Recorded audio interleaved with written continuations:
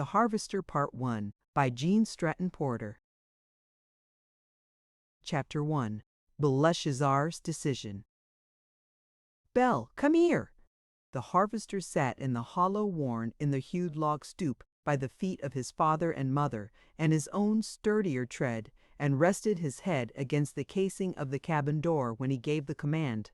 The tip of the dog's nose touched the gravel between his paws as he crouched flat on earth, with beautiful eyes steadily watching the master. But he did not move a muscle. Belle, come here! Twinkles flashed in the eyes of the man when he repeated the order, while his voice grew more imperative as he stretched a lean, wiry hand toward the dog. The animal's eyes gleamed and his sensitive nose quivered, yet he lay quietly. Belshazzar, come and see higher. The body of the dog arose on straightened legs, and his muzzle dropped in the outstretched palm. A wind slightly perfumed with the odor of melting snow. An unsheathing bud swept the lake beside them, and lifted a waving tangle of light hair on the brow of the man, while a level ray of the setting sun flashed across the water and illumined the graven, sensitive face, now alive with keen interest in the game being played. "Belle, dost remember the day?" inquired the harvester. The eager attitude and anxious eyes of the dog betrayed that he did not, but was waiting with every sense alert for a familiar word that would tell him what was expected. "Surely you heard the killdeers crying in the night," prompted the man. "I called your attention when the ecstasy of the first bluebird waked to the dawn. All day you have seen the gold yellow and blood-red osiers, the sap-wet maples and spring-tracing announcements of her arrival on the sunny side of the levee." The dog found no clue, but he recognized tones he loved in the suave, easy voice, and his tail beat his sides in vigorous approval. The man nodded gravely. "Ah, so! Then you realize this day to be the most important of all the coming year to me, this hour a solemn one that influences my whole afterlife. It is time for your annual decision on my fate for a 12-month. Are you sure you are fully alive to the gravity of the situation, Belle?" The dog felt himself safe in answering a rising inflection ending in his name, uttered in that tone, and wagged eager assent. "Well then," said the man, "which shall it be? Do I leave home for the noise and grime of the city, open an office, and enter the money-making scramble?" Every word was strange to the dog, almost breathlessly waiting for a familiar syllable. The man gazed steadily into the animal's eyes. After a long pause, he continued, "Or do I remain at home to harvest the golden seal, mullein, and ginseng, not to mention an occasional hour with the black bass or tramps for partridge and cottontails?" The dog recognized each word of that. Before the voice ceased, his sleek sides were quivering, his nostrils twitching, his tail lashing, and at the pause he leaped up and thrust his nose against the face of the man. The harvester leaned back laughing in deep, full-chested tones. Then he patted the dog's head with one hand and renewed his grip with the other. "Good old Belle," he cried exultantly. "6 years you have decided for me, and right every time. We are of the woods, Belle, born and reared here as our fathers before us. What would we of the campfire, the long trail, the earthy search, we harvesters of herbs, the famous chemists require? What would we do in a city? And when the sap is rising, the bass splashing, and the wild geese honking in the night, we never could endure it, Belle. When we delivered that hemlock at the hospital today, did you hear that young doctor talking about his lid? Well, up there is ours, old fellow. Just sky and clouds overhead for us, forest wind in our faces, wild perfume in our nostrils, muck on our feet. That's the life for us. Our blood was tainted to begin with, and we've lived here so long it is now a passion in our hearts. If ever you sentence us to life in the city, you'll finish both of us, that's what you'll do. But you won't, will you? You realize what God made us for, and what He made for us, don't you, Belle?" As he lovingly patted the dog's head, the man talked and the animal trembled with delight. Then the voice of the harvester changed and dropped to tones of gravest import. Now, how about that other matter, Belle? You always decide that too. The time has come again. Steady now, this is far more important than the other. Just to be wiped out, Belle. Poof. That isn't anything, and it concerns no one save ourselves. But to bring misery into our lives and live with it daily, that would be a condition to rend the soul. So careful, Belle. Cautious now, the voice of the man dropped to a whisper as he asked the question, "What about the girl business?" Trembling with eagerness to do the thing that would bring more caressing, bewildered by unfamiliar words and tones, the dog hesitated. Do I go on as I have ever since mother left me, rustling for grub, living in untrammeled freedom? Do I go on as before, Belle? The harvester paused and waited the answer, with anxiety in his eyes as he searched the beast's face.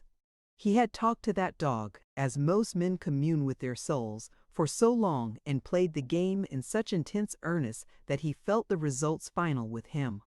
The animal was immovable now, lost again, his anxious eyes watching the face of the master, his eager ears waiting for words he recognized.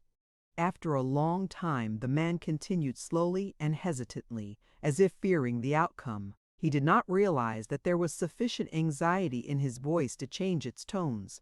Or do I go courting this year?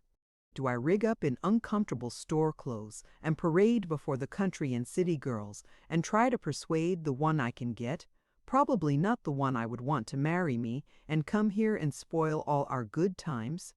Do we want a woman around scolding if we are away from home, whining because she is lonesome, fretting for luxuries we cannot afford to give her? Are you going to let us in for a scrape like that, Belle? The bewildered dog could bear the unusual scene no longer. Taking the rising inflection that sounded more familiar for a cue and his name for a certainty, he sprang forward, his tail waving as his nose touched the face of the harvester. Then he shot across the driveway and lay in the spice thicket, half the ribs of one side aching, as he howled from the lowest depths of dog misery. "You ungrateful cur!" cried the harvester. "What has come over you? 6 years I have trusted you, and the answer has been right, every time. Confound your picture. Sentence me to tackle the girl proposition. I see myself. Do you know what it would mean? For the first thing you'd be chained, while I pranced over the country like a half-broken colt, trying to attract some girl. I'd have to waste time I need for my work and spend money that draws good interest while we sleep.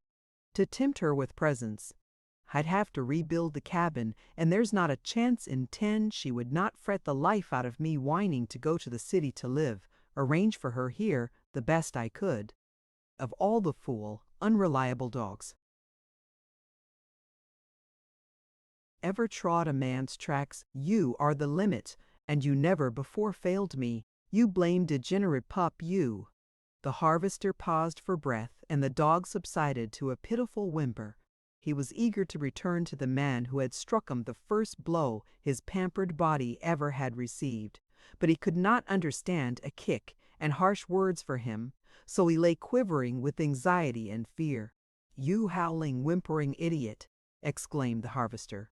"Choose a day like this to spoil, air to intoxicate a mummy, root swelling, buds bursting.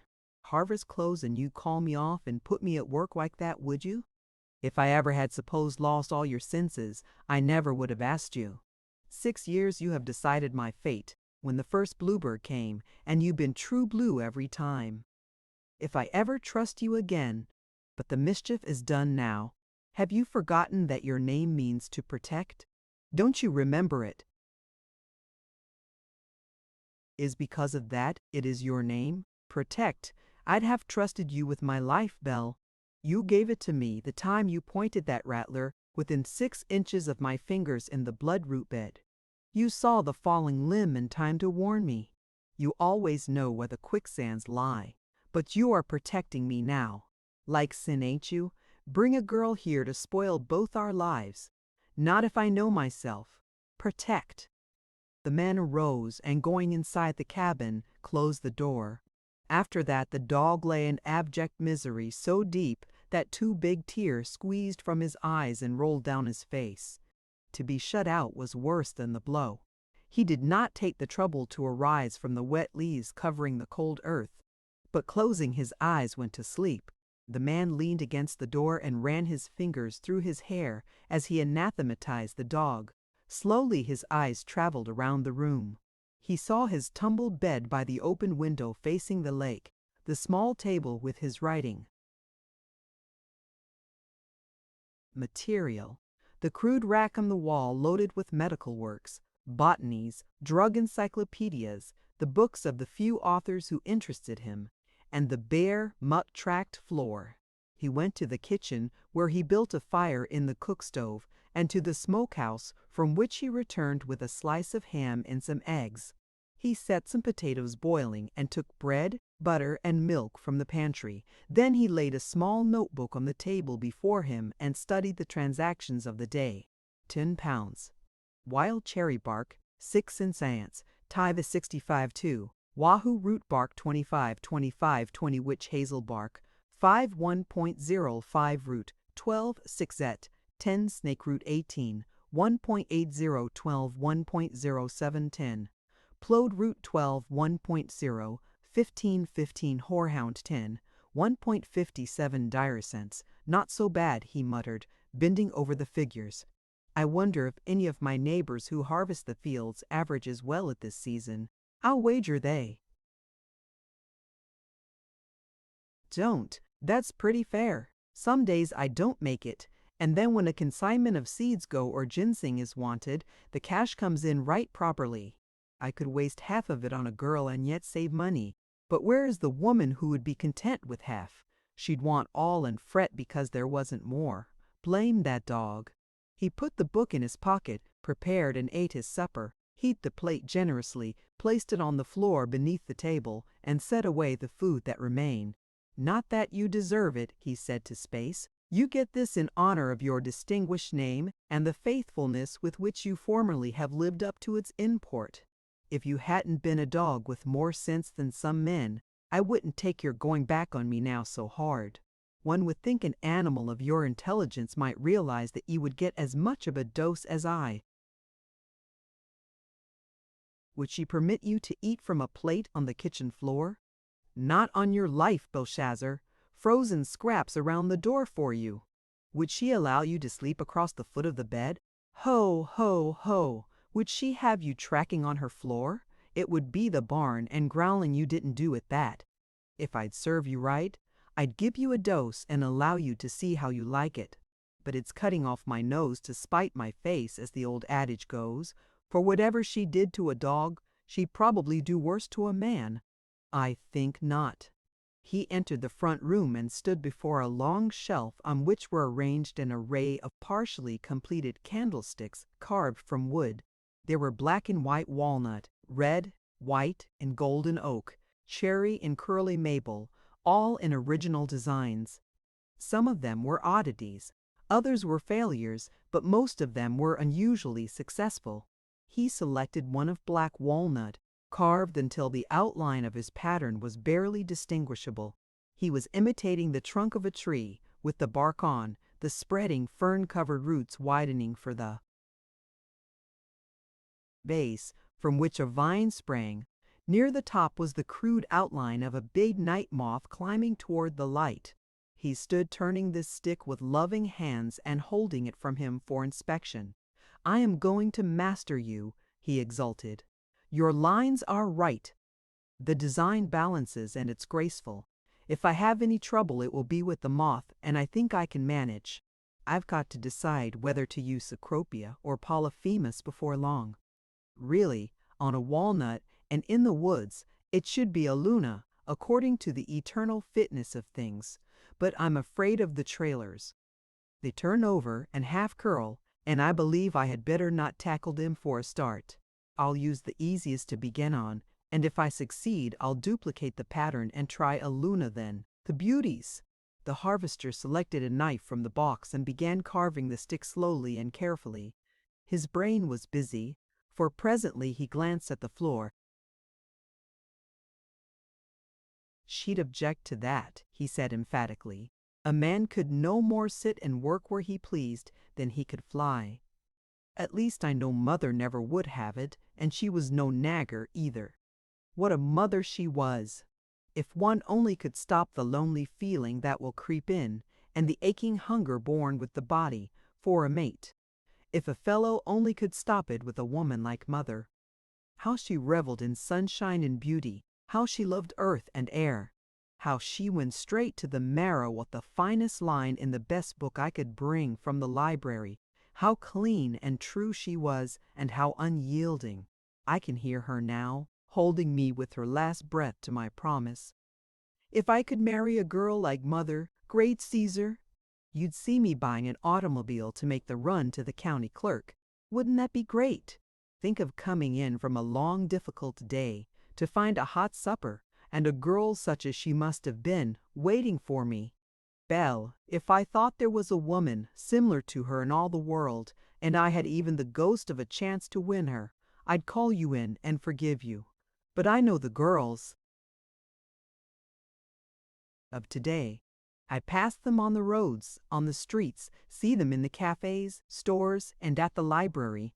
Why, even the nurses at the hospital, for all the gravity of their positions, are a giggling silly lot, and they never know that the only time they look and act presentably to me is when they stop their chatter, put on their uniforms, and go to work.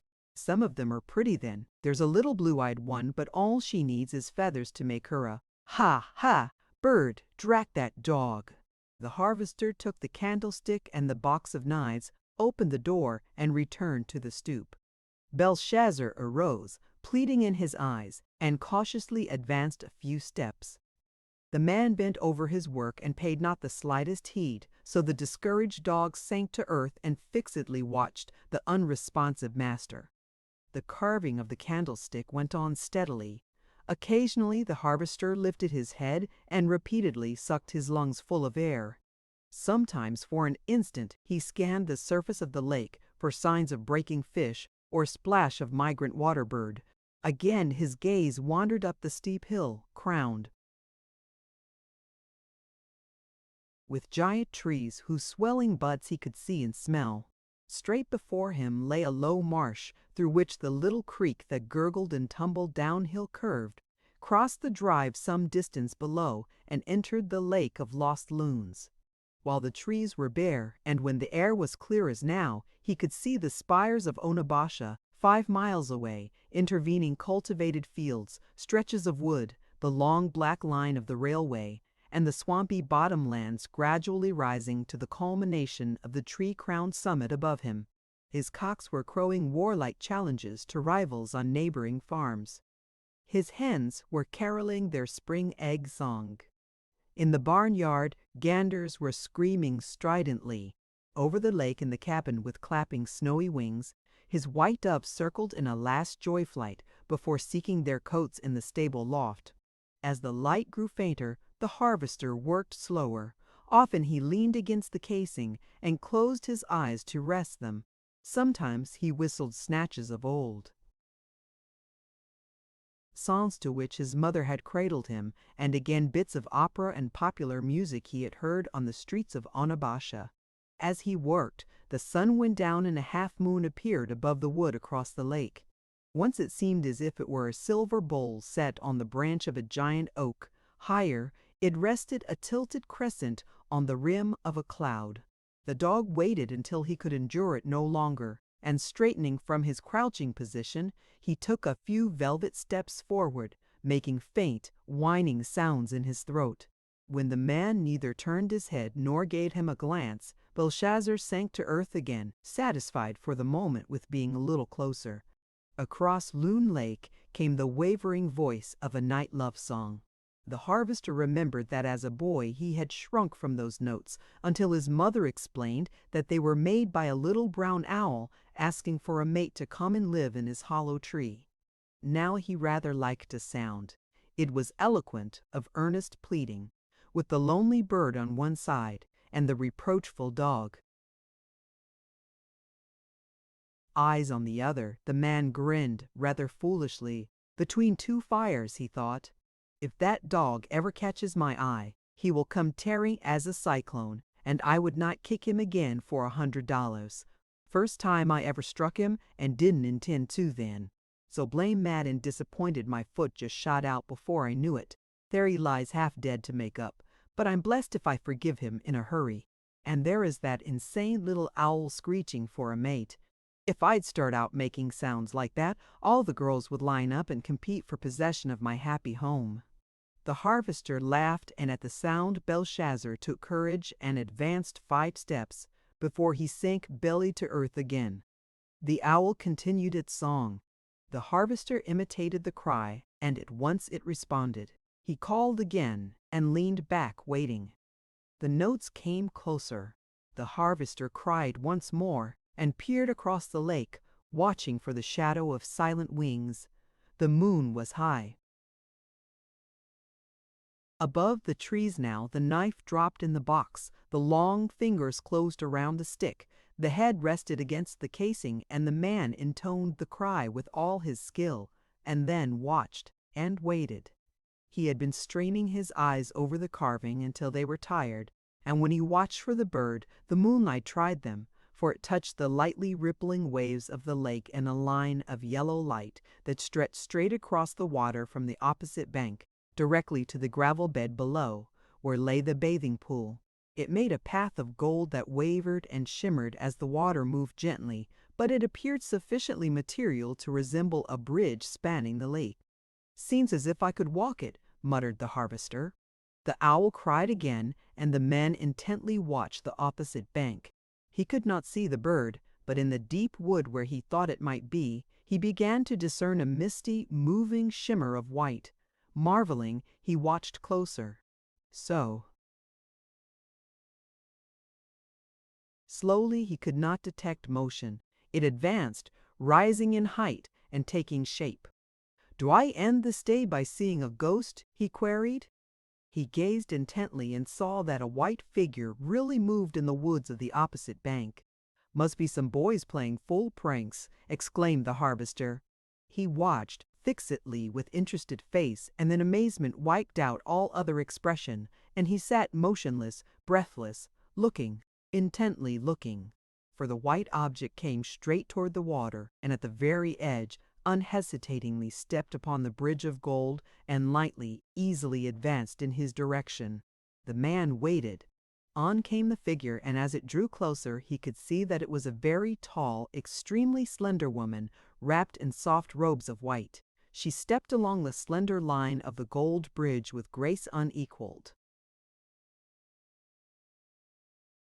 From the water arose a shining mist, and behind the advancing figure a wall of light outlined and rimmed her in a setting of gold. As she neared the shore, the harvester's blood began to race in his veins, and his lips parted in wonder. First she was like a slender birch trunk, then she resembled a wild lily, and soon she was close enough to prove that she was young and very lovely. Heavy braids of dark hair rested on her head as a coronet. Her forehead was low and white. Her eyes were wide-open wells of darkness, her rounded cheeks faintly pink, and her red lips smiling invitation. Her throat was long, very white, and the hands that caught up the fleecy robe around her were rose-colored and slender. In a panic, the harvester saw that the trailing robe swept the undulant gold water, but was not wet. The feet, that alternately showed as she advanced, were not purple with cold, but warm with a pink glow. She was coming straight toward him, wonderful, alluring, lovely beyond any woman the harvester ever had seen. Straightway the fountains of 26. Years' repression overflowed in the breast of the man, and all his being ran toward her in a wave of desire. On she came, and now her tender feet were on the white gravel. When he could see clearly, she was even more beautiful than she had appeared at a distance. He opened his lips, but no sound came.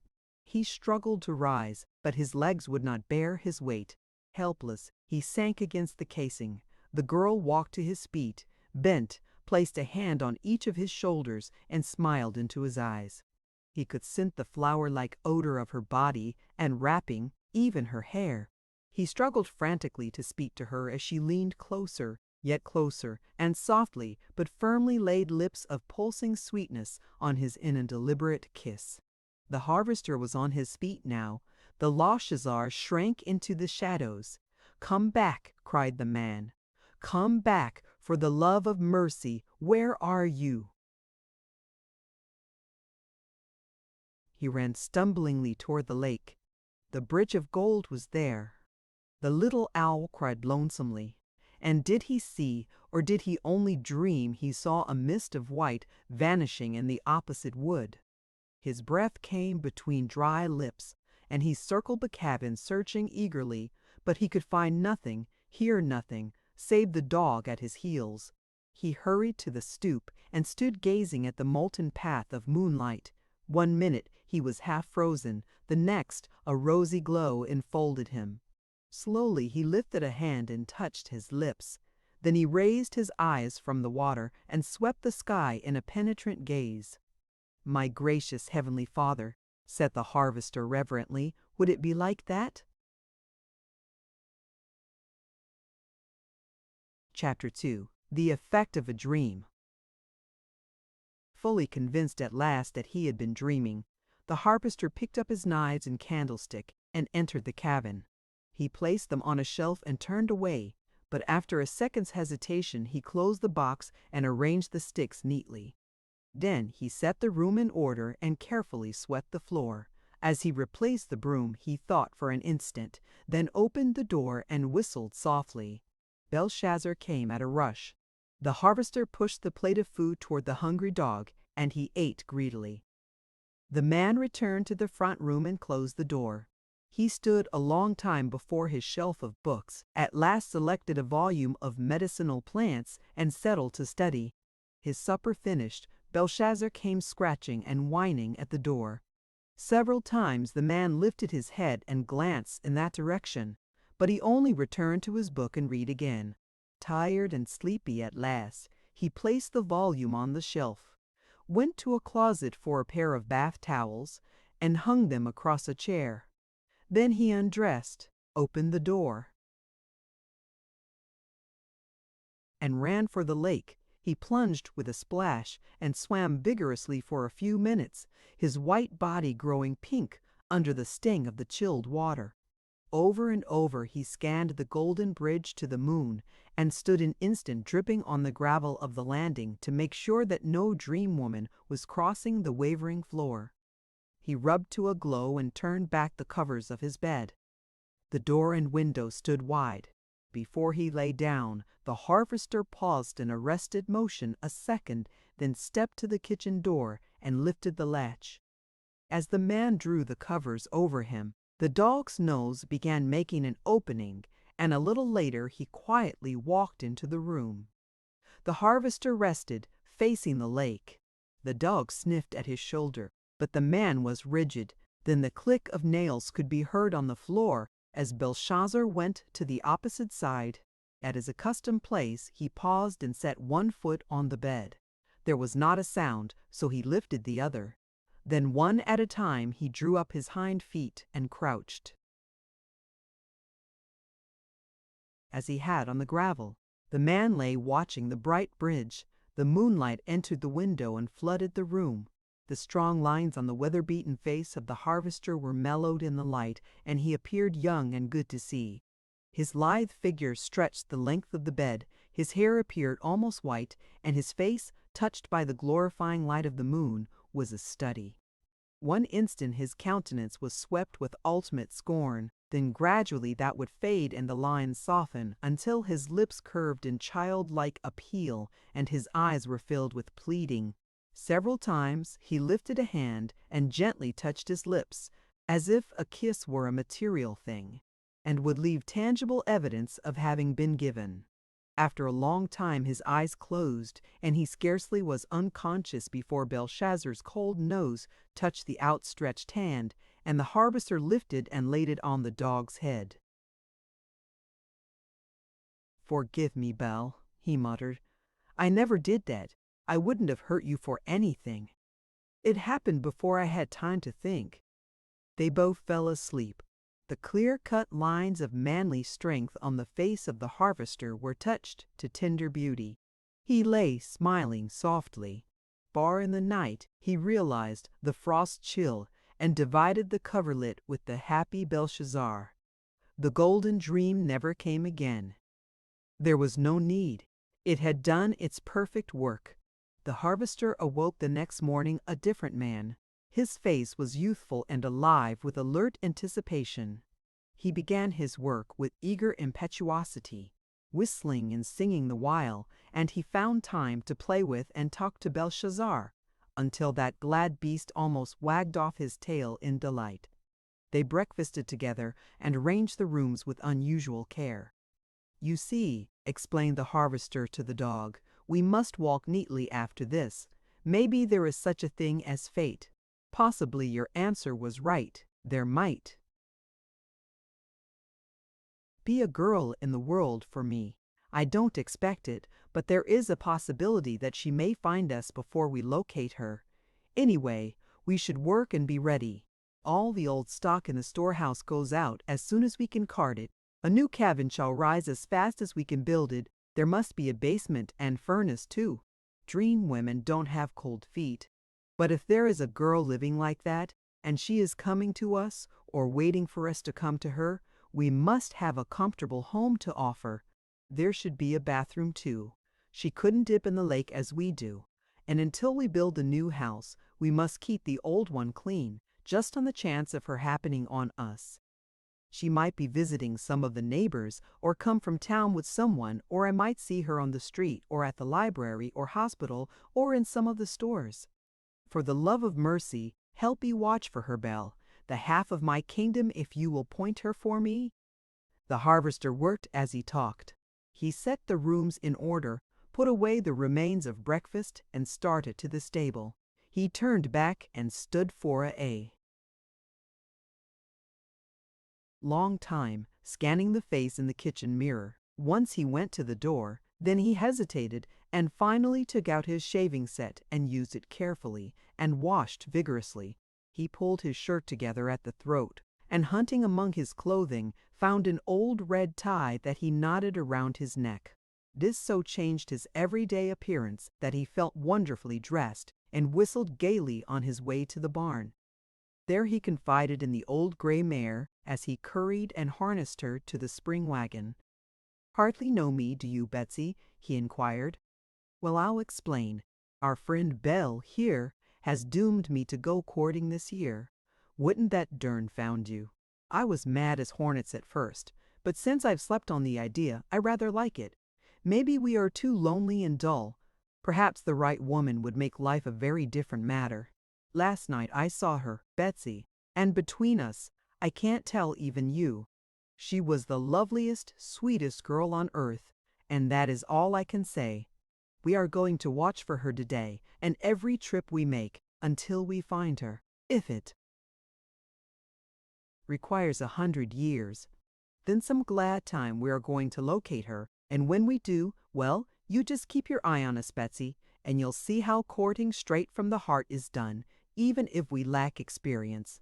Intoxicated with new and delightful sensations, his tongue worked faster than his hands. "I don't mind telling you, old faithful, that I am in love this morning," he said. "In love heels over, Betsy, for the first time in all my life. If any man ever was a bigger fool than I am today, it would comfort me to know about it. I am acting like an idiot, Betsy. I know that, but I wish you could understand how I feel. Power! I am the headwaters of Niagara. I could pluck down the stars and set them in different places. I could twist the tail from the comet. I could twirl the globe on my palm and topple mountains and wipe lakes from the surface. I am a live man, Betsy. Existence is over. So don't you go at any tricks or I might pull off your head. Betsy, if you see the tallest girl you ever saw, and she wears a dark diadem and has big black eyes and a face so lovely it blinds you, why you have seen her, and you balk. Right on the spot, and stand like the rock of Gibraltar until you make me see her too. as if I wouldn't know she was coming a mile away. There's more I could tell you, but that is my secret, and it's too precious to talk about, even to my best friends. Belle, bring Betsy to the storeroom." The harvester tossed the hitching strap to the dog and walked down the driveway to a low structure built on the embankment beside the lake. One end of it was a dry house of his own construction. Here, by an arrangement of hot water pipes, he evaporated many of the barks, roots, seeds, and leaves he grew to supply large concerns engaged in the manufacture of drugs. By his process, crude stock was thoroughly cured, yet did not lose in weight and color as when dried in the sun or outdoor shade. So the harvester was enabled to send his customers big packages of brightly colored raw material, and the few cents per pound he asked in advance of the catalogued prices were paid eagerly. He lived alone and never talked of his work, so none of the harvesters of the fields adjoining dreamed of the extent of his reaping. The idea had been his own. He had been born in the cabin in which he now lived. His father and grandfather were old-time hunters of skins and game. They had added to their earnings by gathering in spring and fall the few medicinal seeds, leaves, and barks they knew. His mother had been of different type.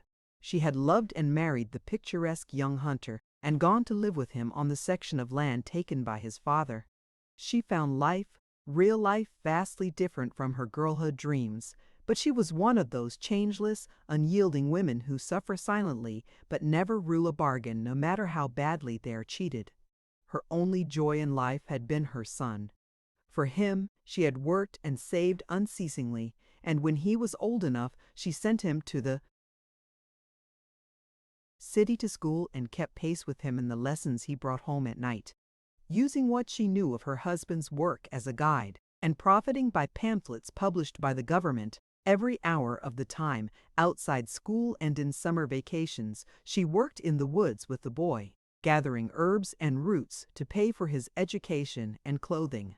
So the son passed a full high school course, and then, selecting such branches as interested him, continued his studies alone. From books and drug pamphlets he had learned every medicinal plant, shrub, and tree of his vicinity, and for years roamed far afield and through the woods collecting.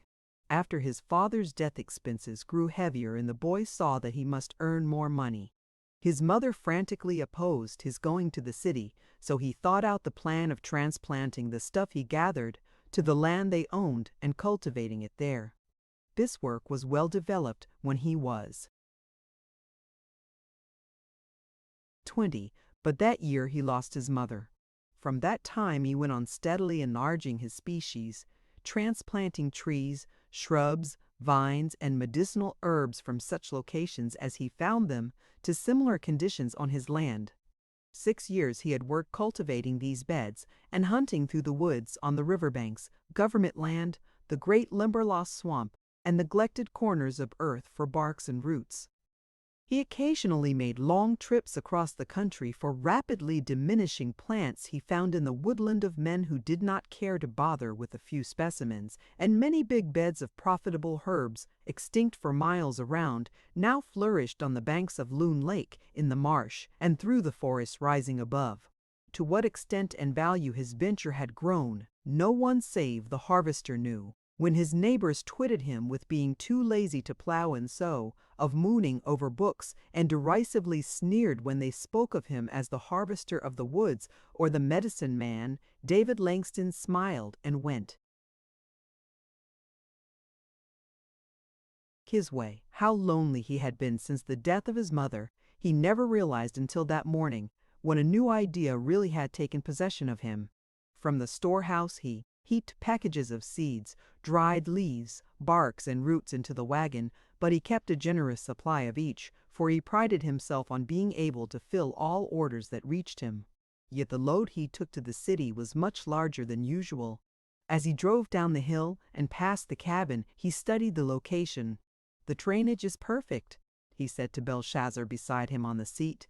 "So is the situation. We get the cool breezes from the lake in summer and the hillside warmth in winter. View down the valley can't be surpassed. We will grub out that thicket in front, move over the driveway, and build a couple of two-story rooms with basement for cellar and furnace and a bathroom in front of the cabin, and use it with some fixing over for a dining room and kitchen. Then we will deepen and widen singing water, stick a bushel of bulbs and roots and sow a peck of flower seeds in the marsh, plant a hedge along the drive, and straighten the lake shore a little. I can make a beautiful wild flower garden and arrange so that with one season's work this will appear very well. We will express this stuff and then select and fell some trees tonight. Soon as the frost is out of the ground, we will dig our basement and lay the foundations. The neighbors will help me raise the logs. After that, I can finish the inside work. I've got some dried maple, cherry, and walnut logs that would work into beautiful furniture. I haven't forgotten the prices McLean offered me. I can use it as well as he. Plain way the best things are built now. I believe I could make tables and couches myself. I can see plans in the magazines at the library. I'll take a look when I get this off. I feel strong enough to do all of it in a few days, and I am crazy to commence.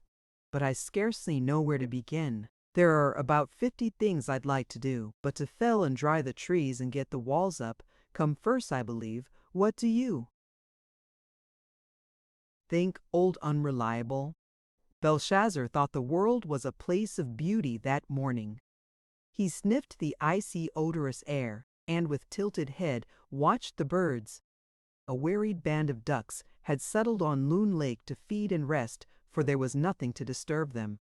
Signs were numerous everywhere prohibiting hunters from firing over the harvester's land.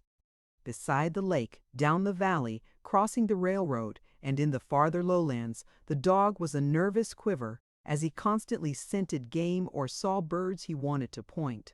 But when they neared the city, he sat silently watching everything with alert eyes. As they reached the outer fringe of residences, the harvester spoke to him. "Now remember, Belle," he said.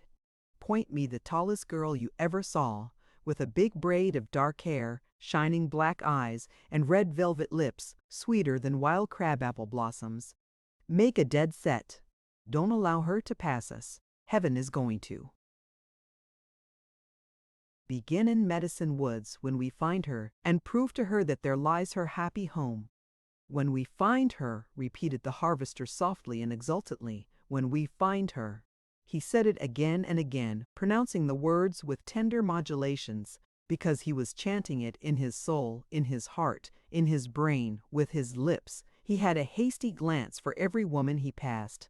Light hair, blue eyes, and short figures got only casual inspection. But any tall girl with dark hair and eyes endured rather close scrutiny that morning. He drove to the express office and delivered his packages, and then to the hospital. In the hall, the blue-eyed nurse met him and cried gaily, "Good morning, medicine man." "Ugh! I scalp pale faces," threatened the harvester. But the girl was not afraid and stood before him laughing. She might have gone her way quite as well. She could not have differed more from the girl of the newly begun quest. The man merely touched his wide-brimmed hat as he walked around her and entered the office of the chief surgeon. A slender, gray-eyed man with white hair turned from his desk, smiled warmly, pushed a chair, and reached a welcoming hand. "Ah, good morning, David," he cried. "You bring the very breath of spring with you. Are you at the Maples yet?" "Begin tomorrow," was the answer. "I want to get all my old stock off hands. Sugar water comes next, and then the giddy sassafras and spring roots rush me. And after that, harvest begins full force, and all my land is teeming. This is going to be a big year. Everything is sufficiently advanced to be worthwhile. I have decided to enlarge the buildings." "Storeroom too small?" "Everything," said the harvester comprehensively. "I am crowded everywhere." The keen gray eyes bent on him searchingly. "Ho, ho," laughed the doctor. "Crowded everywhere. I had not heard of cramped living quarters before. When did you meet her?" "Last night," replied the harvester. "Her home is already in construction. I chose 7 trees as I drove here that are going to fall before night." So casual was the tone the doctor was disarmed. I am trying your nerve remedy, he said. Instantly, the harvester tingled with interest. How does it work? He inquired. Finally, had a case that presented just the symptoms you mentioned. High school girl broken down from trying to lead her classes, lead her fraternity, lead her parents, lead society, the Lord only knows what else. Gone all to pieces. Pretty a case of nervous prostration as you ever saw in a person of 50. I began on fractional doses with it, and at last got her where she can rest. It did precisely what you claimed it would, David. Good, cried the harvester. Good. I hoped it would be effective. Thank you for the test. It will give me confidence when I go before the chemists with it. I've got a couple more compounds I wish you would try when you have safe cases where you can do no harm. You are cautious for a young man's son. The woods do that. You not only discover miracles and marvels in them, you not only trace evolution and the origin of species, but you get the greatest lessons taught in all the world ground into you early and alone: courage, caution, and patience. Those are the rocks on which men are stranded as a rule. You think you can breast them, David? The harvester laughed. Aside from breaking a certain promise, mother rooted in the blood and bones of me, if I am afraid of anything, I don't know it. You don't often see me going headlong, do you? As to patience, 10 years ago, I began removing every tree, bush, vine, and plant of medicinal value from the woods around to my land. I set and sowed acres in ginseng, knowing I must nurse, tend, and cultivate 7 years. If my neighbors had understood what I was attempting, what do you think they would have said? Cranky and lazy would have become adjectives too mild. Lunatic would have expressed it better. That's close the general opinion anyway. Because I will not fell my trees, and the woods hide the work I do. It is generally conceded that I spend my time in the sun reading a book. I do as often as I have an opportunity. But the point is that this fall, when I harvest that ginseng bed, I will clear more money than my stiffest detractor ever saw at one time. I'll wager my bank account won't compare so unfavorably with the best of them now. I did well this morning. Yes, I'll admit this much. I am reasonably cautious. I'm a pattern for patience, and my courage never has failed me yet anyway. But I must rap on wood, for that boast is a sign that I probably will meet my Jonah soon. David, you are a man after my own heart, said the doctor. I love you more than any other friend I have. I wouldn't see a hair of your head changed for the world. Now I've got to hurry to my operation. Remain as long as you please, if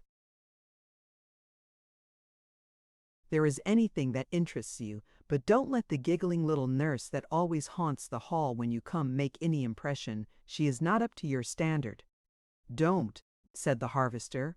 I've learned one of the big lessons of life since last I saw you, Doc. I have no standard. There is just one woman in all the world for me, and when I find her, I will know her, and I will be happy for even a glance. As for that talk of standards, I will be only too glad to take her as she is. David, I suppose what you said about enlarged buildings was nonsense or applied to storerooms. Go to your operation.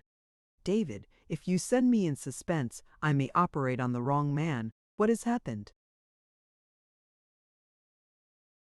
Nothing, said the harvester. Nothing. David, it is not like you to evade. What happened? Nothing. On my word. I merely saw a vision and dreamed a dream. You, a rank materialist, saw a vision and dreamed a dream, and you call it nothing. Worst thing that could happen. Whenever a man of common sense goes to seeing things that don't exist and dreaming dreams. Why look out? What did you see? What did you dream? You woman, laughed the harvester. Talk about curiosity. I'd have to be a poet to describe my vision, and the dream was strictly private. I couldn't tell it, not for any price you could mention. Go to your operation. The doctor paused on the threshold. You can't fool me, he said. I can diagnose you all right. You are poet enough, but the vision was sacred, and when a man won't tell, it's always and forever a woman. I know all now, I ever will, because I know you, David. A man with a loose mouth and a low mind drags the women of his acquaintance to whatever mire he sinks in. But you couldn't tell, David, not even about a dream woman. Come again soon. You are my elixir of life, lad.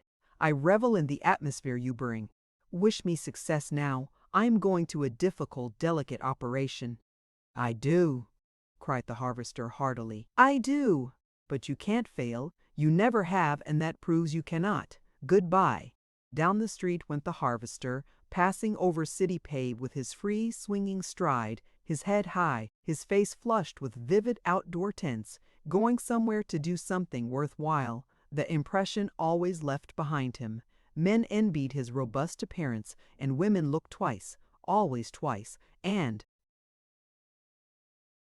sometimes oftener if there was any opportunity, but twice at least was the rule. He left a little roll of bills at the bank and started toward the library. When he entered the reading room, an attendant with an eager smile hastily came toward him. "What will you have this morning, Mr. Langston?" she asked in the voice of one who would render willing service. "Not the big books today," laughed the harvester. "I've only a short time. I'll glance through the magazines." He selected several from a table and going to a corner settled with them, and for 2 hours was deeply engrossed. He took an envelope from his pocket, traced lines, and read intently. He studied the placing of rooms, the construction of furniture, and all attractive ideas were noted. When at last he arose, the attendant went to replace the magazines on the table. They had been opened widely, and as she turned the leaves, they naturally fell apart at the plans for houses or articles of furniture. The harvester slowly went down the street. Before every furniture store he paused and studied the designs displayed in the windows. Then he untied Betsy and drove to a lumber mill on the outskirts of the city and made arrangements to have some freshly felled logs of black walnut and curly maple sawed into different sizes and put through a course in drying. He drove back to Medicine Woods whistling, singing, and talking to Belshazzar beside him. He ate a hasty lunch and at 3 o'clock was in the forest, blazing and felling slender, straight-trunked oak and ash of the desired proportions.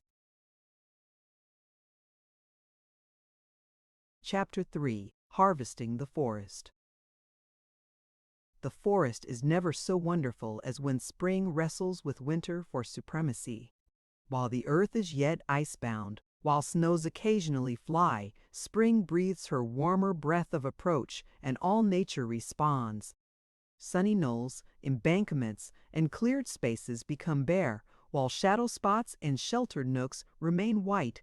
This perfumes the icy air with a warmer breath of melting snow.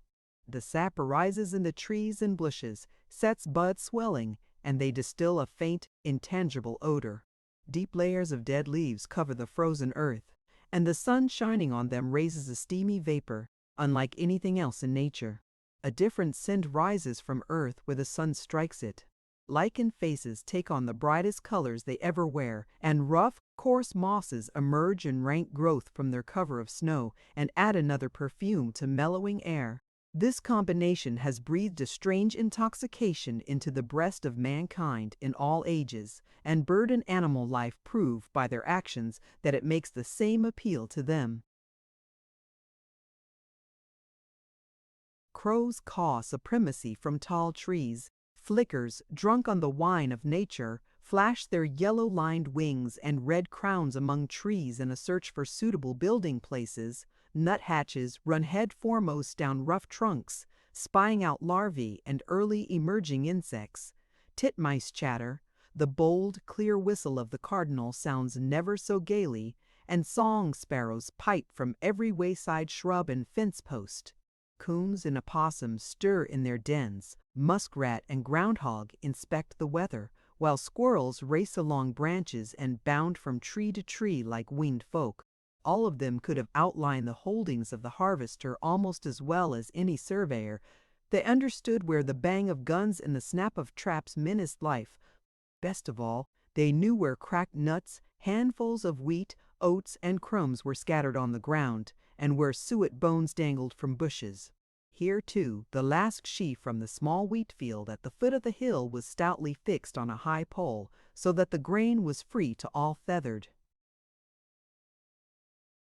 Visitors. When the harvester hitched Betsy, loaded his spiles and sap buckets into the wagon, and started to the woods to gather the offering, the wet maples were pouring down their swelling sides. Almost his entire family came to see him. They knew who fed and passed every day among them, and so were unafraid. After the familiarity of a long, cold winter, when it had been easier to pick up scattered food than to search for it, they became so friendly with the man, the dog, and the gray horse that they hastily snatched the food offered at the barn and then followed through the woods. The harvester always was particular to wear large pockets, for it was good company to have living creatures flocking after him, trusting to his bounty. Ajax, a shimmering wonder of gorgeous feathers, sunned on the ridge-pole of the old log stable, preened, spread his train, and uttered the peacock cry of defiance, to exercise his voice or to express his emotions at all times. But at feeding hour he descended to the park and snatched bites from the biggest turkey cocks and ganders, and reigned in power absolute over ducks, guineas, and chickens. Then he followed to the barn and tried to frighten crows and jays, and the gentle white doves under the eaves. The harvester walked through deep leaves and snow covering the road that only a forester could have distinguished. Over his shoulder he carried a mattock, and in the wagon were his clippers and an axe. Behind him came Betsy drawing the sap buckets and big evaporating kettles. Through the wood ranged Belshazzar, the craziest dog in all creation. He always went wild at sap time. Here was none of the monotony of trapping for skins around the lake. This marked the first full day in the woods for the season. He ranged as he pleased and came for a pat or a look of confidence when he grew lonely, while the harvester worked. At camp the man unhitched Betsy and tied her to the wagon and for several hours distributed buckets. Then he hung the kettles and gathered wood for the fire. At noon he returned to the cabin for lunch and brought back a load of empty syrup cans and barrels in which to collect the sap. While the buckets filled at the dripping trees, he dug roots in the sassafras thicket to fill orders and supplied the demand of Onabasha for tea. Several times he stopped to cut an especially fine tree. "You know I hate to kill you," he apologized to the first one he felled. "But it certainly must be legitimate for a man to take enough of his trees to build a home. And no other house is possible for a creature of the woods, but a cabin is there. The birds' use of the material they find here. Surely I have the right to do the same. Seems as if nothing else would serve. At least for me. I was born and reared here. I've always loved you. Of course, I can't use anything else for my home." He swung the axe, and the chips flew as he worked on a straight half-grown oak. After a time, he paused an instant and rested, and as he did so, he looked speculatively at his work. "I wonder where she is today," he said. "I wonder what she is going to think of a log cabin in the woods. Maybe she has been reared in the city and is afraid of a forest. She may not like houses made of logs. Possibly she won't want to marry a medicine man. She may dislike the man, not to mention his occupation. She may think it coarse and common to work out of doors with your hands, although I'd have to argue there is a little brain in the combination. I must figure out all these things. But there is one on the lady. She should have settled these points before she became quite so familiar. I have that for foundation anyway, so I'll go on cutting wood, and the remainder will be up to her when I find her." "When I find her," repeated the harvester slowly. "But I am not going to locate her very soon monkeying around in these woods. I should be out where people are, looking for her right now." He chopped steadily until the tree crashed over, and then, noticing a rapidly filling bucket, he struck the axe in the wood and began gathering sap. When he had made the round, he drove to the camp, filled the kettles, and lighted the fire. While it started, he cut and scraped sassafras roots and made clippings of tag alder, spice-brush and white willow into big bundles that were ready to have the bark removed during the night watch and then cured in the dry house. He went home at evening to feed the poultry and replenish the ever-burning fire of the engine and to keep the cabin warm enough that food would not freeze. With an oilcloth and blankets he returned to camp and throughout the night tended the buckets in boiling sap and worked or dozed by the fire between times. Toward the end of boiling, when the sap was becoming thick, it had to be watched with especial care, so it would not scorch. But when the kettles were freshly filled, the harvester sat beside them and carefully split tender twigs of willow and slipped off the bark ready to be spread on the trays. "You are a good tonic," he mused as he worked, "and you go into some of the medicine for rheumatism. If she ever has it, we will give her some of you, and then she will be all right again."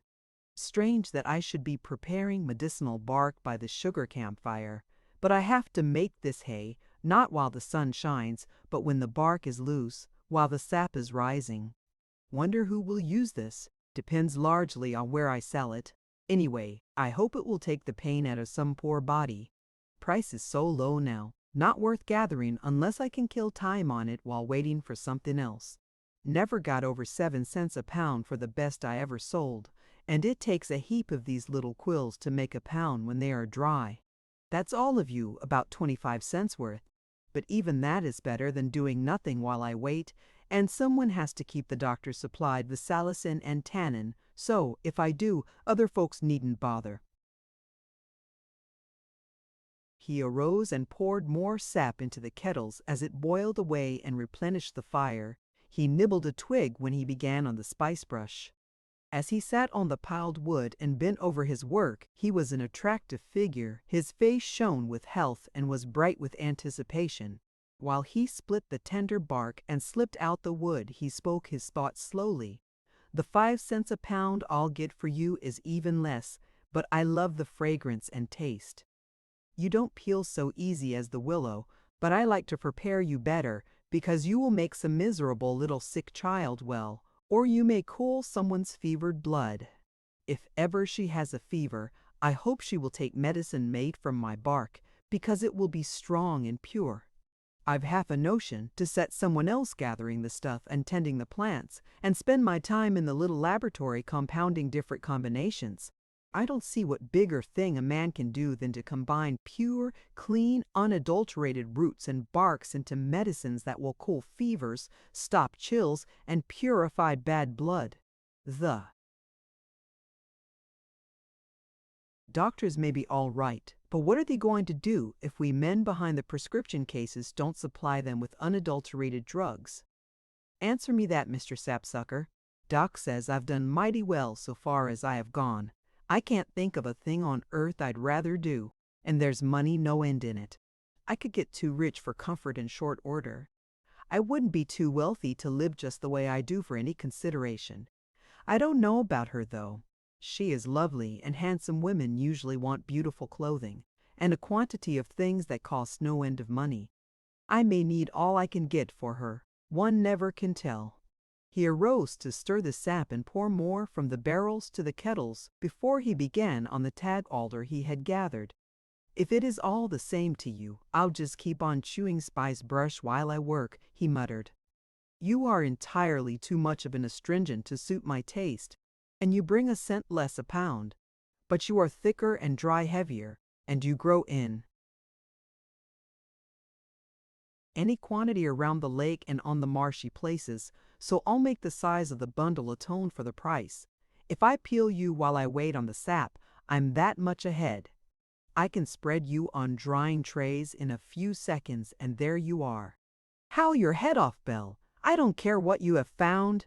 I wouldn't shoot anything today, unless the cupboard was bare and I was starvation hungry. In that case, I think a man comes first. And I'd kill a squirrel or quail in season, but blessed if I'd butcher a lot or do it often. Vegetables and bread are better anyway. You peel easier even than the willow. What jolly whistles Father used to make. There was about 20 cents worth of spice, and I'll easy raise it to $1 on this. I will get 100 gallons of syrup in the coming 2 weeks, and it will bring 150 if I boil and strain it carefully, and can guarantee it contains no hickory bark and brown sugar. And it won't. Straight for me, or not at all. Pure is the word at Medicine Woods. Syrup or drugs, it's the same thing. Between times I can fell every tree I'll need for the new cabin, and average $1 a day besides. On spice, alder, and willow, and twice that for sassafras for the Onabasha markets, not to mention the quantities I can dry this year. Aside from spring tea, they seem to use it for everything.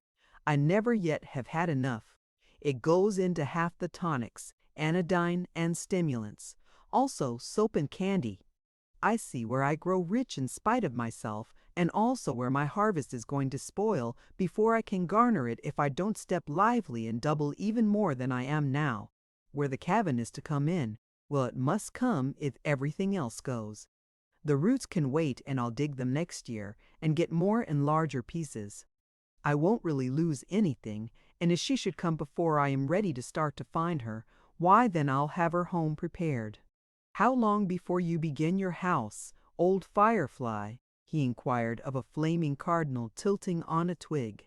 He arose to make the round of the sap buckets again, then resumed his work peeling bark, and so the time passed. In the following 10 days he collected and boiled enough sap to make more syrup than he had expected. His earliest spring store of medicinal twigs that were peeled to dry in quills were all collected and on the trays. He had digged several wagon loads of sassafras and felled all the logs of stout, slender oak he would require for his walls. Choice timber he had been curing for candlestick material he hauled to the sawmills to have cut properly, for the thought of trying his hand at tables and chairs had taken possession of him. He was sure he could make furniture that would appear quite as well as the mission pieces he admired on display in the store windows of the city. To him, chairs and tables made from trees that grew on land that had belonged for 3 generations to his ancestors, trees among which he had grown, played, and worked, trees that were so much his friends that he carefully explained the situation to them before using an axe or saw, trees that he had cut, cured, and fashioned into designs of his own, would make vastly more valuable furnishings in his home than anything that could be purchased in the city. As he drove back and forth, he watched constantly for her. He was working so desperately, planning far ahead, doubling and trebling tasks, trying to do everything his profession demanded in season, and to prepare timber and make plans for the new cabin, as well as to start a pair of candlesticks of marvelous design for her. That night was one long, unbroken sleep of the thoroughly tired man, but day had become a delightful dream. He fed the chickens to produce eggs for her. He gathered barks and sluiced roots on the raft in the lake for her. He grubbed the spice thicket before the door and moved it into the woods to make space for a lawn for her. His eyes were wide open for every woven case and dangling cocoon of the big night moths that propagated around him, for her. Every night when he left the woods, from 1 to a dozen cocoons that he had detected with remarkable ease while the trees were bare were stuck in his hat band. As he arranged them in a cool, dry place, he talked to them. Of course I know you are valuable, and there are collectors who would pay well for you, but I think not. You are the prettiest thing God made that I ever saw, and those of you that home with me have no price on your wings. You are much safer here than among the crows and jays of the woods. I am gathering you to protect you and to show to her. If I don't find her by June, you may go scot-free. All I want is the best pattern I can get from some of you for candlestick designs. Of everything in the whole world, a candlestick should be made of wood. It should be carved by hand, and of all ornamentations on earth, the moth that flies to the nightlight is the most appropriate. Owls are not so bad. They are of the night, and they fly to light too, but they are so old. Nobody I ever have known used a moth. They missed the best when they neglected them. I'll make her sticks over an original pattern. I'll twine nightshade vines with flowers and berries around them and put a trailed Luna on one, and what is the next prettiest for the other. I'll think well before, if decide. Maybe she'll come by the time I get to. Carving and tell me what she likes, that would beat my taste or guessing a mile. He carefully arranged the twigs bearing cocoons in a big wire-covered box to protect them from the depredations of nibbling mice and the bolder attacks of the saucy ground squirrels that stored nuts in his loft, and took possession of the attic until their scampering sometimes awoke him in the night. Every trip he made to the city he stopped at the library to examine plans of buildings and furniture and to make notes. The oak he had hauled was being hewed into shape by a neighbor who knew how, and every wagon that carried a log to the city to be dressed at the mill brought back timber for side walls, joists, and rafters. Night after night he sat late poring over his plans for the new rooms, above all for her chamber. With poised pencil he wavered over where to put the closet and entrance to her bath. He figured on how wide to make her bed and where it should stand. He remembered her dressing table and placing windows, a space for a chest of drawers. In fact, there was nothing the active mind of the harvester did not busy itself with in those days that might make a woman a comfortable home. Every thought emanated from impulses evolved in his life in the woods, and each was executed with mighty tenderness. A killdeer sweeping the lake close 2 o'clock one morning awakened him. He had planned to close the sugar camp for the season that day, but when he heard the notes of the loved bird, he wondered if that would not be a good time to stake out the foundations and begin digging. There was yet ice in the ground, but the hillside was rapidly thawing, and although the work would be easier later, so eager was the harvester to have walls up and a roof over that he decided to commence. But when morning came and he and Belshazzar breakfasted and fed Betsy in the stock, he concluded to return to his first plan and close the camp. All the sap collected that day went into the vinegar barrel. He loaded the kettles, buckets, and spiles and stopped at the spice thicket to cut a bale of twigs as he passed. He carried one mote to the wagon and returned for another. Downwind on swift wing came a bird and entered the bushes. Motionless, the harvester peered at it. A mourning dove had returned to him through snow, skifting over cold earth. It settled on a limb and began dressing its plumage. At that instant a wavering cuckoo, a coo, broke in sobbing notes from the deep wood. Without paying the slightest heed, the dove finished a wing, ruffled and settled her feathers, and opened her bill in a human-like yawn. The harvester smiled. The note swelled closer in renewed pleading. The cry was beyond doubt a courting male, and this an indifferent female. Her beady eyes snapped. Her head turned coquettishly. A picture of self-possession, she hid among the dense twigs of the spice thicket. Around the outside circled the pleading male. With shining eyes the harvester watched. These were of the things that made life in the woods most worthwhile. More insistent grew the wavering notes of the lover, more indifferent became the beloved. She was superb in her poise as she amused herself in hiding. A perfect burst of confused, sobbing notes broke on the air. Then away in the deep wood, a softly wavering, half-questioning coo-ah answered them. Amazement flashed into the eyes of the harvester, but his face was not nearly so expressive as that of the bird. She lifted a bewildered head and grew rigid in an attitude of tense listening. There was a pause. In quicker measure and crowding notes the male called again. Instantly the soft coo wavered in answer. The surprised little hen bird of the thicket hopped straight up and settled on her perch again, her dark eyes indignant as she uttered a short coo. The muscles of the harvester's chest were beginning to twitch and quiver.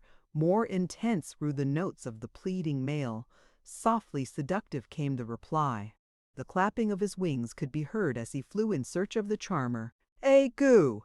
cried the deserted female as she tilted off the branch and tore through the thicket in pursuit, with wings hastened by fright at the ringing laugh of the harvester. "Not so indifferent after all, Belle," he said to the dog standing in stiff point beside him. That was all. Pretend. But she waited just a trifle too long. Now she will have to fight it out with a rival. Good thing if some of the flirtatious women could have seen that. Help them to learn their own minds sooner. He laughed as he heaped the twigs on top of the wagon and started down the hill chuckling. Belshazzar followed, leading Betsy straight in the middle of the road by the hitching strap. A few yards ahead, the man stopped suddenly with lifted hand. The dog and horse stood motionless. A dove flashed across the road and settled in sight on a limb. Almost simultaneously, another perched beside it, and they locked bills in a long caress, utterly heedless of a plaintive coo in the deep wood. "Settled," said the harvester. "Jupiter, I wish my troubles were that nearly finished. Wish I knew where she is, and how to find my way to her lips. Wonder if she will come when I call her. What if I should find her, and she would have everything on earth, other lovers, and indifference worse than Madame Dove's for me. Talk about bitterness, well, I'd have the dream left anyway, and there are always two sides. There is just a possibility that she may be poor and overworked, sick and tired, and wondering why I don't come. Possibly she had a dream too, and she wishes I would hurry. Dear Lord." The harvester began to perspire as he strode down the hill. He scarcely waited to hang the harness properly.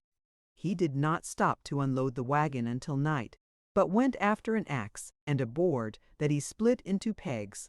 Then he took a ball of twine, a measuring line, and began laying out his foundation when the hard earth would scarcely hold the stakes he drove into it. When he found he only would waste time in digging, he put away the neatly washed kettles, peeled the spice brush, spread it to dry, and prepared his dinner. After that he began hauling stone and cement for his basement floor and foundation walls. Occasionally he helped at hewing logs when the old man paused to rest. That afternoon the first robin of the season hailed him in passing. "Hello!" cried the harvester. "You don't mean to tell me that you have beaten the larks. You really have." "Well, since I see it, I must believe. But you are early. Come around to the back door if crumbs or wheat will do, or if you can make out on suet and meat bones. We are good and ready for you. Where is your mate? For any sake, don't tell me you don't know. One case of that kind at Medicine Woods is enough. Say you came ahead to see if it is too cold or to select a home and get ready for her. Say anything on earth except that you love her and want her until your body is one quivering ache and you don't know where she is." Chapter 4. A Commission for the South Wind. The next morning the larks trailed ecstasy all over the valley. The following day cuckoos were calling in the thickets. A warm wind swept from the south and set swollen buds bursting, while the sun shone, causing the harvester to rejoice. Betsy's white coat was splashed with the mud of the valley road. The feet of Belshazzar left tracks over lumber piles, and the harvester removed his muck-covered shoes at the door and wore slippers inside. The skunk cabbage appeared around the edge of the forest. Rank mullein and thistles lay over the fields in big circles of green, and even plants of delicate growth were thrusting their heads through mellowing earth and dead leaves to reach light and air. Then the harvester took his mattock and began to dig. His level best fell so far short of what he felt capable of doing and desired to accomplish that the following day he put 2 more men on the job. Then the earth did fly, and so soon as the required space was excavated, the walls were lined with stone and his smooth basement floor was made of cement. The night the new home stood, skeleton of joists and rafters, gleaming whitely on the banks of Loon Lake, the harvester went to the bridge crossing Singing Water and slowly came up the driveway to see how the work appeared. He caught his breath as he advanced. He had intended to stake out generous rooms, but this, compared with the cabin, seemed like a big hotel. "I hope I haven't made it so large it will be a burden," he soliloquized. "It's huge, but while I am at it I want to build big enough, and I think I have." He stood on the driveway, his arms folded, and looked at the structure as he occasionally voiced his thoughts. The next thing is to lay up the sidewalls and get the roof over. Got to have plenty of help, for those logs are hewed to 14 inches square, and some of them are 40 feet long. That's timber. Grew with me too. Personally acquainted with almost every tree of it. We will bed them in cement. Use care with the roof. And if that doesn't make a cool house in the summer and a warm one in winter, I'll be disappointed. It sets among the trees and on the hillside just right. We must have a wide porch, plenty of flowers, vines, ferns, and mosses, and when I get everything finished and she sees it, perhaps it will please her. A great horned owl swept down the hill, crossed the lake, and hooted from the forest of the opposite bank. The harvester thought of his dream and turned. "Any women walking the water tonight? Come if you like," he bantered. "I don't mind in the least. In fact, I'd rather enjoy it. I'd be so happy if you would come now and tell me how this appears to you, for it's all yours. I'd have enlarged the storeroom, dry houses, and laboratory for myself, but this cabin never. The old one suited me as it was, but for you I should have a better home." The harvester glanced from the shining skeleton to the bridge of gold and back again. "Where are you tonight?" he questioned. "What are you doing? Can't you give me a hint of where to search for you when this is ready? I don't know, but I am beginning wrong. My little brothers of the wood do differently. They announce their intentions the first thing, flaunt their attractions, and display their strength. They say aloud, for all the listening world to hear, what is in their hearts. They chip, chirp, and sing, warble, whistle, thrill, scream, and hoot it. They are strong on self-expression and appreciative of their appearance. They meet, court, mate, and then build their home together after a mutual plan. It's a good way, too, lot surer of getting things satisfactory." The harvester sat on a lumber pile and gazed questioningly at the framework. "I wish I knew if I am going at things right," he said. "There are two sides to consider. If she is in a good home and lovingly cared for, it would be proper to court her and get her promise. If I could know if I'll be so modest get her promise, as I said, and let her wait while I build the cabin. But if she should be poor, tired, and neglected, then I ought to have this ready when I find her, so I could pick her up and bring her to it, with no more ceremony than the birds." The harvester's clear skin flushed crimson. "Of course, I don't mean no wedding ceremony," he amended. "I was thinking of a long time wasted in preliminaries, when in my soul I know I am going to marry my dream girl before I ever have seen her in reality. What would be the use in spending much time in courting? She is my wife now, by every law of God. Let me get a glimpse of her, and I'll prove it. But I've got to make tracks, for if she were here, where would I put her? I must hurry." He went to the workroom and began polishing a tabletop. He had bought a chest of tools and was spending every spare minute on tables, chair seats, and legs. He had decided to make these first and carve candlesticks later when he had more time. 2 hours he worked at the furniture and then went to bed. The following morning he put eggs under several hens that wanted to set, trimmed his grapevines, examined the precious ginseng beds, attended his stock, got breakfast for Belshazzar and himself, and was ready for work when the first carpenter arrived. Laying he wogs went speedily, and before the harvester believed it possible, the big shingles he had ordered were being nailed on the roof. Then came the plumber and arranged for the bathroom, and the furnace man placed the heating pipes. The harvester had intended the cabin to be mostly the work of his own hands, but when he saw how rapidly skilled carpenters worked, he changed his mind and had them finish the living room, his room, and the upstairs, and make over the dining room and kitchen. Her room he worked on alone, with a little help if he did not know how to join the different parts. Everything was plain and simple after plans of his own. But the harvester laid floors and made window casings, seats, and doors of wood that the big factories of Grand Rapids used in veneering their finest furniture. When one of his carpenters pointed out this to him and suggested that he sell his lumber to McLean and use pine flooring from the mills, the harvester laughed at him. "I don't say that I could afford to buy burl maple, walnut, and cherry for woodwork," said the harvester.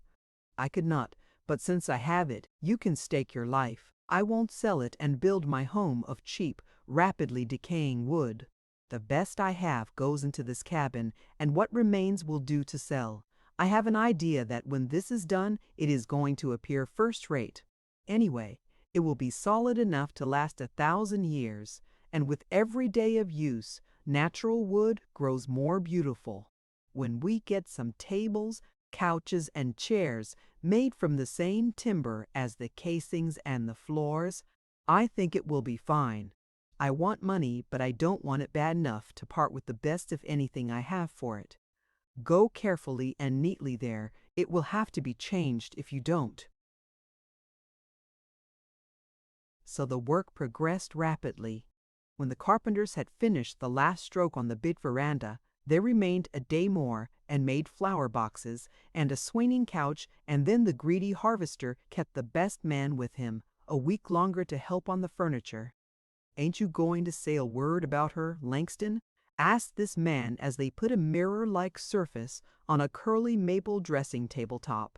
"Her!" ejaculated the harvester. "What do you mean? I haven't seen you bathe anywhere except in the lake since I've been here," said the carpenter. "Do you want me to think that a porcelain tub, this big closet, and chest of drawers are for you?" A wave of crimson swept over the harvester. "No, they are not for me," he said simply. "I don't want to be any more different from other men than I can help. Although I know that life in the woods, the rigid training of my mother, and the reading of only the books that would aid in my work have made me individual in many of my thoughts and ways. I suppose most men just now would tell you anything you want to know. There is only one thing I can say. The best of my soul and brain, the best of my woods and storehouse, the best I can buy with money is not good enough for her. That's all. For myself, I am getting ready to marry, of course. I think all normal men do, and that it is a matter of plain common sense that they should.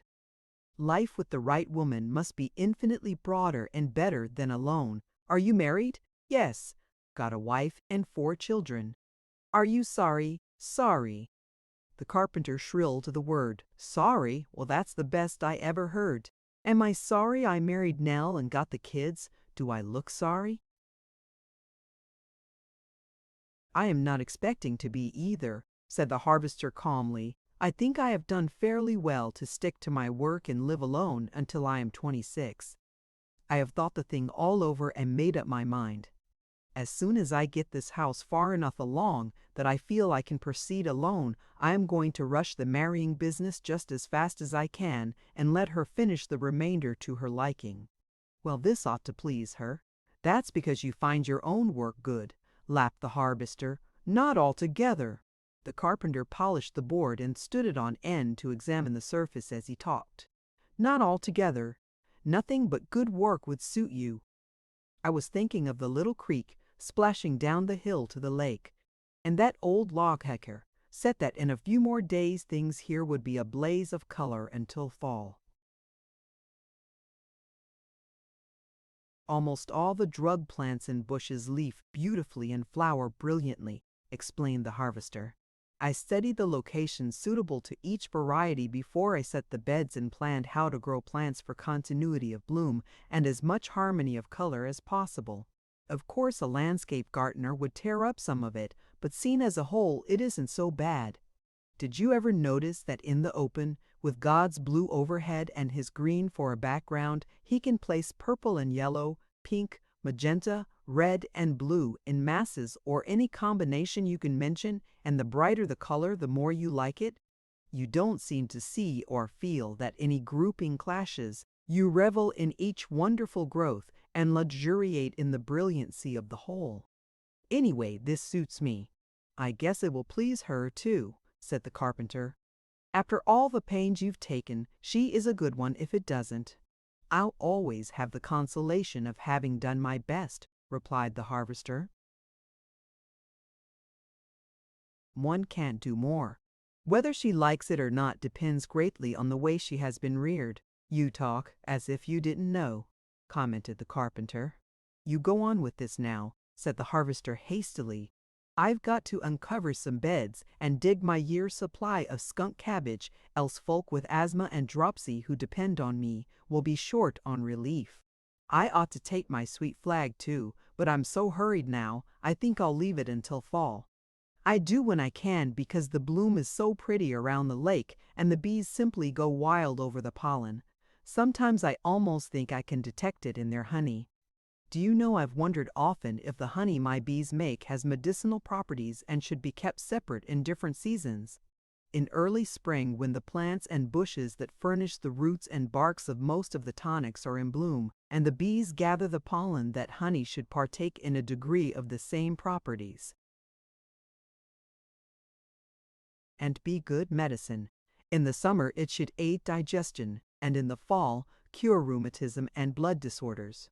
Say you try it, urged the carpenter. I want a lot of the fall kind. I'm always full of rheumatism by October. Exposure, no doubt. Overeating of too much rich food, you mean, laughed the harvester.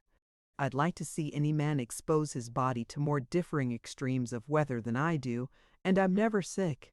It's because I am my own cook, and so I live mostly on fruits, vegetables, bread, milk, and eggs, a few fish from the lake, a little game once in a great while, or a chicken, and no hot drinks, plenty of fresh water, air, and continuous work out of doors.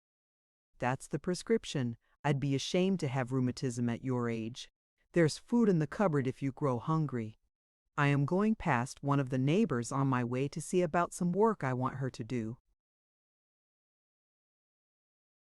The harvester stopped for lunch, carried food to Belshazzar, and started straight across country, his mattock, with a bag rolled around the handle, on his shoulder. His feet sank in the damp earth at the foot of the hill, and he laughed as he leaped across Singing Water. "You noisy chatterbox!" cried the man. "The impetus of coming down the curves of the hill keeps you talking all the way across this muck bed to the lake. With small work I can make you a thing of beauty. A few bushes grubbed, a little deepening where you spread too much, and some more mallows along the banks will do the trick. I must attend to you soon." "Now what does the boy want?" laughed a white-haired old woman as the harvester entered the door. "Mebbe you think I don't know what you're up to. I even can hear the hammering in the voices of the men when the wind is in the south. I've been wondering how soon you'd need me. Out with it." "I want you to get a woman and come over and spend a day with me. I'll come after you and bring you back.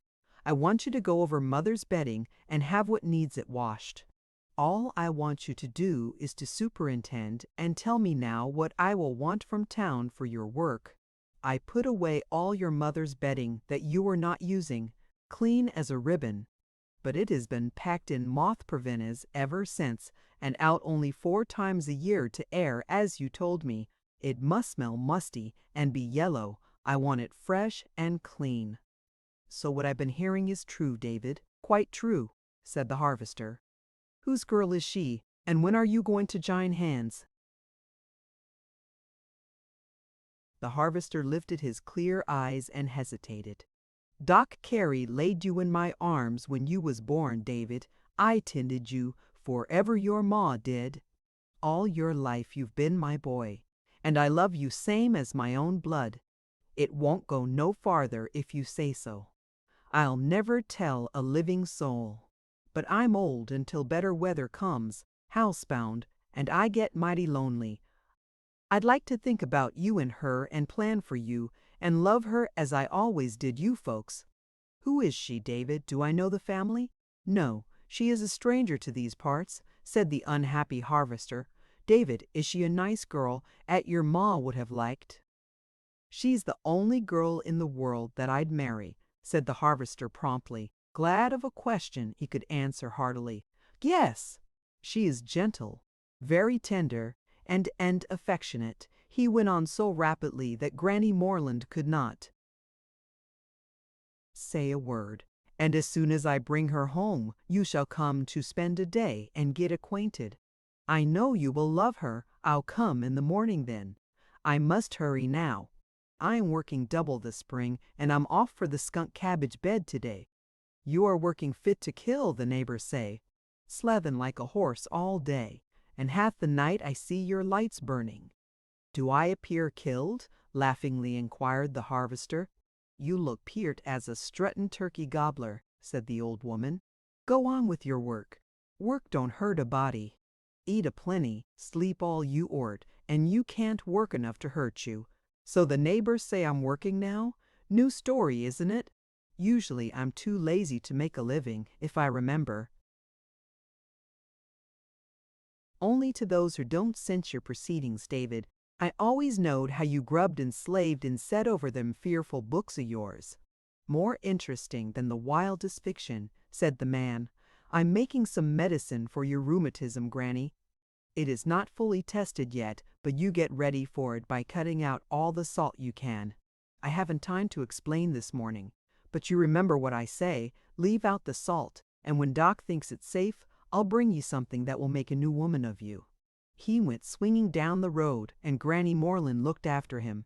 While he was talking, she muttered, I felt full of information as a flock o' almanacs, but now since he's gone, 'pears to me I don't know a thing more, and I did to start on. Close call, the harvester was thinking. Why the nation did I admit anything? To her? People may talk as they please, so long as I don't sanction it, but I have 2 or 3 times. That's a fool trick. Suppose I can't find her? Maybe she won't look at me if I can. Then I'd have started something I couldn't finish. And if anybody thinks I'll end this by taking any girl I can get, if I can't find her, why'd they think wrongly? Just the girl of my golden dream, or no woman at all for me. I've lived alone long enough to know how to do it in comfort. If I can't find and win her, I have no intention of starting a boarding house. The harvester began to laugh. I'd rather keep bachelor's hall in hell than go to board in heaven, he quoted gaily. That's my sentiment too. If you can't have what you want, don't have anything. But there is no use to become discouraged before I start. I haven't begun to hunt her yet. Until I do, I might as well believe that she will walk across the bridge and take possession just as soon as I get the last chair leg polished. She might. She came in the dream, and to come actually couldn't be any more real. I'll make a stiff hunt of it before I give up, if I ever do. I never yet have made a complete failure of anything, but just now I am hunting skunk cabbage. It's precisely the time to take it. Across the lake, in the swampy woods, close where the screech owl sang, and the girl of the golden dream walked in the moonlight, the harvester began operations. He unrolled the sack, went to one end of the bed, and systematically started a swath across it, lifting every other plant by the roots. Flowering time was almost past, but the bees knew where pollen ripened and hummed incessantly over and inside the queer cone-shaped growths with their hooked beaks. It almost appeared as if the sound made inside might be to give outsiders warning not to poach on occupied territory, for the harvester noticed that no bee entered a preempted plant. With skillful hand, each stroke brought up a root, and he tossed it to one side. The plants were vastly peculiar things. First, they seemed to be a curled leaf with no flower. In color, they shaded from yellow to almost black mahogany and appeared as if they were a flower with no leaf. Closer examination proved there was a stout leaf with a heavy outside midrib, the tip of which curled over in a beak effect that wrapped around a peculiar flower of very disagreeable odor. The handling of these plants by the hundred so intensified this smell. The harvester shook his head. I presume you are mostly mine, he said to the busy little workers around him. If there is anything in my theory of honey having varying medicinal properties at different seasons, right now mine should be good for Granny's rheumatism and for nervous and dropsical people. I shouldn't think honey flavored with skunk cabbage would be fit to eat, but of course it isn't all this. There is Kecken pollen on the wind, Hazel and sassafras are both in bloom now, and so are several of the earliest little flowers of the woods. You can gather enough of them combined to temper the disagreeable odor into a racy sweetness, and all the shrub blooms are good tonics too, and some of the earthy ones. I'm going to try giving some of you empty cases next spring and analyzing the honey to learn if it isn't good medicine. The harvester straightened and leaned on the mattock to fill his lungs with fresh air, and as he delightedly sniffed it, he commented, "Nothing else has much of a chance since I've stirred up the cabbage bed. I can scent the catkins plainly, being so close, and as I came here I could detect the hazel and sassafras all right." Above him a peculiar, raucous chattering for an instant hushed other wood voices. The harvester looked up, laughing gaily. "So you've decided to announce it to your tribe at last, have you?" he inquired. "You are waking the sleepers in their dens today. Well, there's nothing like waiting until you have a sure thing. The bluebirds broke the trail for the feathered folk the 24th of February. The sap oozed from the maples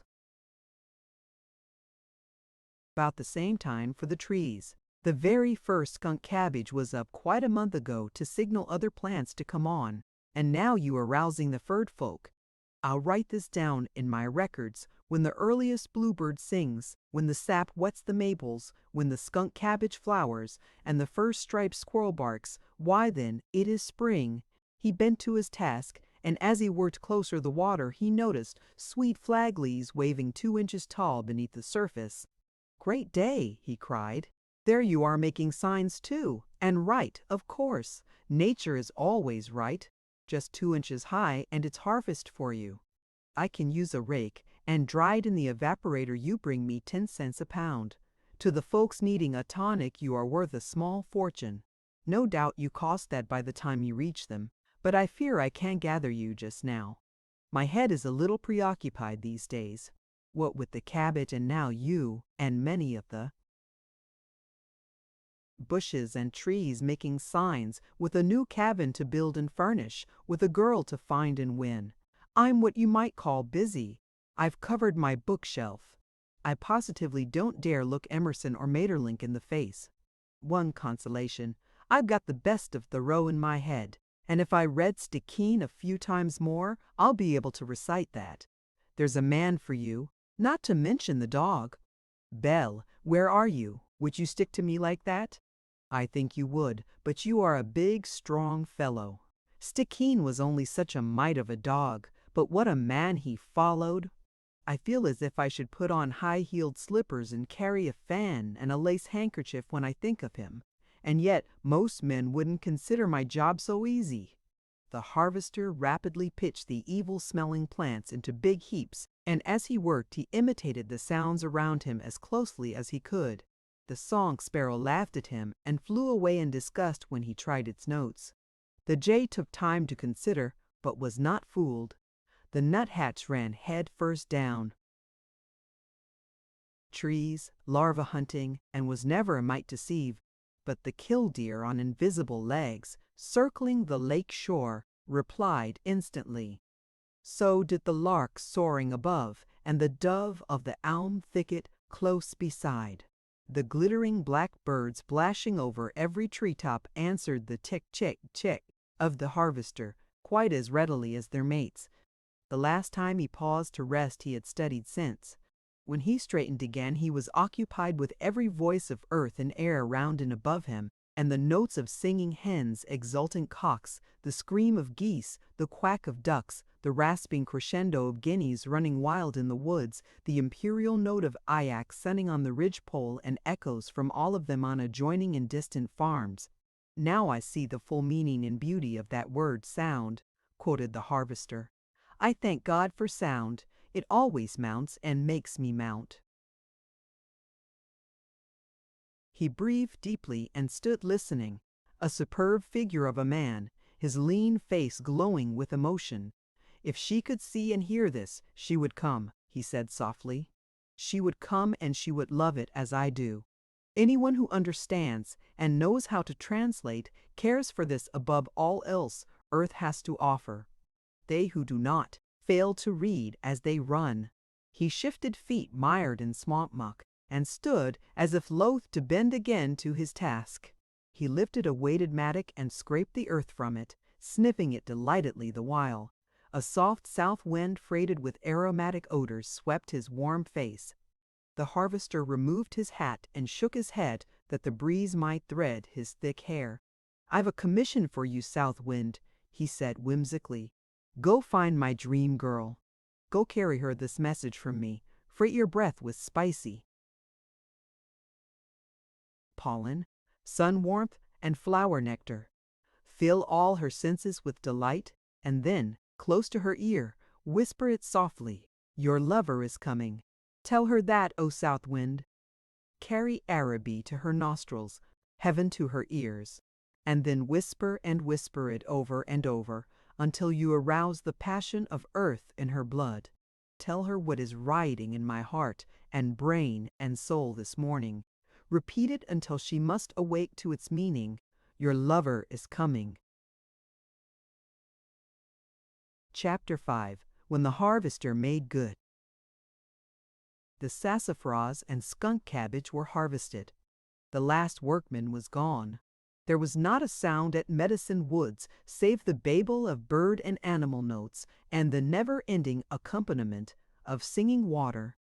The geese had gone over, some flocks pausing to rest and feed on Loon Lake, and ducks that homed there were busy among the reeds and rushes. In the deep woods, the struggle to maintain and reproduce life was at its height, and the courting songs of gaily colored birds were drowned by hawk screams and crow calls of defiance. Every night before he plunged into the lake and went to sleep, the harvester made out a list of the most pressing work that he would undertake on the coming day. By systematizing and planning ahead, he was able to accomplish an unbelievable amount. The earliest rush of spring drug gathering was over. He could be more deliberate in collecting the barks he wanted. Flowers that were to be gathered at bloom time and leaves were not yet ready. The heavy leaf coverings he had helped the winds to heap on his beds of lily of the valley. Bloodroot and sarsaparilla were removed carefully. Inside the cabin, the harvester cleaned the glass, swept the floors with a soft cloth pinned over the broom, and hung pale yellow blinds at the windows. Every spare minute he worked on making furniture, and with each piece he grew in experience and ventured on more difficult undertakings. He had progressed so far that he now allowed himself an hour each day on the candlesticks for her. Every evening he opened her door, and with soft cloths polished the furniture he had made. When her room was completed and the dining room partially finished, the harvester took time to stain the cabin and porch roofs the shade of the willow leaves, and on the logs and pillars he used oil that served to intensify the light yellow of the natural wood. With that much accomplished, he felt better. If she came now, in a few hours he would be able to offer a comfortable room, enough conveniences to live until more could be provided, and of food. There was always plenty. His daily program was to feed and water his animals and poultry, prepare breakfast for himself and Belshazzar, and go to the woods, dry house or storeroom to do the work most needful in his harvesting. In the afternoon he labored over furniture and put finishing touches on the new cabin, and after supper he carved and found time to read again, as before his dream. He was so happy he whistled and sang at his work much of the time at first, but later there came days when doubts crept in and all his willpower was required to proceed steadily. As the cabin grew in better shape for occupancy each day, more pressing became the thought of how he was going to find and meet the girl of his dream. Sometimes it seemed to him that the proper way was to remain at home and go on with his work, trusting her to come to him. At such times he was happy and gaily whistled and sang. Stay in your chimney corner, don't roam the world about. Stay in your chimney corner, and your own true love will find you out. But there were other days, while grubbing in the forest, battling with roots in the muck and mire of the lake bank, staggering under a load for 2 men, scarcely taking time to eat and sleep enough to keep his condition perfect, when that plan seemed too hopeless and senseless to contemplate. Then he would think of locking the cabin, leaving the drugs to grow undisturbed by collecting, hiring a neighbor to care for his living creatures, and starting a search over the world to find her. There came times when the impulse to go was so strong that only the desire to take a day more to decide where kept him. Every time his mind was made up to start the following day came the counter thought, what if I should go and she should come in my absence? In the dream she came. That alone held him, even in the face of the fact that if he left home someone might know of and rifle the precious ginseng bed, carefully tended these 7 years for the culmination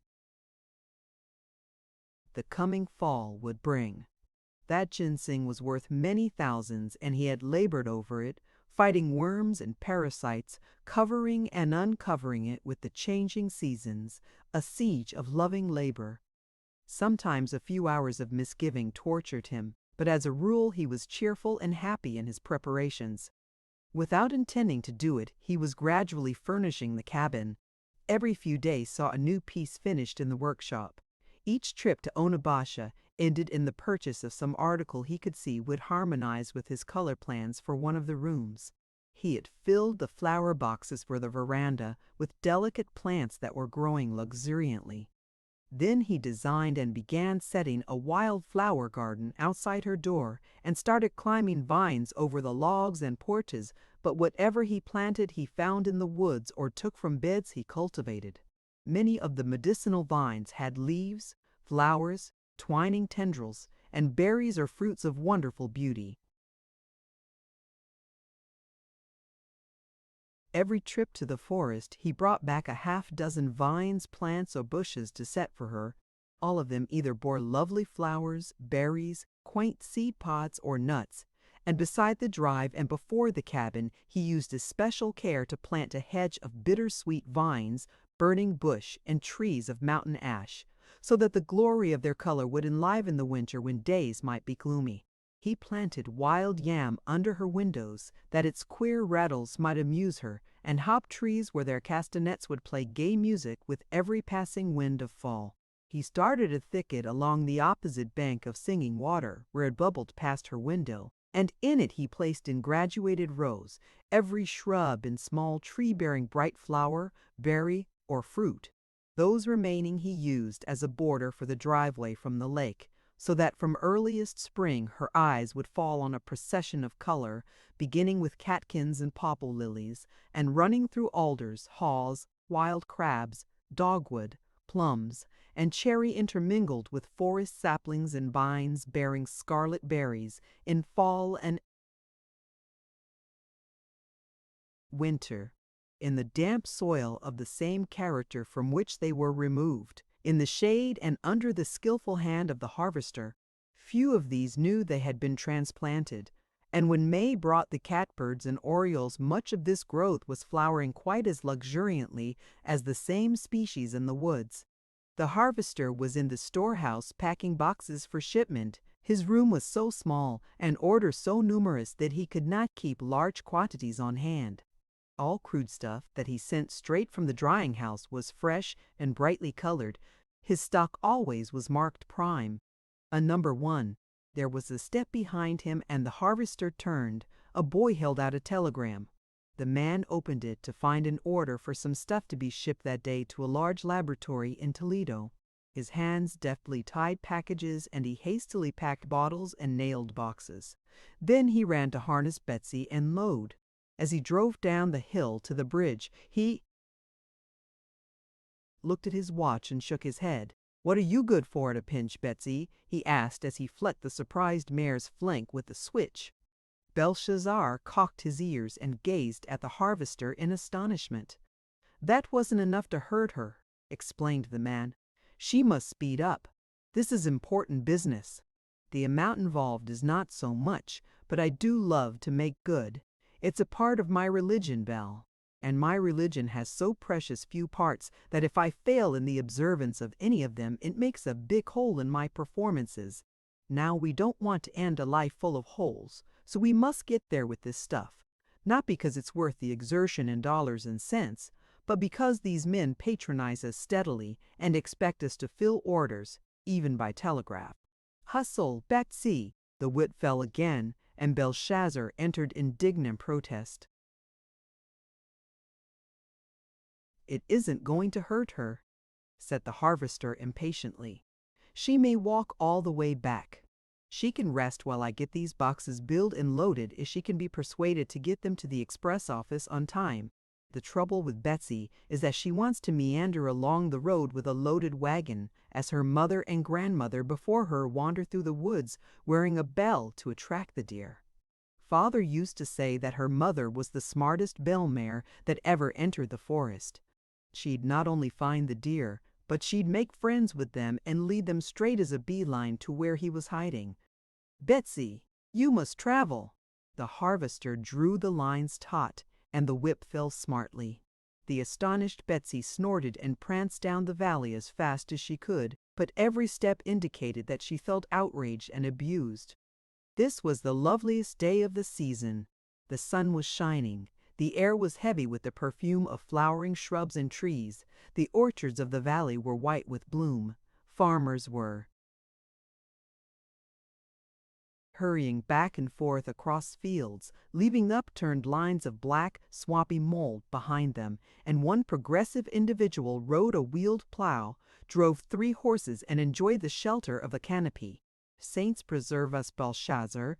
cried the harvester. "Do you see that? He is one of the men who makes a business of calling me shiftless. Now he thinks he is working. Working! For a full-grown man. Did you ever see the equal? If I were going that far, I'd wear a tucked shirt, Panama hat, have a pianola attachment, and an automatic fan." The harvester laughed as he again touched Betsy and hurried to Onabasha. He scarcely saw the delights offered on either hand, and where his eyes customarily took in every sight, and his ears were tuned for the faintest note of earth or treetop. Today he saw only Betsy and listened for a whistle he dreaded to hear at the water tank. He climbed the embankment of the railway at a slower pace, but made up time going downhill to the city. "I am not getting a blamed thing out of this," he complained to Belshazzar. "There are riches to stagger any scientist wasting today, and all I've got to show is 1 oriole. I did hear his first note and see his flash. And so unless we can take time to make up for this on the home road, we will have to christen it Oriole Day. It's a perfumed golden day, too. I can get that in passing, but how I loathe hurrying. I don't mind planning things and working steadily, but it's not consistent with the dignity of a sane man to go rushing across country with as much appreciation of the delights offered right now as a chicken with its head off would have. We will loaf going back to pay for this, and won't we invite our souls? We will stop and gather a big bouquet of crab apple blossoms to fill the green pitcher for her. Maybe some of their wonderful perfume will linger in her room. When the petals fall, we will scatter them in the drawers of her dresser, and they may distill a faint flower odor there. We could do that to all her furniture. But perhaps she doesn't like perfume. She'll be compelled to after she reaches Medicine Woods. Betsy, you must travel faster." The whip fell again, and the harvester stopped at the depot with a few minutes to spare. He threw the hitching strap to Belshazzar and ran into the express office with an armload of boxes. "Bill them," he cried. "It's a rush order. I want it to go on the next express. Almost due, I think. I'll help you and we can book them afterward." The expressman ran for a truck, and they hastily weighed and piled on boxes. When the last one was loaded from the wagon, a heap more lying in the office were added, pitched on indiscriminately as the train pulled under the sheds of the Union Station. "I'll push," cried the harvester, "and help you get them on." Hurrying as fast as he could, the expressman drew the heavy truck through the iron gates and started toward the train, slowing to a stop, and the harvester pushed. As they came down the platform, they passed the dining and sleeping cars of the long train and were several times delayed by descending passengers.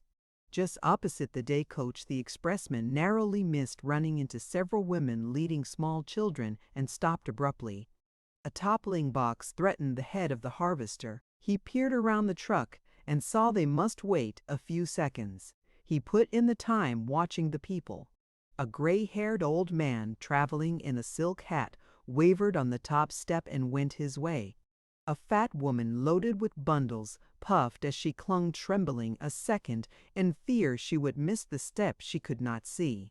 A tall, slender girl with a face coldly white came next, and from the broken shoe she advanced, the bewildered fright of big dark eyes glancing helplessly. The harvester saw that she was poor, alone, ill, and in trouble. Pityingly he turned to watch her, and as he gauged her height, saw her figure, and a dark coronet of hair came into view. A ghastly pallor swept his face. "Merciful God," he breathed, "that's my dream girl." The truck started with a jerk.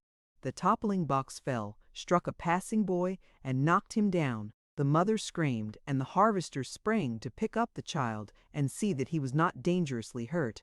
Then he ran after the truck, pitched on the box, and whirling, sped beside the train toward the gates of exit. There was the usual crush, but he could see the tall figure passing up the steps to the depot. He tried to force his way and was called a brute by a crowded woman. He ran down the platform to the gates he had entered with the truck. They were automatic and had locked. Then he became a primal creature being cheated of a lawful mate and climbed the high iron fence and ran for the waiting room. He swept it at a glance, not forgetting the woman's apartment and the side entrance. Then he hurried to the front exit, up the street leading from the city. There were few people, and he could see no sign of the slight white-faced girl. He crossed the sidewalk and ran down the gutter for a block and breathlessly waited the passing crowd on the corner. She was not among it. He tried one more square. Still he could not see her. Then he ran back to the depot. He thought surely he must have missed her. He again searched the woman's and general waiting room, and then he thought of the conductor. From him it could be learned where she entered the car. He ran for the station, bolted the gate while the official called to him, and reached the track in time to see the train pull out within a few yards of him. "You blooming idiot!" cried the angry expressman as the harvester ran against him. "Where did you go? Why didn't you help me? You are white as a sheet. Have you lost your senses? Worse!" groaned the harvester. "Worse! I've lost what I prize most on earth. How could I reach the conductor of that train? Telegraph him at the next station. You can have an answer in a half hour." The harvester ran to the office and with shaking hand wrote this message: "Where did a tall girl with big black eyes and wearing a gray dress take your train? Important." Then he went out and minutely searched the depot and streets. He hired an automobile to drive him over the business part of Onabasha for 3/4 of an hour. Up one street and down another he went slowly where there were crowds, faster as he could, but never a sight of her. Then he returned to the depot and found his message. It read, "Transferred to me at Fort Wayne from Chicago." "Chicago baggage!" he cried, and hurried to the check room. He had lost almost an hour. When he reached the room, he found the officials busy and unwilling to be interrupted. Finally, he learned there had been a half-dozen trunks from Chicago. All were taken save 2, and one glance at them told the harvester that they did not belong to the girl in gray. The others had been claimed by men having checks for them. If she had been there, the officials had not noticed a tall girl having a white face and dark eyes. When he could think of no further effort to make, he drove to the hospital. Dr. Carey was not in his office, and the harvester sat in the revolving chair before the desk and gripped his head between his hands as he tried to think. He could not remember anything more he could have done, but since what he had done only ended in failure, he was reproaching himself wildly that he had taken his eyes from the girl an instant after recognizing her. Yet it was in his blood to be decent, and he could not have run away and left a frightened woman and a hurt child. Trusting to his fleet feet and strength, he had taken time to replace the box also, and then had met the crowd and delay. Just for the instant it appeared to him as if he had done all a man could, and he had not found her. If he allowed her to return to Chicago, probably he never would. He leaned his head on his hands and groaned in discouragement. Dr. Carey whirled the chair so that it faced him before the harvester realized that he was not alone. "What's the trouble, David?" he asked tersely. The harvester lifted a strained face. "I came for help," he said. "Well, you will get it. All you have to do is to state what you want." That seemed simplicity itself to the doctor. But when it came to putting his case into words, it was not easy for the harvester. "Go on," said the doctor. "You'll think me a fool." The doctor laughed heartily. "No doubt," he said soothingly. "No doubt, David. Probably you are, so why shouldn't I think so? But remember this, when we make the biggest fools of ourselves, that is precisely the time when we need friends, and when they stick to us the tightest, if they are worthwhile. I've been waiting since latter February for you to tell me. We can fix it, of course. There's always a way. Go on." "Well, I wasn't fooling about the dream and the vision I told you of then, Doc. I did have a dream, and it was a dream of love. I did see a vision, and it was a beautiful woman." "I hope you are not nursing that experience as something exclusive and peculiar to you," said the doctor. "There is not a normal, sane man living who has not dreamed of love and the most exquisite woman who came from the clouds or anywhere and was gracious to him. That's a part of a man's experience in this world, and it happens to most of us, not once but repeatedly. It's a case where the wish fathers the dream. Well, it hasn't happened to me on repeated occasions, but it did one night, and by dawn I was converted." "How can a dream be so real, Doc?" "How could I see as clearly as I ever saw in the daytime in my most alert moment? Hear every step and garment rustle, scent the perfume of hair, and feel warm breath strike my face? I don't understand it. Neither does anyone else. All you need say is that your dream was real as life. Go on." "I built a new cabin and pretty well overturned the place, and I've been making furniture I thought a woman would like and carrying things from town ever since." "Gee, it was reality to you, lad. Nothing ever more so," said the harvester. "And of course you have been looking for her, and this morning I saw her. David! Not the ghost of a chance for a mistake. Her height, her eyes, her hair, her walk, her face, only something terrible has happened since she came to me. It was the same girl, but she is ill and in trouble now."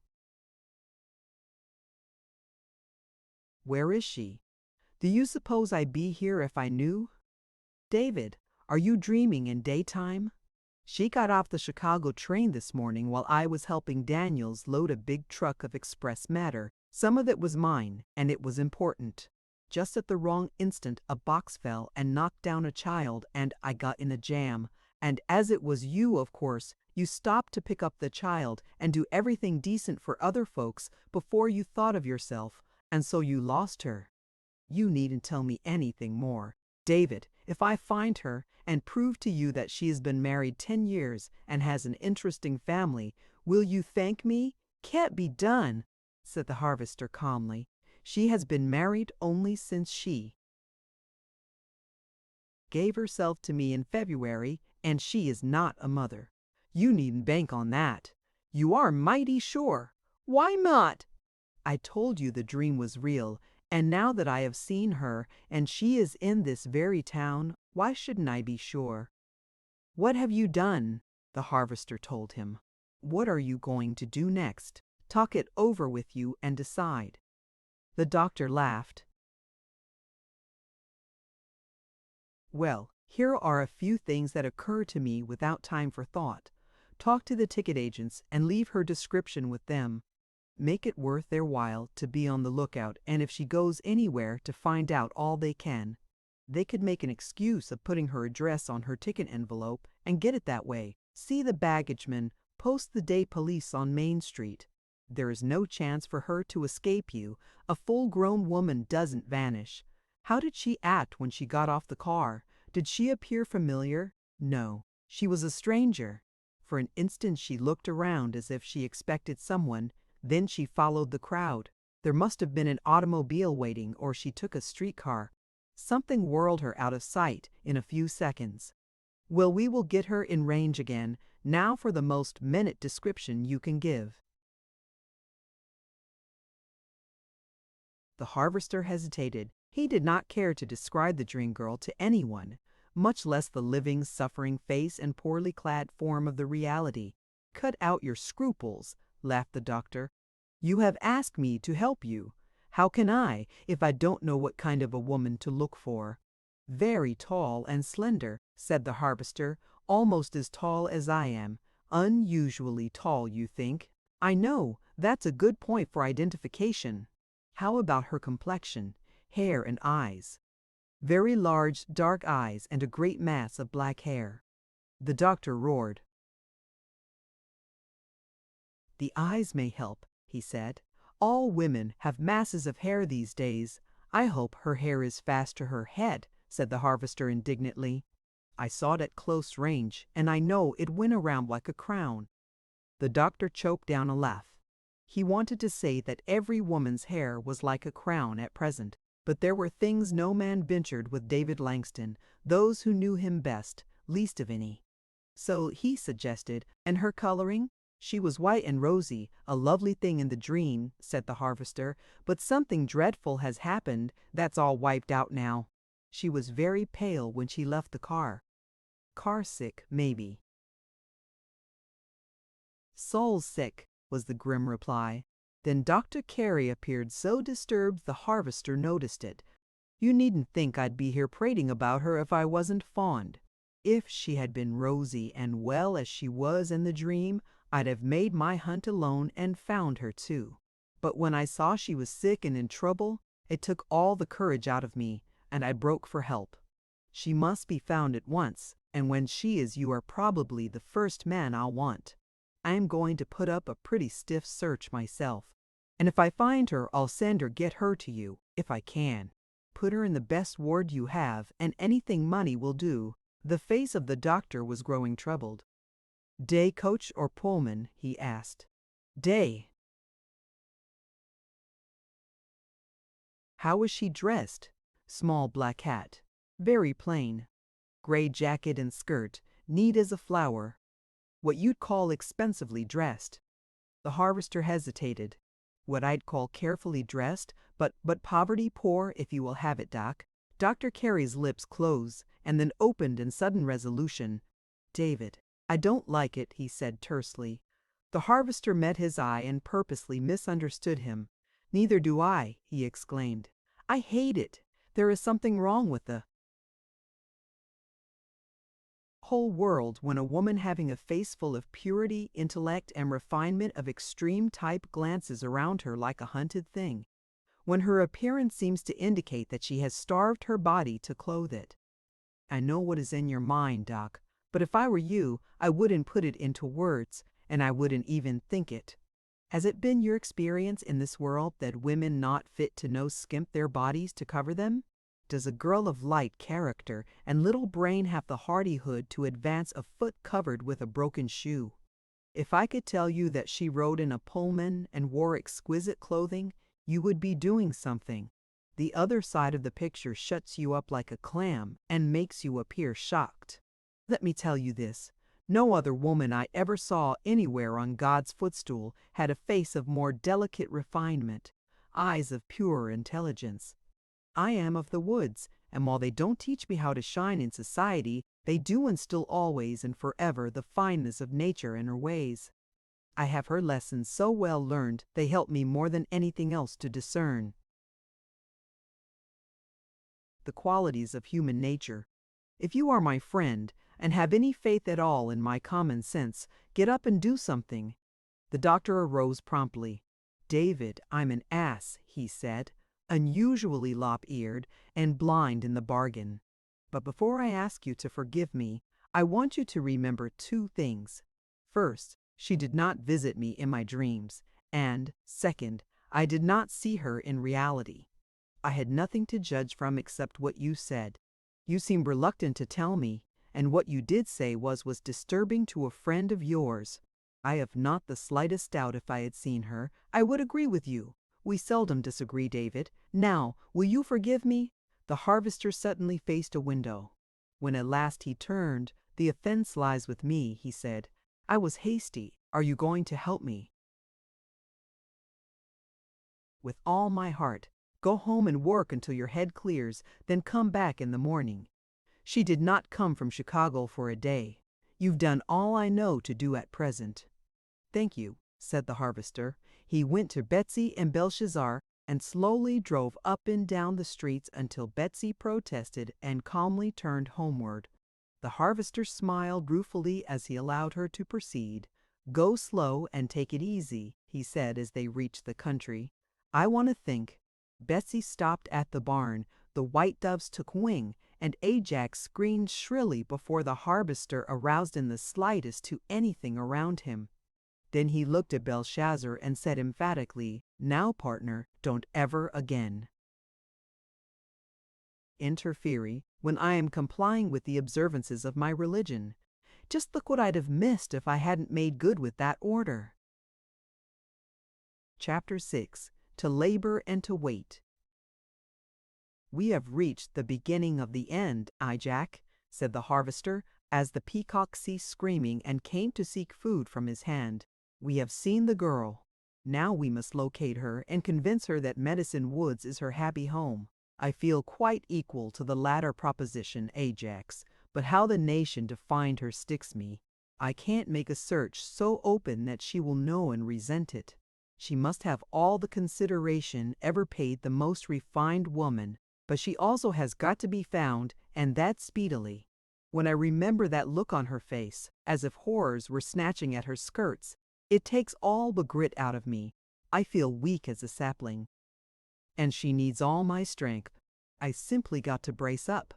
I'll work a while, and then perhaps I can think. So the harvester began the evening routine. He thought he did not want anything to eat, but when he opened the cupboard and smelled the food, he learned that he was a hungry man, and he cooked and ate a good supper.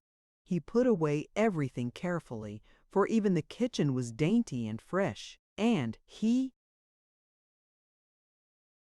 wanted to keep it so for her. When he finished, he went into the living room, stood before the fireplace, and studied the collection of half-finished candlesticks grouped upon it. He picked up several and examined them closely, but realized that he could not bind himself to the exactions of carving that evening. He took a key from his pocket and unlocked her door. Every day he had been going there to improve upon his work for her, and he loved the room, the outlook from its windows. He was very proud of the furniture he had made. There was no paper-thin covering on her chairs, bed, and dressing table. The tops, seats, and posts were solid wood, worth hundreds of dollars for veneer. Tonight he folded his arms and stood on the sill, hesitating. While she was a dream, he had loved to linger in her room. Now that she was reality, he paused. In one golden May day the place had become sacred. Since he had seen the girl, that room was so hers that he was hesitating about entering because of this fact. It was as if the tall, slender form stood before the chest of drawers or sat at the dressing table, and he did not dare enter unless he were welcome. Softly he closed the door and went away. He wandered to the dry house and turned the bark and roots on the trays, but the air stifled him, and he hurried out.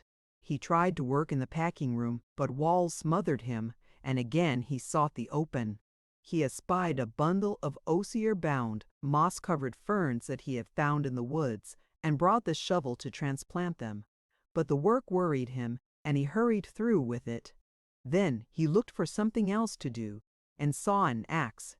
He caught it up, and with lusty strokes began swinging it. When he had chopped wood until he was very tired, he went to bed. Sleep came to the strong young frame, and he awoke in the morning refreshed and hopeful. He wondered why he had bothered Dr. Carey. The harvester felt able that morning to find his dream girl without assistance before the day was over. It was merely a matter of going to the city and locating a woman. Yesterday it had been a question of whether she really existed. Today he knew Yesterday it had meant a search possibly as wide as Earth to find her. Today it was narrowed to only one location so small compared with Chicago that the harvester felt he could sift its population with his fingers and pick her from others at his first attempt. If she were visiting there, probably she would rest during the night and be on the streets today. When he remembered her face, he doubted it. He decided to spend part of the time on the business streets and the remainder in the residence portions of the city. Because it was uncertain when he would return, everything was fed a double portion, and Betsy was left at a livery stable with instructions to care for her until he came. He did not know where the search would lead him. For several hours he slowly walked the business district and then ranged farther, but not a sight of her. He never had known that Onabasho was so large. On its crowded streets he did not feel that he could sift the population through his fingers, nor could he open doors and search houses without an excuse. Some small boys passed him eating bananas, and the harvester looked at his watch and was amazed to find that the day had advanced until 2 o'clock in the afternoon. He was tired and hungry. He went into a restaurant and ordered lunch. As he waited, a girl serving tables smiled at him.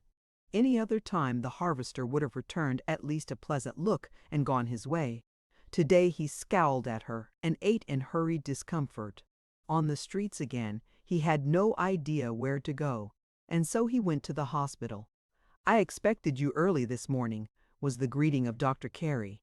"Where have you been, and what have you done?" "Nothing," said the harvester. "I was so sure she would be on the streets. I just watched, but I didn't see her." "We will go to the depot," said the doctor. "The first thing is to keep her from leaving town." They arranged with the ticket agents, expressmen, telegraphers, and, as they left, the harvester stopped and tipped the train caller, offering further reward worthwhile if he would find the girl. "Now we will go to the police station," said the doctor. "I'll see the chief and have him issue a general order to his men to watch for her. But if I were you, I'd select a half-dozen in the downtown district and give them a little tip with a big promise." "Good Lord, how I hate this," groaned the harvester. "Want to find her by yourself?" questioned his friend. "Yes," said the harvester, "I do, and I would if it hadn't been for her ghastly face. That drives me to resort to any measures. The probabilities are that she is lying sick somewhere, and if her comfort depends on the purse that dressed her, she will suffer. Doc, do you know how awful this is? I know that you've got a great imagination. If the woods make all men as sensitive as you are, those who have business to transact should stay out of them. Take a common-sense view. Look at this as I do. If she was strong enough to travel in a day coach from Chicago, she can't be so very ill today. Leaving life by the inch isn't that easy. She will be alive this time next year, whether you find her or not. The chances are that her stress was mental anyway, and trouble almost never overcomes anyone. You, a doctor, and say that, oh, I mean instantaneously, in a day, of course if it grinds away for years. But youth doesn't allow it to do that. It throws it off and grows hopeful and happy again. She won't die. Put that out of your mind. If I were you, I would go home now and go straight on with my work, trusting to the machinery you have set in motion. I know most of the men with whom we have talked. They will locate her in a week or less. It's their business. It isn't yours. It's your job to be ready for her and have enough ahead to support her when they find her. Try to realize that there are now a dozen men on hunt for her and trust them. Go back to your work, and I will come full speed in the motor when the first man sights her. That ought to satisfy you. I've told all of them to call me at the hospital, and I will tell my assistant what to do in case a call comes while I am away. Straighten your face. Go back to Medicine Woods and harvest your crops, and before you know it she will be located. Then you can put on your Sunday clothes and show yourself and see if you can make her take notice." "Idiot!" exclaimed the harvester, but he started home. When he arrived, he attended to his work and then sat down to think. Doc is right, was his ultimate conclusion. She can't leave the city. She can't move around in it. She can't go anywhere without being seen. There's one more point. I must tell Carrie to post all the doctors to report if they have such a call. That's all I can think of. I'll go tonight and then I'll look over the ginseng for parasites, and tomorrow I'll dive into the late spring grove and work until I haven't time to think. I've let Cranesbill get a wheat past me now, and it can't be dispensed with. So the following morning, when the harvester had completed his work at the cabin and barn and breakfasted, he took a mattock and a big hempen bag and followed the path to the top of the hill. As it ran along the lake bank, he descended on the other side to several acres of cleared land, where he raised corn for his stock, potatoes, and coarser garden truck, for which there was not space in. The smaller enclosure closed the cabin. Around the edges of these fields, and where one of them sloped toward the lake, he began grubbing a variety of grass having tall stems already over a foot in height, at half growth. From each stem waved 4 or 5 leaves of 6 or 8 inches length, and the top showed forming clusters of tiny spikelets. "I am none too early for you," he muttered to himself as he ran the mattock through the rich earth, lifting the long, tough, jointed root stalks of pale yellow, from every section of which broke sprays of fine rootlets. "None too early for you, and as you are worth only 7 cents a pound, you couldn't be considered a get-rich-quick expedient, so I'll only stop long enough with you to gather what I think my customers will order, and amass a fortune a little later, picking mullein flowers at 75 cents a pound. What a crop I've got coming." The harvester glanced ahead, wherein the cleared soil of the bank grew large. Plants with leaves like yellow-green felt and tall, bloom stems rising.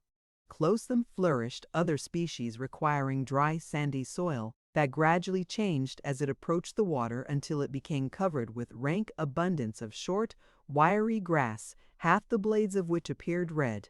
Numerous, everywhere he could see the grayish-white leaves of Parnassus grass. As the season advanced, it would lift heart-shaped velvet higher, and before fall, the stretch of emerald would be starred with white-faced, green-striped flowers. "Not a prettier sight on earth," commented the harvester, "than just swale wiregrass in September making a fine, thick background to set off those delicate starry flowers on their slender stems. I must remember to bring her to see that." His eyes followed the growth to the water. As the grass drew closer moisture, it changed to the rank, sweet swamp variety. Then came bulrushes, cattails, water smartweed, docks, and in the water, blue flag lifted folded buds. At its feet a rose. Yellow lily leaves, and farther out spread the white. As the light struck the surface, the harvester imagined he could see the little green buds several inches below. Above all arose wild rice he had planted for the birds. The red wings swayed on the willows and tilted on every stem that would bear their weight, singing their melodious half-chanted notes, "O.K. Lee." Beneath them the ducks gobbled, splashed, and chattered. Graven coot voices could be distinguished. King rails at times flashed into sight and out again. Marsh wrens scolded and chattered. Occasionally a kingfisher darted around the lake shore, rolling his rattling cry and flashing his azure coat and gleaming white collar. On a hollow tree in the woods, a yellow hammer proved why he was named, because he carpentered industriously to enlarge the entrance to the home he was excavating in a dead tree, and sailing over the lake and above the woods in grace scarcely surpassed by any, a lonesome turkey buzzard awaited his mate's decision as to which hollow log was most suitable for their home. The harvester stuffed the grass roots in the bag until it would hold no more and stood erect to wipe his face, for the sun was growing warm. As he drew his handkerchief across his brow, the south wind struck him with enough intensity to attract attention. Instantly the harvester removed his hat, rolled it up, and put it into his pocket. He stood an instant delighting in the wind, and then spoke. "Allow me to express my most fervent thanks for your kindness," he said. I thought probably you would take that message, since it couldn't mean much to you, and it meant all the world to me. I thought you would carry it, but, I confess, I scarcely expected the answer so soon. The only thing that could make me more grateful to you would be to know exactly where she is, but you must understand that it's like a peep into heaven to have her existence narrowed to one place. I'm bound to be able to say inside a few days, she lives at number, I don't know yet, on street I'll find out soon, in the closest city, Onabasha, and I know why you brought her, Southwind, if ever a girl's cheeks need fanning. With your breezes and painting with sun kisses, I wouldn't mind since this is strictly private, adding a few of mine. If ever anyone needed flowers, birds, fresh air, water, and rest. Good Lord, Southwind, did you ever reach her before you carried that message? I think not. But Onabasha isn't so large. You and the sun should get your innings there. I do hope she is not trying to work. I can attend to that, and so there will be more time when she is found. I'd better hustle now. He picked up the bag and returned to the dry house, where he carefully washed the roots and spread them on the trays. Then he took the same bag and mattock, and going through the woods in the opposite direction, he came to a heavy growth in a cleared space of high ground.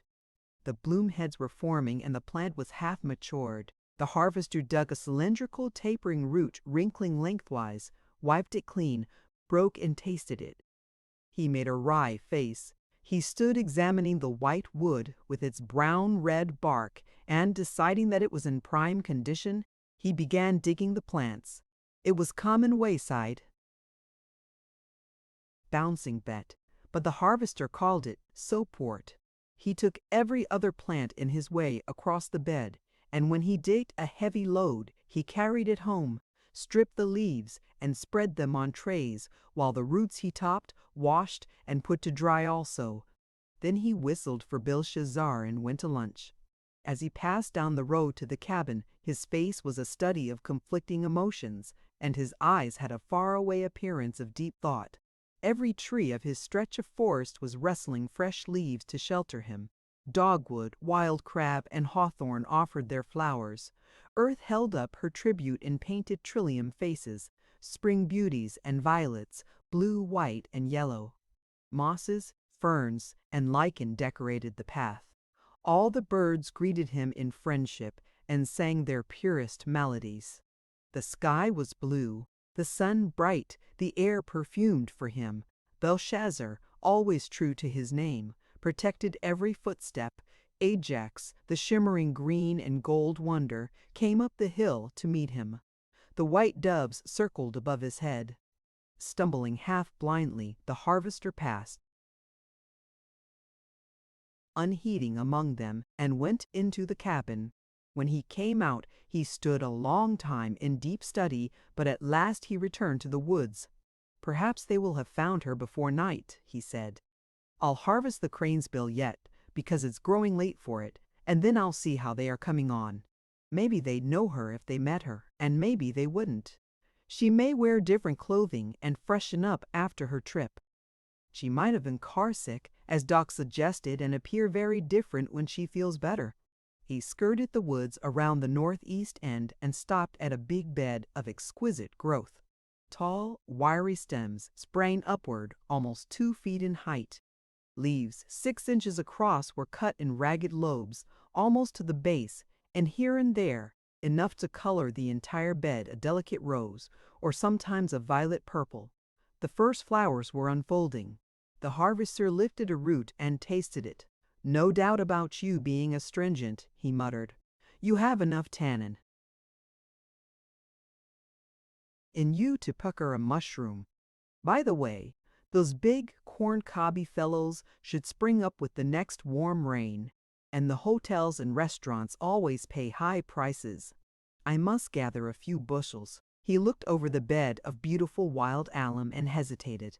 I vow I hate to touch you, he said. You are a picture right now, and in a week you will be a miracle. It seems a shame to tear up a plant for its roots, just at flowering time, and I can't avoid breaking down half. I don't take, getting the ones I do. I wish you were not so pretty. You are one of the colors I love most. You remind me of red bud, blazing star, and all those exquisite magenta shades that poets, painters, and the Almighty who made them love so much they hesitate about using them lavishly. You are so delicate and graceful and so modest. I wish she could see you. I got to stop this or I won't be able to lift a root. I never would if the 10 cents a pound I'll get out of it were the only consideration. The harvester gripped the mattock and advanced to the bed. What I must be thinking is that you are indispensable to the sick folks. The steady demand for you proves your value. And of course, humanity comes first after all. If I remain in the woods alone much longer, I'll get to the place where I'm not so sure that it does. Seems as if animals, birds, flowers, trees, and insects as well have their right to life also. But it's for me to remember the sick folks. If I thought the girl would get some of it now, I could overturn the bed with a stout heart. If anyone ever needed a tonic, I think she does. Maybe some of this will reach her. If it does, I hope it will make her cheeks just the lovely pink of the bloom. Oh Lord, if only she hadn't appeared so sick and frightened.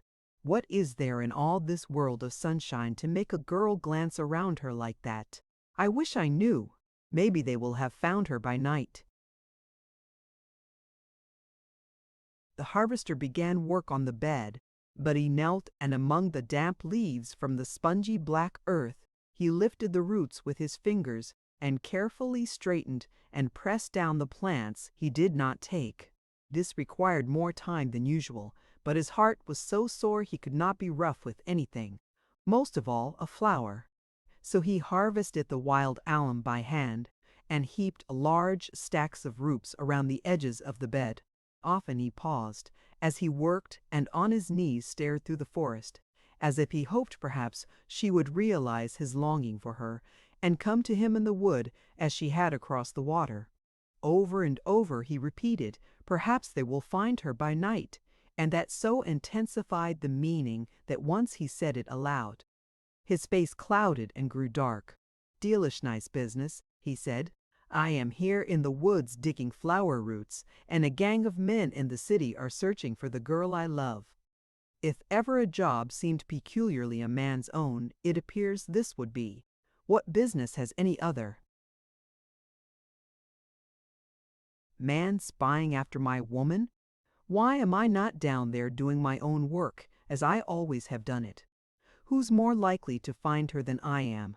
It seems as if there would be an instinct that would lead me straight to her if I'd go, and you can wager I'll go fast enough.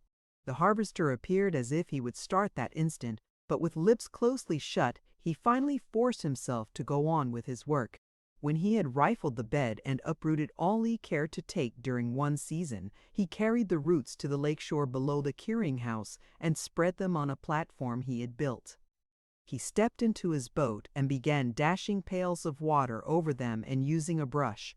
As he worked, he washed away the woody scars of last year's growth and the tiny buds appearing for the coming season. Belshazzar sat on the opposite bank and watched the operation, and Ajax came down and flying to a dead stump, erected and slowly waved his train to attract. The sober-faced man who paid no heed, he left the roots to drain while he prepared supper, then placed them on the trays, now filled to overflowing, and was glad he had finished.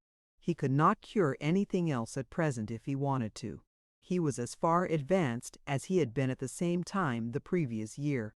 Then he dressed neatly, and locking the girl's room, and leaving Belshazzar to protect it, he went to Onobasha. "Bravo!" cried Dr. Carey as the harvester entered his office. "You are heroic to wait all day for news. How much stuff have you gathered?" "3 crops." "How many missing women have you located?" The doctor laughed. There was no sign of a smile on the face of the harvester. "You didn't really expect her to come to light the first day? That would be too easy. We can't find her in a minute." "It will be no surprise to me if you can't find her at all. I am not expecting another man to do what I don't myself. You are not hunting her, you are harvesting the woods. The men you employ are to find her, Maybe I am, and maybe I am not, said the harvester slowly. To me, it appears to be a poor stick of a man who coolly proceeds with money-making and trusts to men who haven't even seen her to search for the girl he loves. I think a few hours of this is about all my patience will endure. What are you going to do? I don't know, said the harvester, but you can bank on one thing. Sure, I'm going to do something. I've had my fill of this. Thank you for all you've done, and all you are going to do. My head is not clear enough yet to decide anything with any sense, but maybe I'll hit on something soon. I'm for the streets for a while. Better go home and go to bed. You seem very tired. I am, said the harvester. The only way to endure this is to work myself down. I'm all right, and I'll be careful, but I rather think I'll find her myself. Better go on with your work as we planned. I'll think about it, said the harvester as he went out.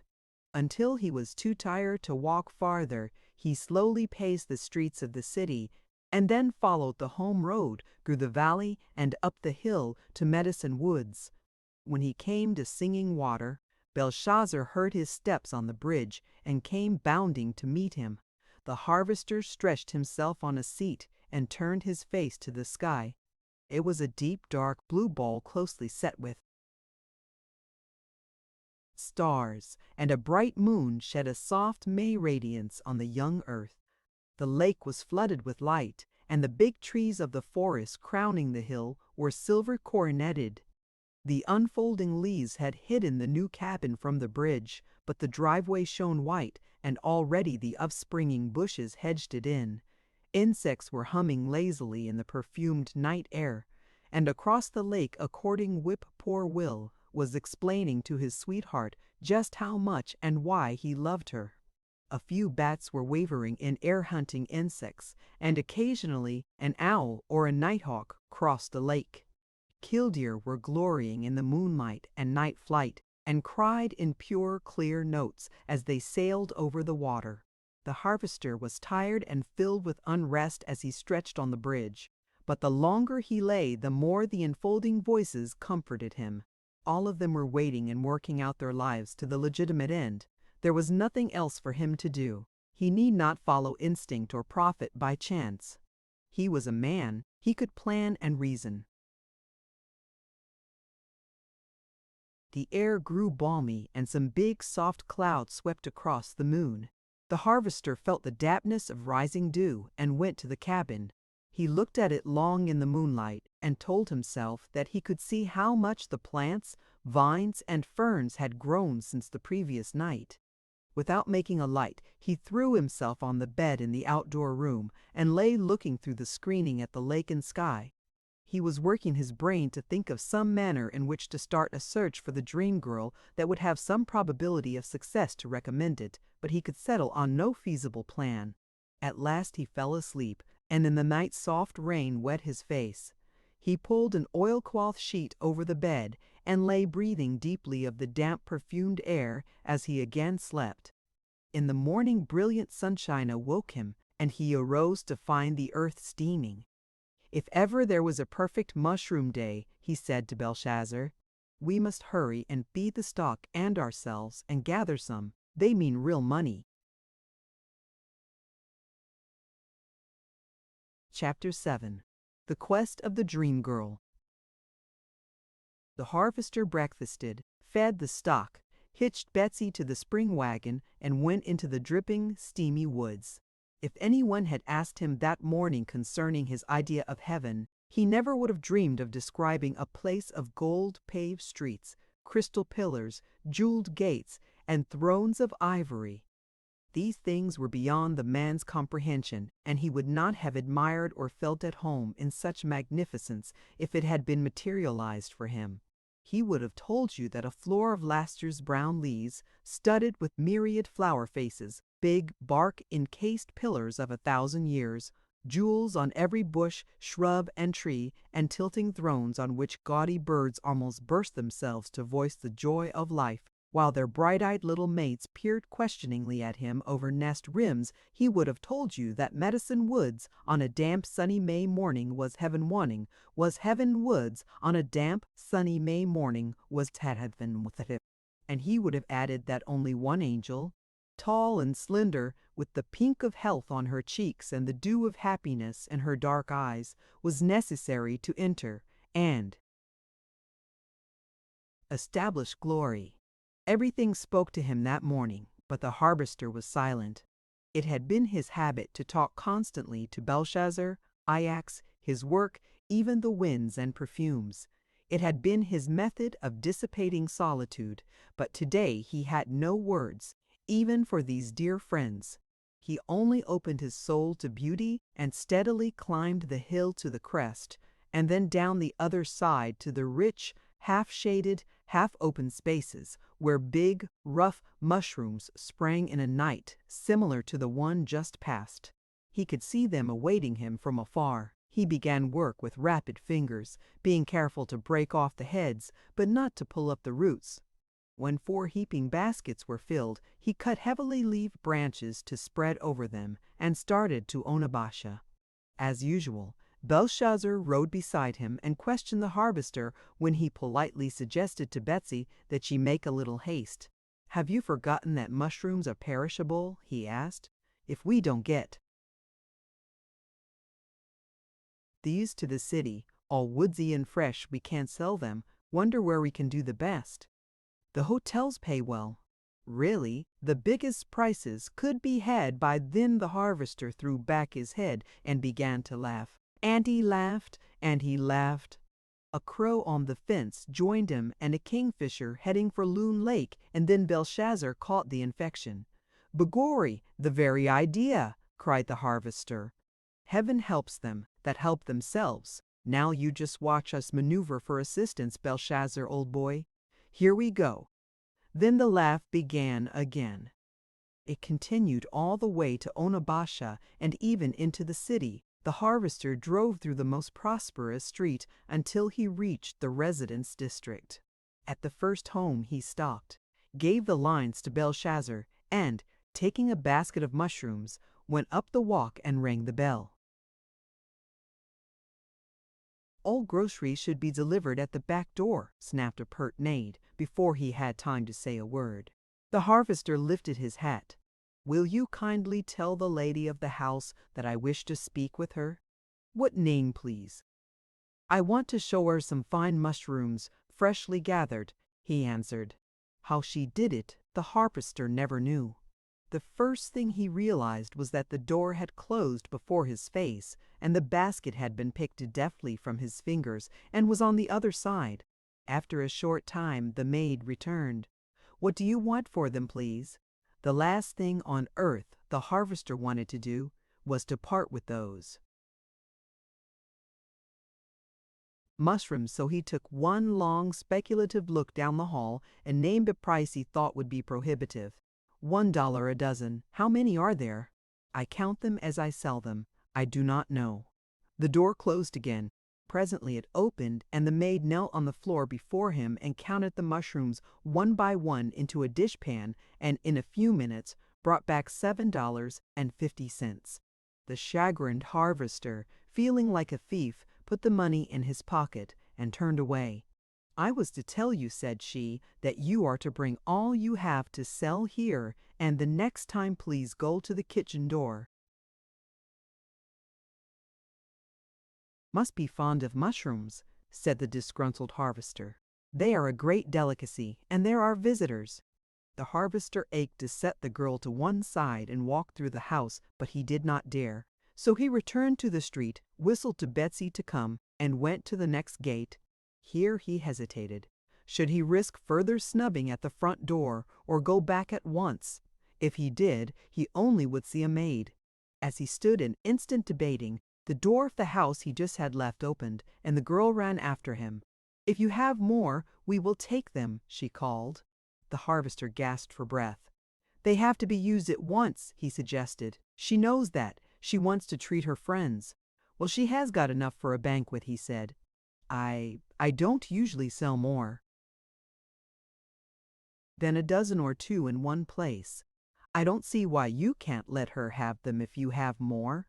Perhaps I have orders to fill for regular customers, suggested the harvester. And perhaps you haven't, said the maid. You ought to be ashamed not to let people who are willing to pay your outrageous prices have them. It's regular highway robbery. Possibly that's the reason I declined to hold up one party twice, said the harvester as he entered the gate and went up the walk to the front door. You should be taught your place, called the maid after him. The harvester again rang the bell. Another maid opened the door, and once more he asked to speak with the lady of the house. As the girl turned, a handsome old woman in cap and morning gown came down the stairs. What have you there? She asked. The harvester lifted the leaves and exposed the musky, crimpled, big mushrooms. Oh, she cried in delight. Indeed, yes, we are very fond of them. I will take the basket and divide with my sons. You are sure you have no poisonous ones among them? Quite sure, said the harvester faintly. How much do you want for the basket? They are $1 a dozen. I haven't counted them. Dear me, isn't that rather expensive? It is, very, said the harvester. So expensive that most people don't think of taking over a dozen. They are large and very rich, so they go a long way.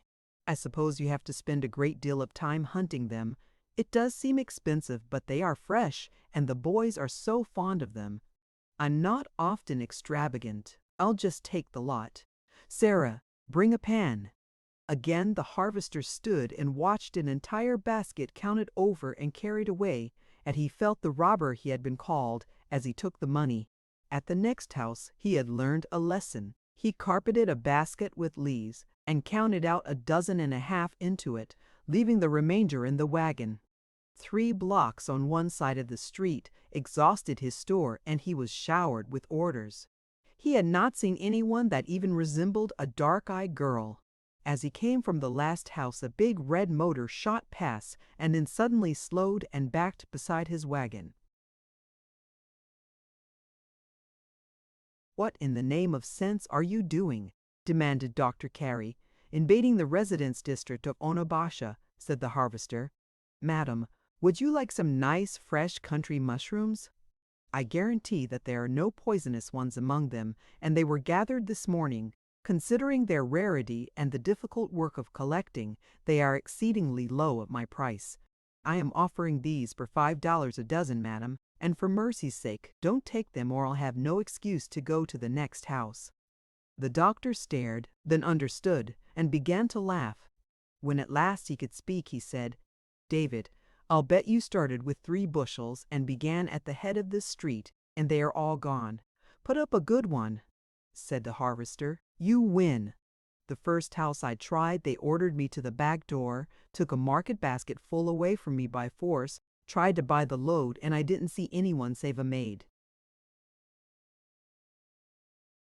The doctor lay on the steering gear and faintly groaned. The harvester regarded him sympathetically. Isn't it a crime? He questioned. Mushrooms are no go. I can see that, or rather they are entirely too much of a go. I never saw anything in such demand. I must seek a less popular article for my purpose. Tomorrow, look out for me. I shall begin where I left off today, but I will have changed my product. David, for pity's sake, peeped the doctor. What do I care how I do it, so I locate her?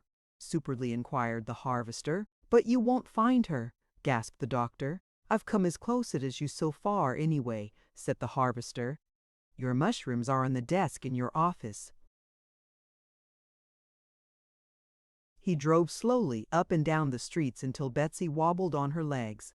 Then he left her to rest and walked until he wobbled, and by that time it was dark, so he went home. At the first hint of dawn he was at work the following morning. With loaded baskets closely covered, he started to Onabasha and began where he had quit the day before. This time he carried a small, crudely fashioned bark basket, leaf-covered, and he rang at the front door with confidence. Everyone seemed to have a maid in that part of the city, for a freshly capped and aproned girl opened the door. "Are there any young women living here?" blandly inquired the harvester. "What's that of your business?" demanded the maid. The harvester flushed but continued, "I am offering something especially intended for young women. If there are none, I will not trouble you." "There are several. Will you please ask them if they would care for bouquets of violets, fresh from the woods? How much are they, and how large are the bunches? Prices differ, and they are the right size to appear well. They had better see for themselves." The maid reached for the basket, but the harvester drew back. "I keep them in my possession," he said. "You may take a sample." He lifted the leaves and drew forth a medium-sized bunch of long-stemmed blue violets with their leaves. The flowers were fresh, crisp, and strong odors of the woods arose from them. "Oh!" cried the maid. "Oh, how lovely!" She hurried away with them and returned carrying a purse. "I want 2 more bunches," she said. "How much are they? Are the girls who want them dark or fair? What difference does that make?" "I have blue violets for blondes, yellow for brunettes, and white for the others." "Well, I never! 1 is fair, and 2 have brown hair and blue eyes." "1 blue and 2 whites," said the harvester calmly, as if matching women's hair and eyes with flowers were an inherited vocation. "They are 20 cents a bunch." "Aha!" he chortled to himself as he whistled to Betsy. "At last we have it. There are no dark-eyed girls here. Now we are making headway." Down the street he went, with varying fortune, but with patience and persistence at every house he at last managed to learn whether there was a dark-eyed girl. There did not seem to be many. Long before his store of yellow violets was gone, the last blue and white had disappeared. But he calmly went on asking for dark-eyed girls and explaining that all the blue and white were taken because fair women were most numerous. At one house the owner, who reminded the harvester of his mother, came to the door. He uncovered and in his suavest tones inquired if a brunette young woman lived there and if she would like a nosegay of yellow violets. "Well, bless my soul," cried she. "What is this world coming to? Do you mean to tell me that there are now able-bodied men offering at our doors flowers to match our girls' complexions?" "Yes, madam," said the harvester gravely, "and also selling them as fast as he can show them, at prices that make a profit very well worth while. I had an equal number of blue and white, but I see the dark girls are very much in the minority. The others were gone long ago, and I now have flowers to offer brunettes only." "Well, forevermore! And you don't call that fiddlin' business for a big, healthy young man?" The harvester's gay laugh was infectious. "I do not," he said. "I have to start as soon as I can see, tramp long distances in wet woods and gather the violets on my knees, make them into bunches, and bring them here in water to keep them fresh. I have another occupation. I only kill time on these, but I would be ashamed to tell you what I have gotten for them this morning." "Humph! I'm glad to hear it," said the woman. "Shame in some form is a sign of grace. I have no use for a human being without a generous supply of it. There is a very beautiful dark-eyed girl in the house, and I will take 2 bunches for her." "How much are they?" "I have only 3 remaining," said the harvester. "Would you like to allow her to make her own selection? When I'm giving things I usually take my choice. I want that and that one. As my stock is so nearly out, I'll make the 2 for 20, said the harvester. "Won't you accept the last one from me, because you remind me just a little of my mother?" "I will indeed," said she. "Thank you very much. I shall love to have them as dearly as any of the girls. I used to gather them when I was a child, but I almost never see the blue ones any more, and I don't know as I ever expected to see a yellow violet again as long as I live." "Where did you get them?" "In my woods," said the harvester. "You see I grow several members of the Viola pedata family, bird's foot, snake and wood violet, and 3 of the odorata, English, marsh, and sweet, for our big drug houses. They use the flowers in making delicate tests for acids and alkalis. The entire plant, flower, seed, leaf, and root goes into different remedies. The beds seed themselves and spread, so I have more than I need for the chemists, and I sell a few. I don't use the white and yellow in my business, I just grow them for their beauty. I also sell my surplus lilies of the valley. Would you like to order some of them for your house or more? Violets for tomorrow? Oh, bless my soul! Do you mean to tell me that lilies of the valley are medicine? The harvester laughed. I grow immense beds of them in the woods on the banks of Loon Lake, he said. They are the complexities modules of the drug houses, and I scarcely know what the weak-hearted people would do without them. I use large quantities in trade, and this season I am selling a few because people so love them. Lilies in medicine. Well, dear me, are roses good for our innards too? Then the harvester did laugh. I imagine the roses you know go into perfumes mostly, he answered. They do. Make medicine of Canadian rock rose and rose bay, laurel and willow. I grow the bushes, but they are not what you would consider roses. I wonder now, said the woman studying the harvester closely, if you are not that queer genius I've heard of, who spends his time hunting and growing stuff in the woods, and people call him the medicine man. I strongly suspect, madam, I am that man, said the harvester. Well, bless me, cried she. I have always wanted to see you, and here when I do, you look just like anybody else. I thought you'd have long hair and be wild-eyed and ferocious. And your talk sounds like out of a book. Well, that beats me. Me too, said the harvester, lifting his hat. You don't want any lilies tomorrow, then? Yes, I do. Medicine or no medicine, I've always liked 'em, and I'm going to keep on liking them. If you can bring me a good-sized bunch after the weak-hearted, corrected the harvester. Well, weak-hearted then, it's all the same thing. If you got any left, as I was saying, you can fetch them to me for the smell. The harvester laughed all the way downtown. There he went to Dr. Carey's office, examined a directory, and got the names of all the numbers where he had sold yellow violets. A few questions when the doctor came in settled all of them, but the flower scheme was better, because the yellow were not so plentiful as the white and blue. Next day he added buttercups and cowslips to his store for the dark girls. When he had rifled his beds for the last time, after 3 weeks of almost daily trips to town, and had paid high prices to small boys, he set searching the adjoining woods until no more flowers could be found. He drove from the outskirts of the city one day toward the hospital, and as he stopped, down the street came Dr. Carey frantically waving to him. As the big car slackened, "Come on, David, quick, I'd seen her," cried the doctor. The harvester jumped from the wagon, through the lines to Belshazzar, and landed in the panting car. "For heaven's sake, where? Are you sure?" The car went speeding down the street. A policeman beckoned and cried after it. "It won't do any good to get arrested, Doc," cautioned the harvester. "Now ride along here," panted Dr. Carey. "Watch both sides sharply. If I stop you, jump out and tell the blamed policemen to get at their job. The party they are hired to find is right under their noses." The harvester began to perspire. "Doc, don't you think you should tell me? Maybe she is in some store. Maybe I could do better on foot."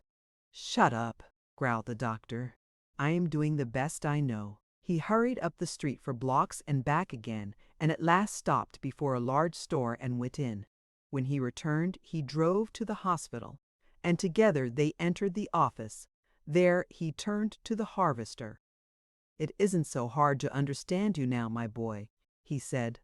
"Shades of Diana, but she'll be a beauty when she gets a little more flesh and color." She came out of Whitlaw's and walked right to the crossing. I almost could have touched her, but I didn't notice. 2 girls passed before me, and in hurrying, a tall, dark one knocked off one of your bunches of yellow violets. She glanced at it and laughed, but let it lay. Then your girl hesitated, stooped, and picked it up. The crazy policeman yelled at me to clear the crossing, and it didn't hit me for a half block.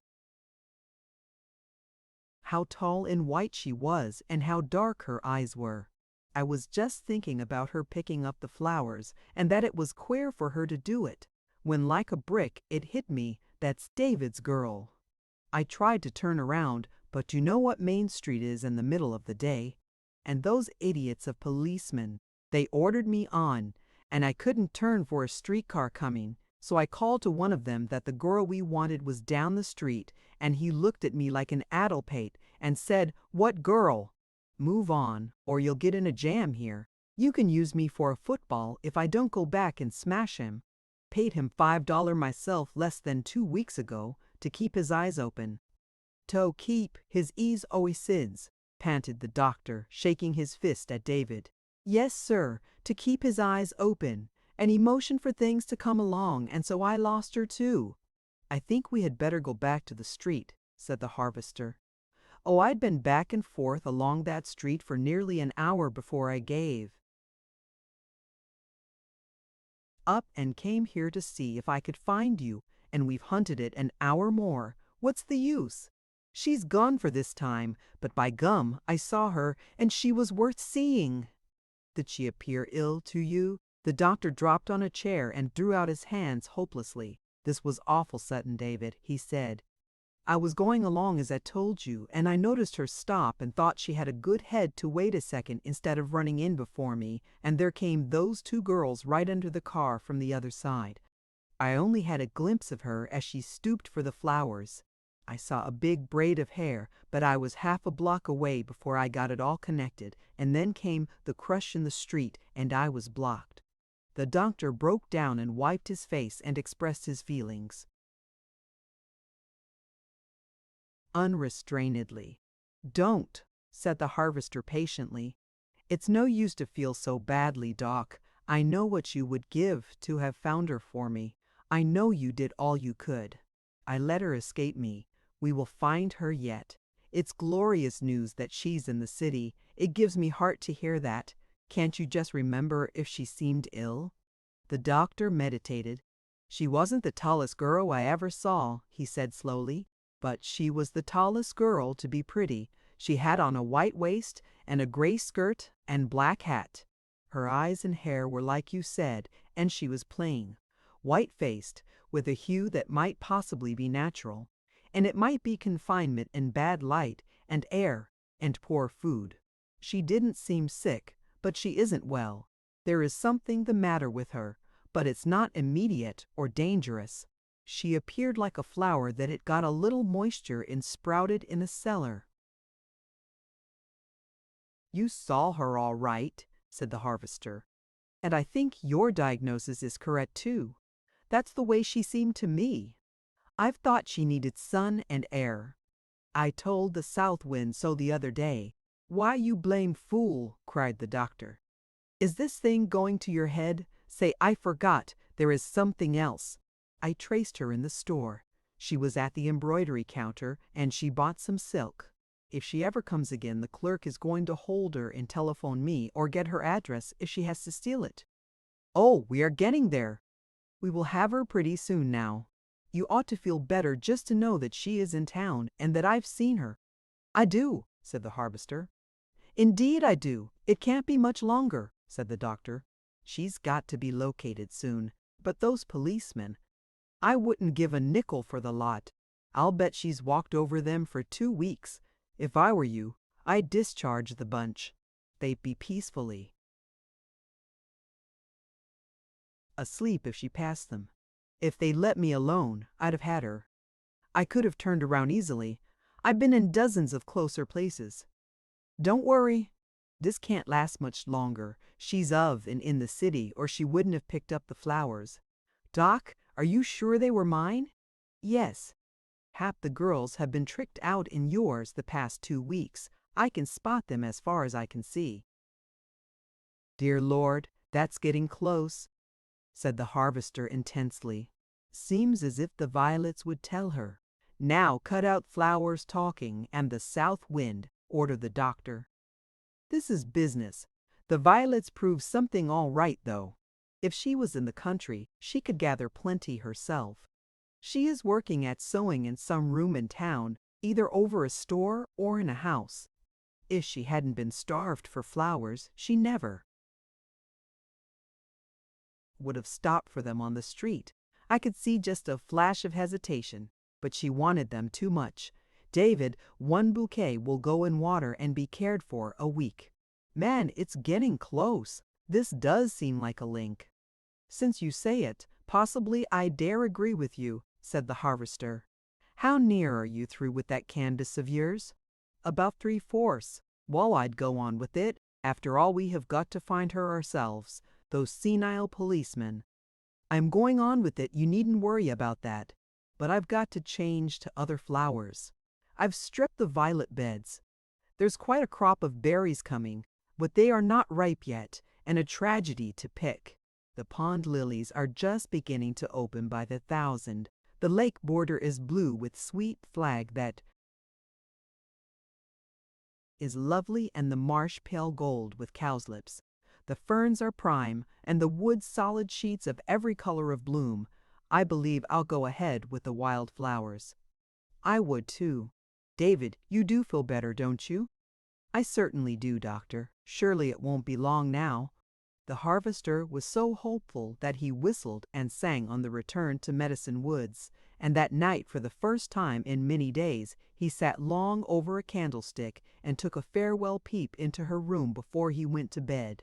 The next day he worked with all his might, harvesting the last remnants of early spring herbs in the dry room and storehouse, and on furniture and candlesticks.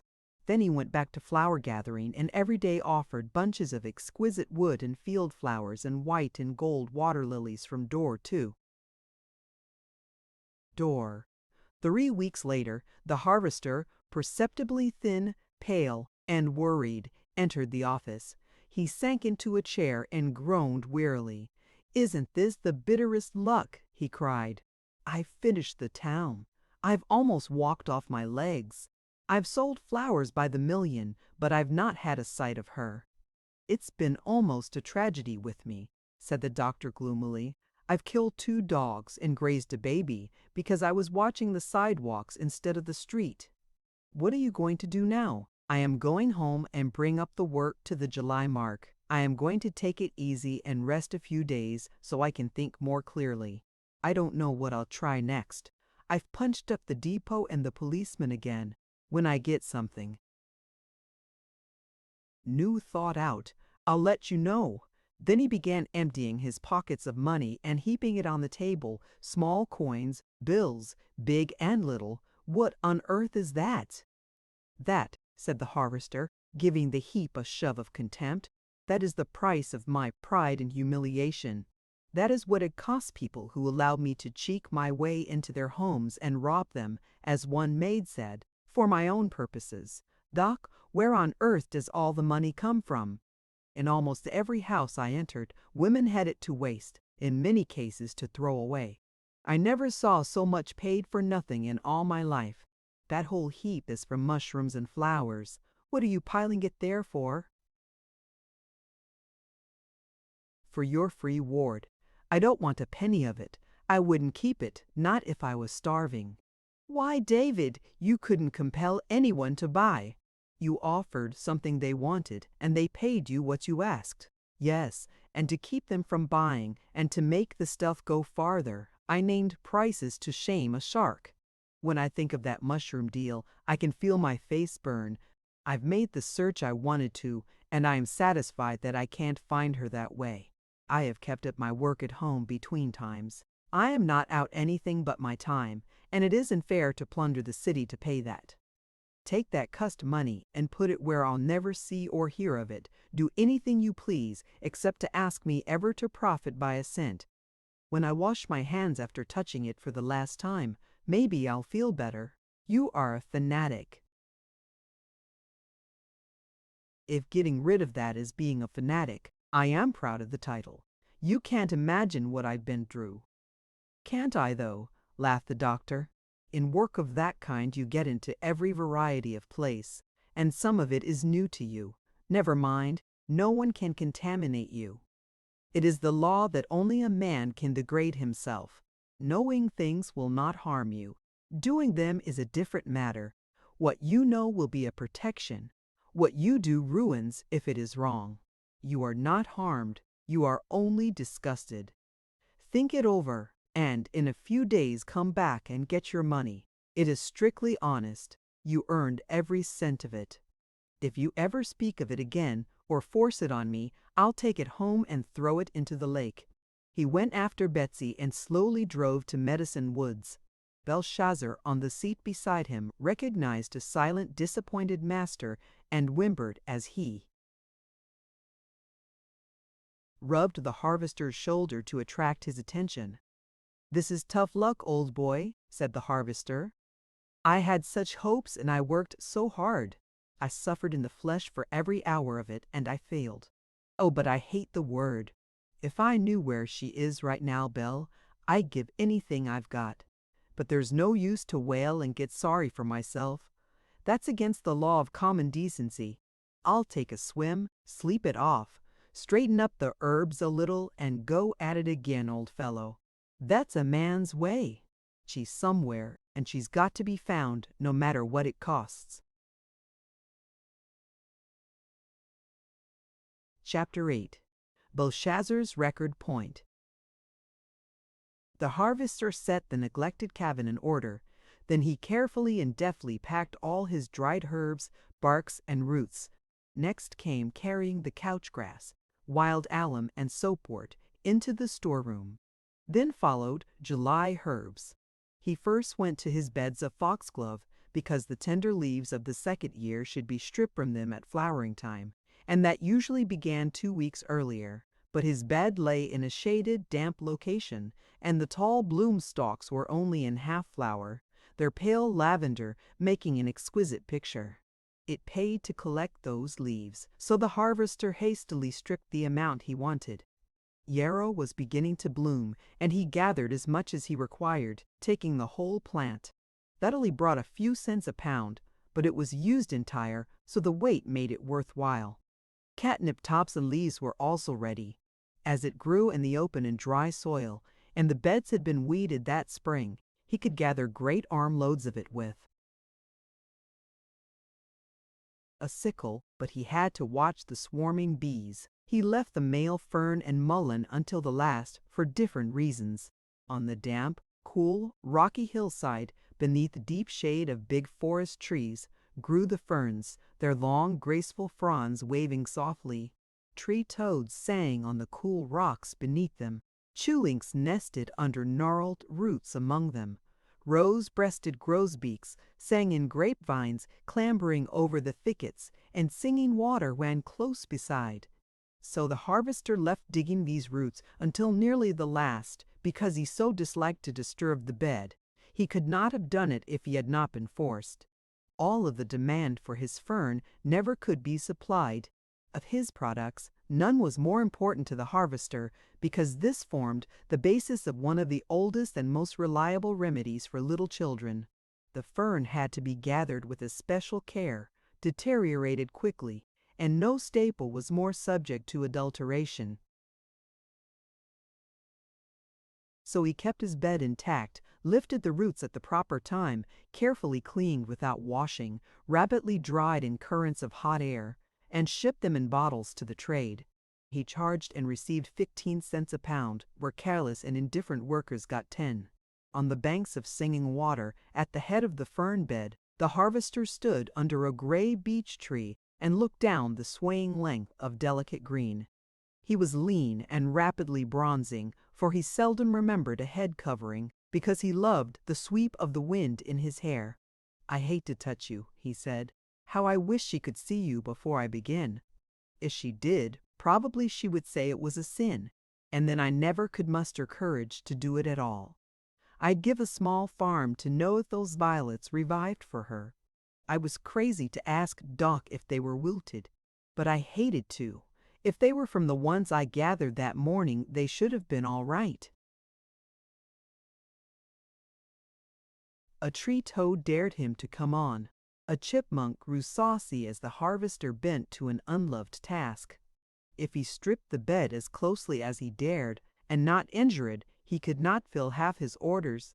So deftly and with swift, skillful fingers and an earnest face, he worked. Belshazzar came down the hill on a rush, nose to earth, and began hunting among the plants. He never could understand why his loved master was so careless as to go to work before he had pronounced it safe. When the fern bed was finished, the harvester took time to make a trip to town, but there was no word waiting him, so he went to the mullein. It lay on a sunny hillside beyond the couch grass and joined a few small fields, the only cleared land of the 600 acres of Medicine Woods. Over rocks and little hills and hollows spread the pale grayish yellow of the green leaves, and from 5 to 7 feet arose the flower stems, while the entire earth between was covered with rosettes of young plants. Belshazzar went before to give warning if any big rattlers curled in the sun on the hillside, and after him followed the harvester, cutting leaves in heaps. That was warm work, and he covered his head with a floppy old straw hat, with wet grass in the crown, and stopped occasionally to rest. He loved that yellow-faced hillside, because so much of his reaping lay in the shade, and commonly his feet sank in dead leaves and damp earth. The change was a rest. He cheerfully stubbed his toes on rocks and endured the heat without complaint. It appeared to him as if a member of every species of butterfly he knew wavered down the hillside. There were golden-brown danais with their black striped wings, jetty troilus with an attempt at trailers, big asterias, velvety black with longer trails and wide bands of yellow dots. Conia were most numerous of all, and to the harvester wonderfully attractive in rich, subdued colors with a wealth of markings and eye spots. Many small moths with transparent wings and noses red as blood flashed past him hunting pollen. Goldfinches intent on thistle bloom wavered through the air trailing mellow happy notes behind them, and often a hummingbird visited the mullein. On the lake, wildlife splashed and chattered incessantly, and sometimes the harvester paused and stood with arms heaved with leaves, to interpret some unusually appealing note of pain or anger or some very attractive melody. The redwings were swarming, the killdeers busy, and he thought of the dream girl and smiled. I wonder if she would like this, he mused. When the mullein leaves were deep on the trays of the dry house, he began on the bloom, and that was a task he loved. Just to lay off the beds in swaths and follow them, deftly picking the stamens and yellow petals from the blooms. These he would dry speedily in hot air, bottle, and send at once to big laboratories. The listed price was 75 cents a pound, but the beautiful golden bottles of the harvester always brought more. The work was worthwhile, and he liked the location and gathering of this particular crop for these reasons. He always left it until the last, and then reveled in the gold of sunshine, bird, butterfly, and flower. Several days were required to harvest the mullein, and during the time the man worked with nimble fingers, while his brain was intensely occupied with the question of what to do next in his search for the girl. When the work was finished, he went to the deep wood to take a peep at acres of thrifty ginseng, and he was satisfied as he surveyed the big bed. Long years he had labored diligently, soon came the reward. He had not realized it before, but as he studied the situation, he saw that he either must begin this harvest at once or employ help. If he waited until September, he could not gather 1/3 of the crop alone. But the roots will weigh less if I take them now, he argued, and I can work at nothing in comfort until I have located her. I will go on with my search and allow the ginseng to grow that much heavier. What a picture! It is folly to disturb this now, for I will lose the seed of every plant I dig, and that is worth almost as much as the root. It is a question whether I want to furnish the market with seed and so raise competition for my bed. I think, be jabbers, that I'll wait for this harvest until the seed is ripe, and then bury part of a head where I dig a root, as the Indians did. That's the idea. The more I grow, the more money, and I may need considerable for her. One thing I'd like to know, are these plants cultivated? All the books quote the wild at highest rates, and all I've ever sold was wild. The start grew here naturally. What I added from the surrounding country was wild, but through and among it I've sown seed I bought, and I've tended it with every care. But this is deep wood and wild conditions. I think I have the perfect right to so label it. I'll ask Doc. And another thing, I'll go through the woods west of Onabasha, where I used to find ginseng, and see if I can get a little, and then take the same amount of plants grown here and make a test. That way I can discover any difference before I go to market. This is my gold mine, and that point is mighty important to me, so I'll go this very day. I used to find it in the woods northeast of town and on the land Jameson bought, west. Wonder if he lives there yet. He should have died of pure meanness long ago. I'll drive to the river and hunt along the bank. Early the following morning, the harvester went to Onabasha and stopped at the hospital for news. Finding none, he went through town and several miles into the country on the other side to a piece of lowland lying along the riverbank where he once had found and carried home to reset a big bed of ginseng. If he could get only a half-pound of roots from there now, they would serve his purpose. He went down the bank, Belshazzar at his heels, and at last found the place. Many trees had been cut, but there remained enough for shade. The fields bore the ragged, unattractive appearance of old. The harvester smiled grimly as he remembered that the man who lived there once had charged him for damage he might do to trees in driving across his woods, and boasted to his neighbors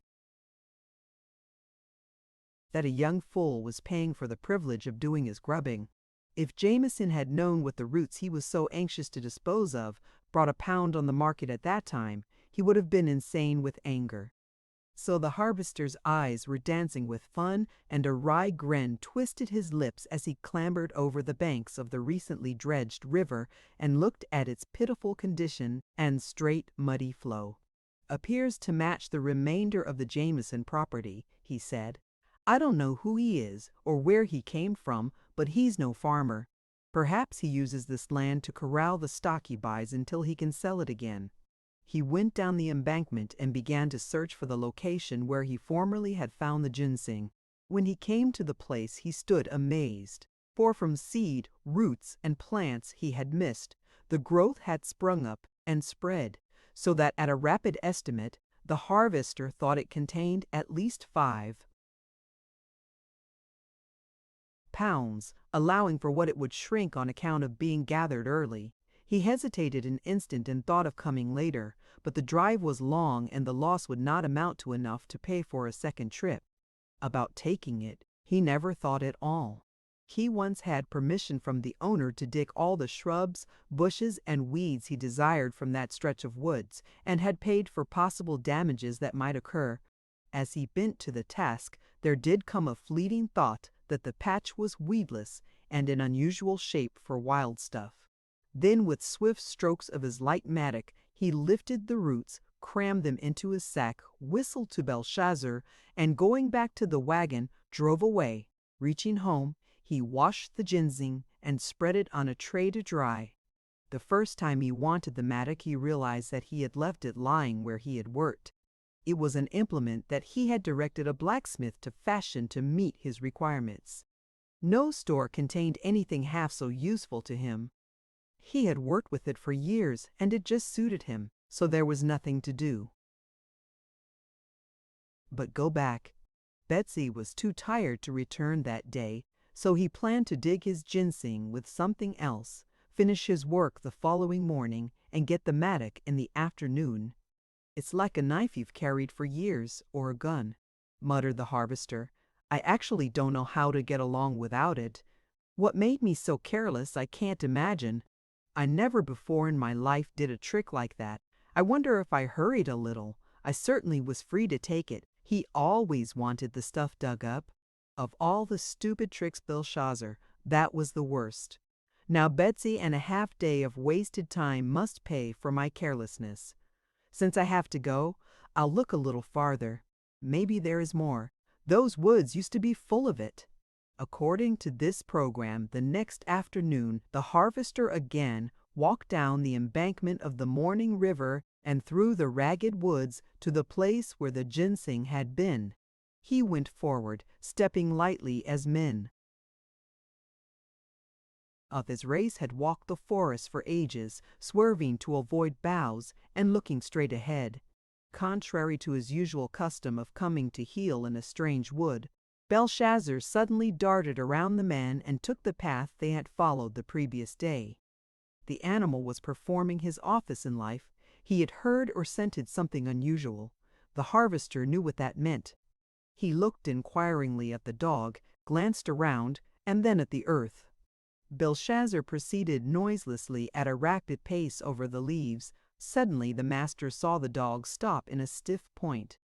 Lifting his feet lightly and straining his eyes before him, the harvester passed a spice thicket and came in line.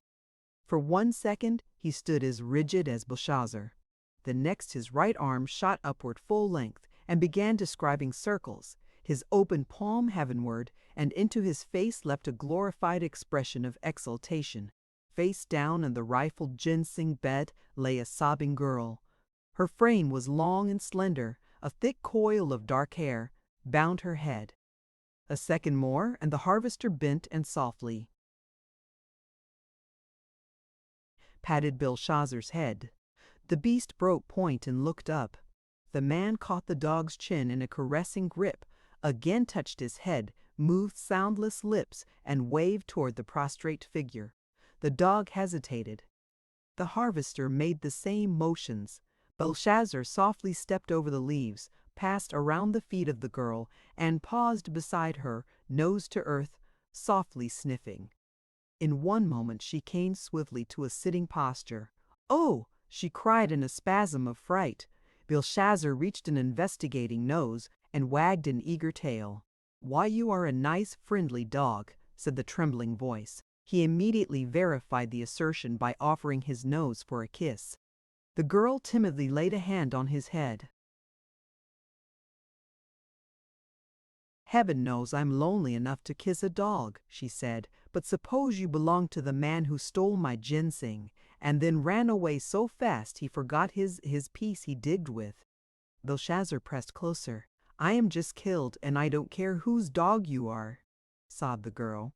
She threw her arms around Belshazzar's neck and laid her white face against his satiny shoulder. The harvester could endure no more. He took a step forward, his face convulsed with pain. "Please don't," he begged. "I took your ginseng. I'll bring it back tomorrow. There wasn't more than $25 or $30 worth. It doesn't amount to 1 tear." The girl arose so quickly, the harvester could not see how she did it. With a duel. Startled fright on her face and the dark eyes swimming, she turned to him in one long look. Words rolled from the lips of the man in a jumble. Behind the tears there was a dull, expressionless blue in the girl's eyes, and her face was so white that it appeared blank. He began talking before she could speak, in an effort to secure forgiveness without condemnation. "You see, I grow it for a living on land I own, and I've always gathered all there was in the country, and no one cared. There never was enough in one place to pay, and no other man wanted to spend the time, and so I've always felt free to take it. Everyone knew I did, and no one ever objected before. Once I paid Henry Jameson for the privilege of cleaning it from these woods. That was 6 or 7 years ago. And it didn't occur to me that I wasn't at liberty to dig what has grown since. I'll bring it back at once and pay you for the shrinkage from gathering it too early. There won't be much over 6 pounds when it's dry. Please, please don't feel badly. Won't you trust me to return it and make good the damage I've done?" The face of the harvester was eager and his tones appealing as he leaned forward trying to make her understand. "Certainly," said the girl as she bent to pat the dog while she dried her eyes under cover of the movement. "Certainly, it can make no difference." But as the harvester drew a deep breath of relief, she suddenly straightened to full height and looked straight at him. "Oh, what is the use to tell a pitiful lie?" she cried. "It does make a difference. It makes all the difference in the world. I need that money. I need it unspeakably. I owe a debt I must pay. What did I understand you to say ginseng is worth? If you will take a few steps, said the harvester, and make yourself comfortable on this log in the shade, I will tell you all I know about it. The girl walked swiftly to the log indicated, seated herself, and waited. The harvester followed to a respectful distance. I can't tell to an ounce what wet roots would weigh, he said as easily as he could command his voice to speak with the heart in him beating wildly. And of course they lose greatly in drying, but I've handled enough that I know the weight I carried home will come to 6 pounds at the very least. Then you must figure on some loss, because I did this before it really was ready. It does not reach full growth until September, and if it is taken too soon, there is a decrease in weight. I will make that up to you when I return it. The troubled eyes were gazing on his face intently, and the harvester studied them as he talked. You would think, then, there would be all of 6 pounds? Yes, said the harvester, closer 8. When I replace the shrinkage, there is bound to be over 7. And how much did I understand you to say it brought a pound? That all depends, answered he. If you cure it yourself and dry it too much, you lose in weight. If you carry it in a small lot to the druggist of Onabasha, probably you will not get over $5 for it. 5? It was a startled cry. How much did you expect? Asked the harvester gently. Uncle Henry said he thought he could get 50 cents a pound for all I could find. If your Uncle Henry has learned at last that ginseng is a saleable article, he should know something about the price also. Will you tell me what he said and how you came to think of gathering roots for the market?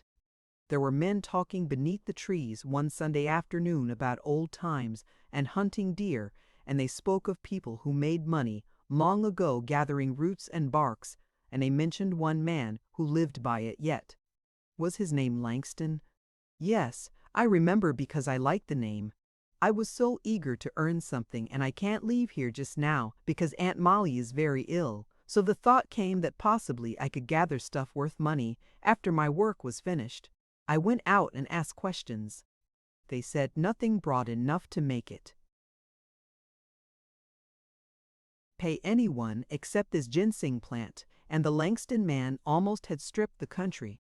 Then Uncle said he used to get stuff here, and he might have got some of that. I asked what it was like, so they told me, and I hunted until I found that, and it seemed a quantity to me. Of course, I didn't know it had to be dried. Uncle took a root I dug to a store, and they told him that it wasn't much used anymore, but they would give him 50 cents a pound for it. What makes you think you can get $5? With your permission, said the harvester. He seated himself on the log, drew from his pocket an old pamphlet, and spreading it before her, ran a pencil along the line of a list of schedule prices for common drug roots and herbs. Because he understood, his eyes were very bright and his voice a trifle crisp. A latent anger springing in his breast was a good curb for his emotions. He was closely acquainted with all of the druggists of Onabasha, and he knew that not one of them had offered less than standard prices for ginseng. The reason I think so, he said gently, is because growing it is the largest part of my occupation, and it was a staple with my father before me. I am David Langston, of whom you heard those men speak. Since I was a very small boy, I have lived by collecting herbs and roots, and I get more for ginseng than anything else. Very early I tired of hunting other people's woods for herbs, so I began transplanting them to my own. I moved that bed out there 7 years ago. What you found has grown since from roots I overlooked and seeds that fell at that time. Now do you think I am enough of an authority to trust my word on the subject? There was not a change of expression on her white face. You surely should know, she said wearily, and you could have no possible object in deceiving me. Please go on. Any country boy or girl can find ginseng, gather, wash and dry it, and get $5 a pound. I can return yours tomorrow, and you can cure and take it to a druggist. I will name you and sell for that. But if you will allow me to make a suggestion, you can get more. Your roots are now on the trays of an evaporating house. They will dry to the proper degree desired by the trade, so that they will not lose an extra ounce in weight, and if I send them with my stuff to big wholesale houses I deal with, they will be graded with the finest wild ginseng. It is worth more than the cultivated, and you will get closer $8 a pound for it than 5. There is some speculation in it, and the market fluctuates, but as a rule, I sell for the highest price the drug brings, and at times when the season is very dry, I set my own prices. Shall I return yours, or may I cure and sell it, and bring you the money? How much trouble would that make you? None. The work of digging and washing is already finished. All that remains is to weigh it and make a memorandum of the amount when I sell. I should very much like to do it. It would be a comfort to see the money go into your hands. If you are afraid to trust me, I will give you the names of several people you can ask concerning me the next time you go to the city.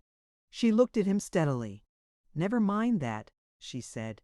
But why do you offer to do it for a stranger? It must be some trouble, no matter how small you represent it to be. Perhaps I'm going to pay you 8 and sell for 10. I don't think you can. 5 sounds fabulous to me. I can't believe that. If you wanted to make money, you needn't have told me you took it. I never would have known. That isn't your reason. Possibly I would like to atone for those tears I caused, said the harvester. Don't think of that. They are of no consequence to anyone. You needn't do anything for me on that account. Don't search for a reason, said the harvester in his gentlest tones. Forget that feature of the case. Say I'm peculiar, and allow me to do it because it would be a pleasure. In close 2 weeks I will bring you the money. Is it a bargain? Yes, if you care to make it. I care very much. We will call that settled. I wish I could tell you what it will mean to me, said the girl. If you only would, pleaded the harvester. I must not burden a stranger with my troubles. But if it would make the stranger so happy, that isn't possible. I must face life and bear what it brings me alone. Not unless you choose, said the harvester.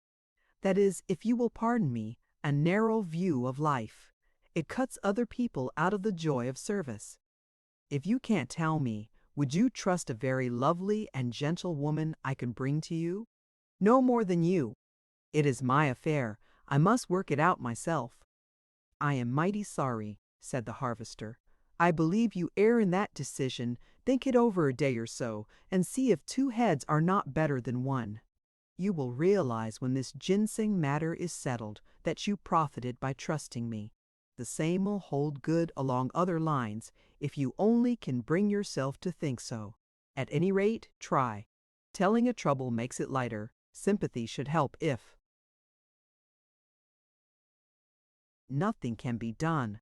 And as for money, I can show you how to earn sums at least worth your time, if you have nothing else you want to do.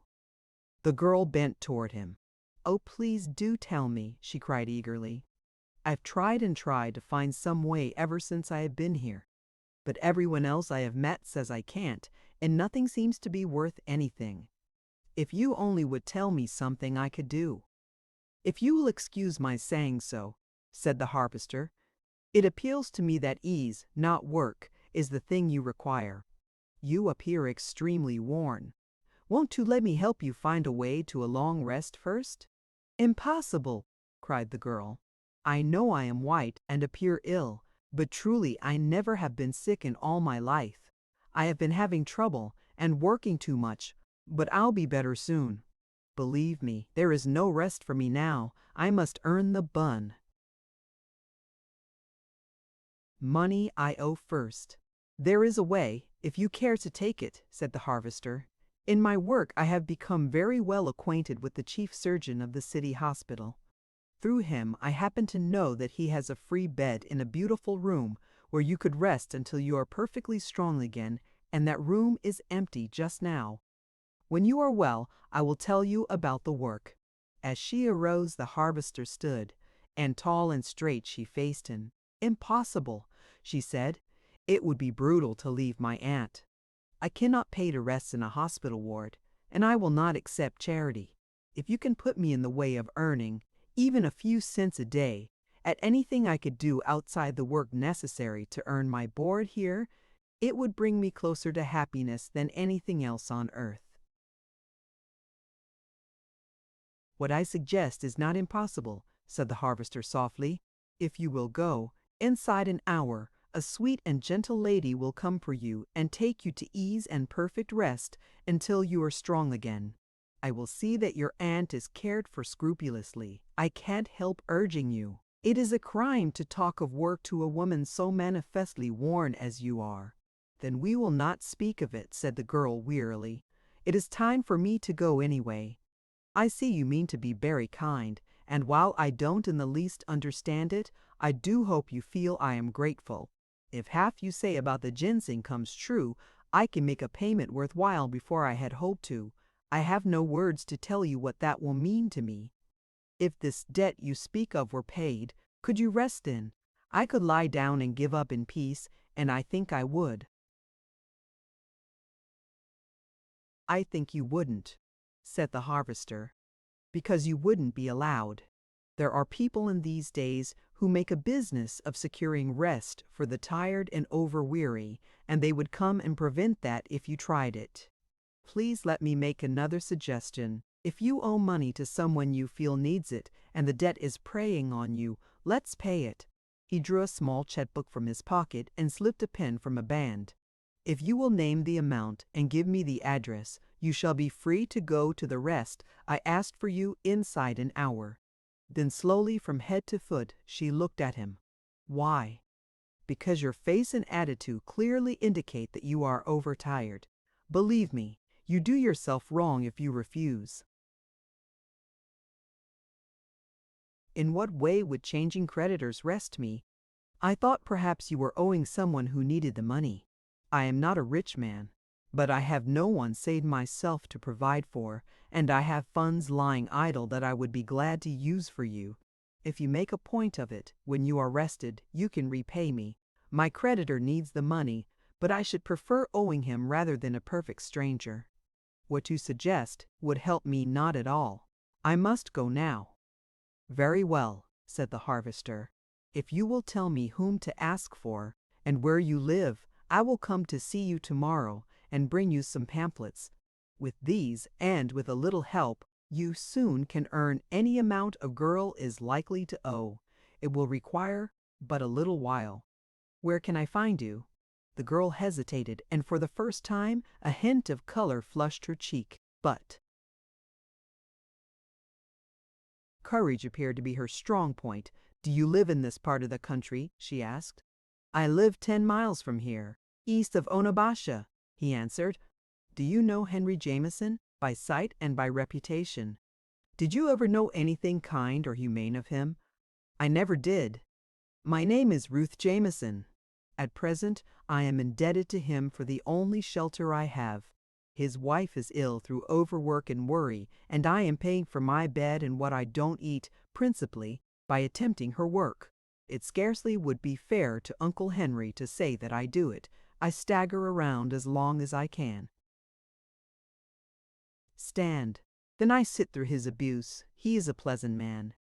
Please don't think I am telling you this to harrow your sympathy further. The reason I explain is because I am driven. If I do not, you will misjudge me when I say that I only can see you here. I understood what you meant when you said Uncle Henry should have known the price of ginseng if he knew it was for sale. He did. He knew what he could get for it and what he meant to pay me. That is one of his original methods with a woman. If he thought I could earn anything worthwhile, he would allow me, if I killed myself doing it, and then he would take the money by force if necessary. So I can meet you here only. I can earn just what I may in secret.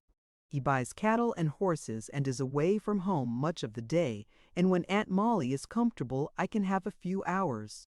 I understand, said the harvester, but this is an added hardship. Why do you remain? Why subject yourself to force and work too heavy for you? Because his is the only roof on earth where I feel I can pay for all I get. I don't care to discuss it. I only want you to say you understand if I ask you to bring the pamphlets here and tell me how I can earn money." "I do," said the harvester earnestly, although his heart was hot in protest. "You may be very sure that I will not misjudge you. Shall I come at 2 o'clock tomorrow, Miss Jameson? If you will be so kind." The harvester stepped aside and she passed him, and crossing the rifled ginseng patch went toward a low brown farmhouse lying in an unkept garden beside a ragged highway. The man sat on the log she had vacated, held his head between his hands, and tried to think, but he could not for big waves of joy that swept over him when he realized that at last he had found her, had spoken with her, and had arranged a meeting for the morrow. "Belshazzar," he said softly, "I wish I could leave you to protect her. Every day you prove to me that I need you, but heaven knows her necessity is greater. Belle, she makes my heart ache until it feels like jelly. There seems to be just one thing to do. Get that fool debt paid like lightning and lift her out of here quicker than that. Now, we will go and see Doc and call off the watchdogs of the law. Ahead of them, aren't we, Belshazzar? There is a better day coming. We feel it in our bones, don't we, old partner?" The harvester started through the woods on a rush, and as the exercise warmed his heart, he grew wonderfully glad. At last he had found her. Uncertainty was over. If ever a girl needed a home and care, he thought she did. He was so jubilant that he felt like crying aloud, shouting for joy. But by and by the years of sober repression made their weight felt. So he climbed into the wagon and politely requested Betsy to make her best time to Onabasha. Betsy had been asked to make haste so frequently of late that she at first almost doubted the sanity of her master, the law of whose life, until recently, had been to take his time.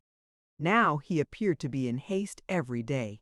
She had become so accustomed to being urged to hurry that she almost had developed a gait. So at the harvester's suggestion, she did her level best to Onabasha and the hospital, where she loved to nose Belshazzar and rest near the watering tap under a big tree. The harvester went down the hall and into the office on the run, and his face appeared like a materialized embodiment of living joy. Dr. Carey turned at his approach and then bounded halfway across the room, his hands outstretched. "You found her, David." The harvester grabbed the hand of his friend and stood pumping it up and down while he gulped at the lump in his throat, and big tears squeezed from his eyes, but he could only nod his proud head. "Found her," exulted Dr. Carey. "Really found her? Well, that's great. Sit down and tell me, boy. Is she sick, as we feared? Did you only see her, or did you get to talk with her?" "Well, sir," said the harvester, choking back his emotions, "you remember that ginseng I told you about getting on the old Jameson place last night. Today I learned I'd lost that hand made mattock. I used most, and I went back for it. And there she was." "In the country?" "Yes, sir. Well, why didn't we think of it before? I suppose first we would have had to satisfy ourselves that she wasn't in town anyway." "Sure, that would be the logical way to go at it. And so you found her?" "Yes, sir, I found her. Just Belshazzar and I. I was going along on my way to the place, and he ran past me and made a stiff point, and when I came up, there she was. There she was. Yes, sir, there she was." They shook hands again. "Then of course you spoke to her." "Yes, I spoke to her. Were you pleased?" "With her speech and manner, yes. But, Doc, if ever a woman needed everything on earth, well, did you get any kind of a start made?" "I couldn't do so very much. I had to go a little slow for fear of frightening her, but I tried to get her to come here, and she won't until a debt she owes is paid, and she's in no condition to work." "Got any idea how much it is?" "No, but it can't be any large sum. I tried to offer to pay it, but she had no hesitation in telling me she preferred owing the man she knew to a stranger." "Well, if she is so particular, how did she come to tell you first thing that she was in debt?" the harvester explained. "Oh, I see," said the doctor. "Well, you'll have to baby her along with the idea that she is earning money and pay her double until you get that off her mind. And while you are at it, put in your best licks, my boy. Perk right up and court her like a house afire." Women like it. All of them do. They glory in feeling that a man is crazy about them. "Well, I'm insane enough over her," said the harvester, "but I'd hate like the nation for her to know it. Seems as if a woman couldn't respect such an addle-pated as I am lately." "Don't you worry about that," advised the doctor. "Just you make love to her. Go at it in the good old-fashioned way. But maybe the good old-fashioned way isn't my way. What's the difference whose way it is if it wins? But Kipling says, 'Each man makes love his own way.' I seem to have heard you mention that name before," said the doctor. "Do you regard him as an authority?" "I do," said the harvester, "especially when he advises me after my own heart and reason. Miss Jameson is not a silly girl. She's a woman, and 24 at least. I don't want her to care for a trick or a pretense.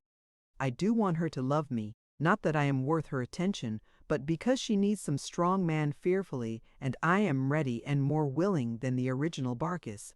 But like him, I have to let her know it in my way and court her according to the promptings of my heart." "You deceive yourself," said the doctor flatly. "That's all bosh. Your tongue says it for the satisfaction of your ears, and it does sound well. You will court her according to your ideas of the conventions as you understand them, and strictly in accordance with what you consider the respect due her. If you had followed the thing you call the promptings of your heart, you would have picked her up by main force and brought her to my best ward, instead of merely suggesting it and giving up when she said no. If you had followed your heart, you would have choked the name and amount out of her and paid that devilish debt. You walk away in a case like that, and then have the nerve to come here and prate to me about following your heart. I'll wager my last dollar your heart is sore because you were not allowed to help her, but on the proposition that you followed its promptings I wouldn't stake a penny."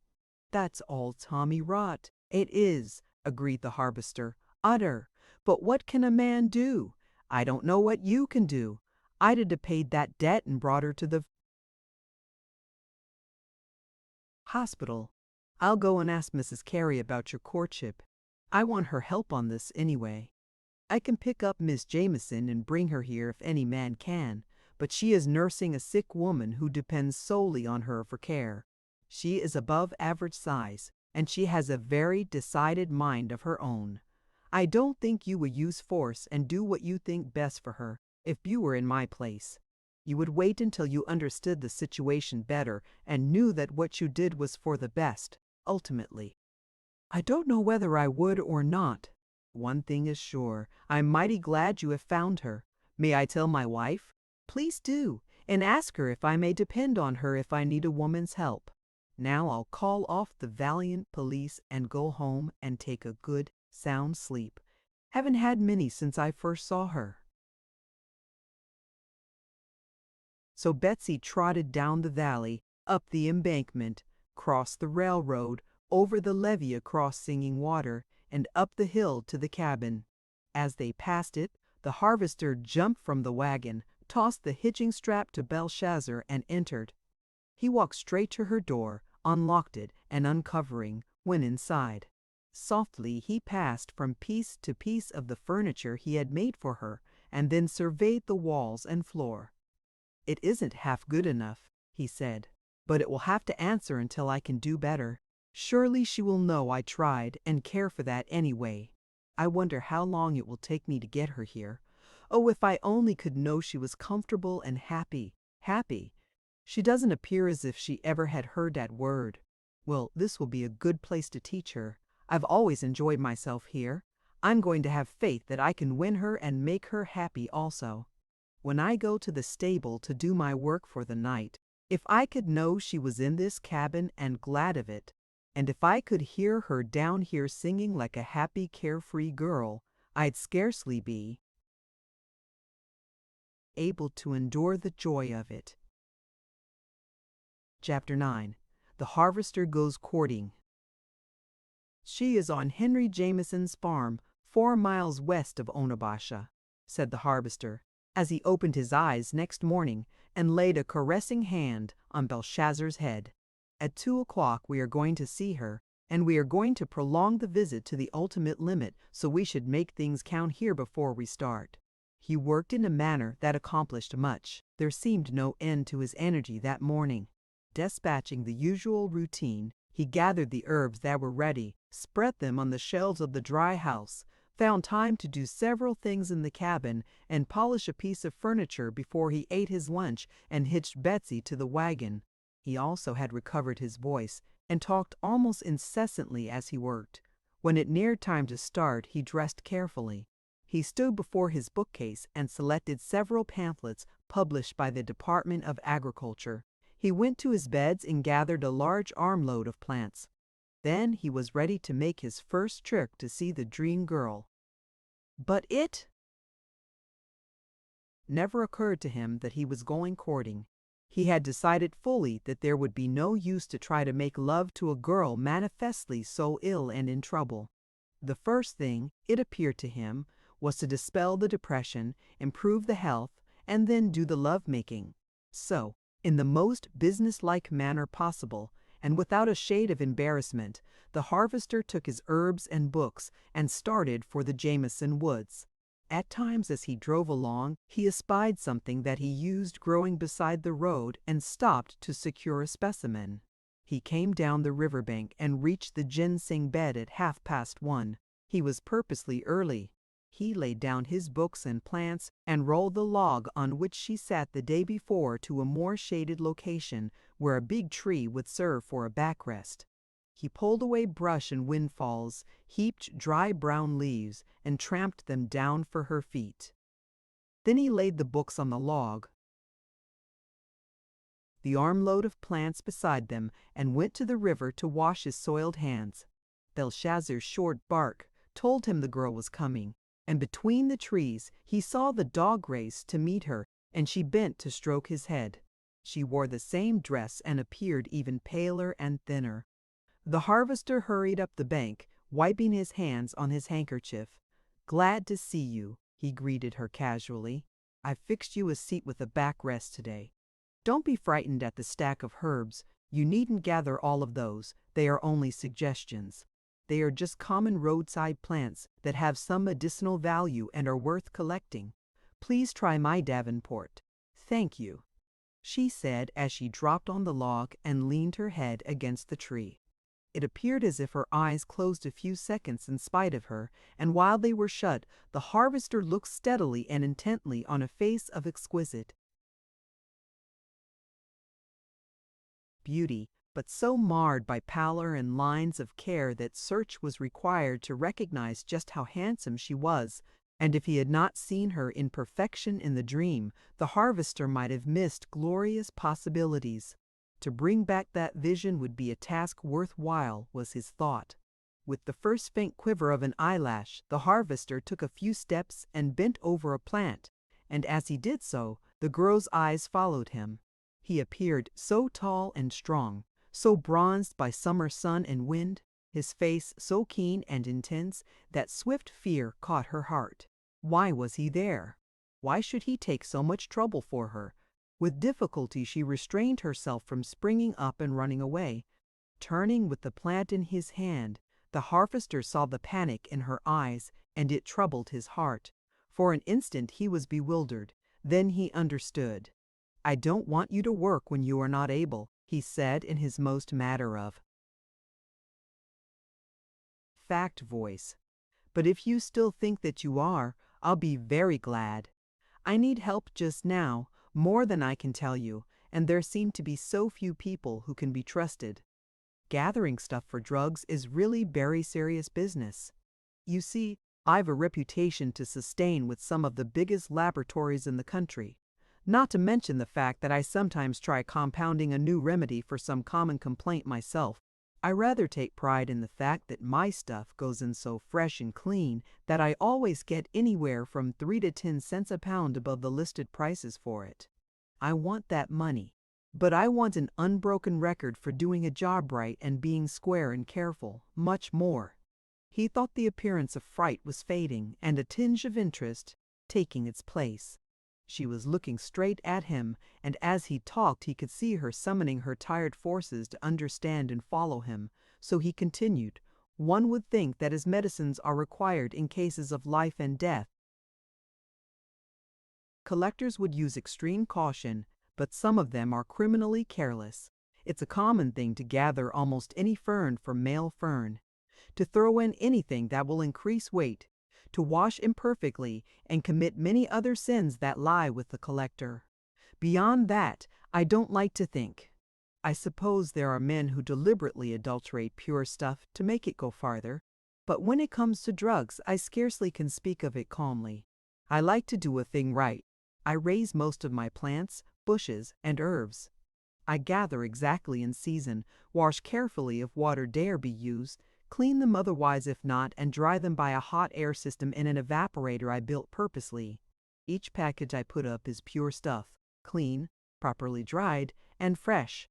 If I caught any man in the act of adulterating any of it, I'm afraid he would get hurt badly, and usually I am a peaceable man.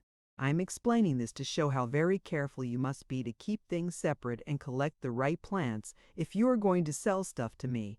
I am extremely particular." The girl was leaning toward him, watching his face, and hers was slowly changing. She was deeply interested, much impressed, and more at ease. When the harvester saw he had talked her into confidence, he crossed the leaves and, sitting on the log beside her, picked up the books and opened one. "Oh, I will be careful," said the girl. "If you will trust me to collect for you, I will undertake only what I am sure I know, and I'll do exactly as you tell me. There are a dozen things that bring a price ranging from 3 to 15 cents a pound that are in season just now. I suppose you would like to begin on some common, easy things that will bring the most money." Without a breath of hesitation, she answered, "I will commence on whatever you are short of and need most to have." The heart of the harvester gave a leap that almost choked him, for he was vividly conscious of a broken shoe she was hiding beneath her skirts. He wanted to say thank you, but he was afraid to, so he turned the leaves of the book. "I am working just now on mullein," he said. "Oh, I know mullein," she cried, with almost a hint of animation in her voice. The tall yellow flower stem rising from a circle of green felt leaves.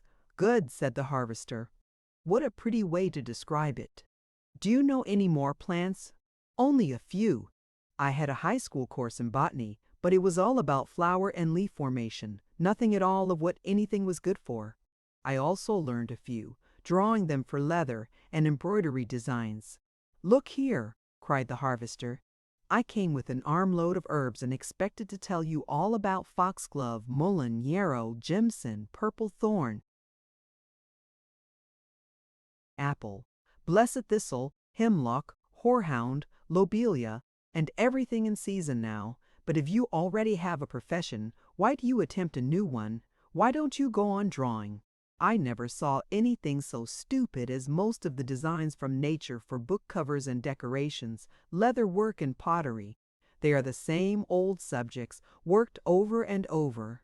If you can draw enough to make original copies, I can furnish you with flowers, vines, birds, and insects, new, unused, and of exquisite beauty, for every month in the year.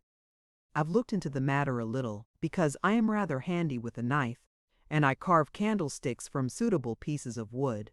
I always have trouble getting my designs copied, securing something new and unusual, never. If you can draw just well enough to reproduce what you see, gathering drugs is too slow and tiresome. What you want to do is to reproduce the subjects I will bring, and I'll buy what I want in my work, and sell the remainder at the arts and crafts stores for you. Or I can find out what they pay for such designs at potteries and ceramic factories. You have no time to spend on herbs when you are in the woods, if you can draw." "I am surely in the woods," said the girl, "and I know I can copy correctly. I often made designs for embroidery and leather for the shop Mother and I worked for in Chicago. Won't they buy them of you now? Undoubtedly. Do they pay anything worthwhile? I don't know how their prices compare with others. One place was all I worked for. I think they pay what is fair. We will find out, said the harvester promptly. I don't think you need waste the time, faltered the girl. I had better gather the plants for a while at least. Collecting crude drug material is not easy, said the harvester. Drawing may not be either, but at least you could sit while you work, and it should bring you more money. Besides, I very much want a moth copied for a candlestick I am carving. Won't you draw that for me? I have some pupae cases and the moths will be out any day now. If I'd bring you one, wouldn't you just make a copy? The girl gripped her hands together and stared straight ahead of her for a second. Then she turned to him. I'd like to, she said, but I have nothing to work with. In Chicago, they furnished my material at the shop, and I drew the design and was paid for the pattern. I didn't know there would be a chance for anything like that here. I haven't even proper pencils. Then the way for you to do this is to strip the first mulling plants you see of the petals. I will pay you 75 cents a pound for them. By the time you get a few pounds, I can have material you need for drawing here, and you can go to work on whatever flowers, vines, and things you can find in the woods, with no thanks to anyone. I can't see that, said the girl. It would appear to me that I would be under more obligations than I could repay, and to a stranger. I figure it this way, said the harvester, watching from the corner of his eye. I can sell at good prices all the mullein flowers I can secure. You collect for me, I buy them. You can use drawing tools. I get them for you, and you pay me with the mullein or out of the ginseng money I owe you. You already have that coming, and it's just as much yours as it will be 10 days from now. You needn't hesitate a second about drawing on it, because I am in a hurry for the moth. Pattern, I find time to carve only at night, you see. As for being under obligations to a stranger, in the first place all the debt would be on my side. I'd get the drugs and the pattern I want, and in the second place, I positively and emphatically refuse to be a stranger.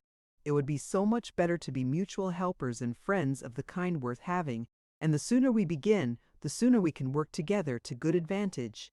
Get that stranger idea out of your head right now, and replace it with thoughts of a new friend who is willing. The harvester detected panic in her eyes and ended casually, to enter a partnership that will be of benefit to both of us.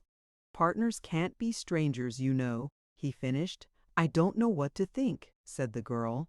Never bother your head with thinking, advised the harvester with an air of large wisdom.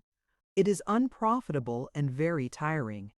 Anyone can see that you are too weary now. Don't dream of such a foolish thing as thinking. Don't worry over motives and obligations.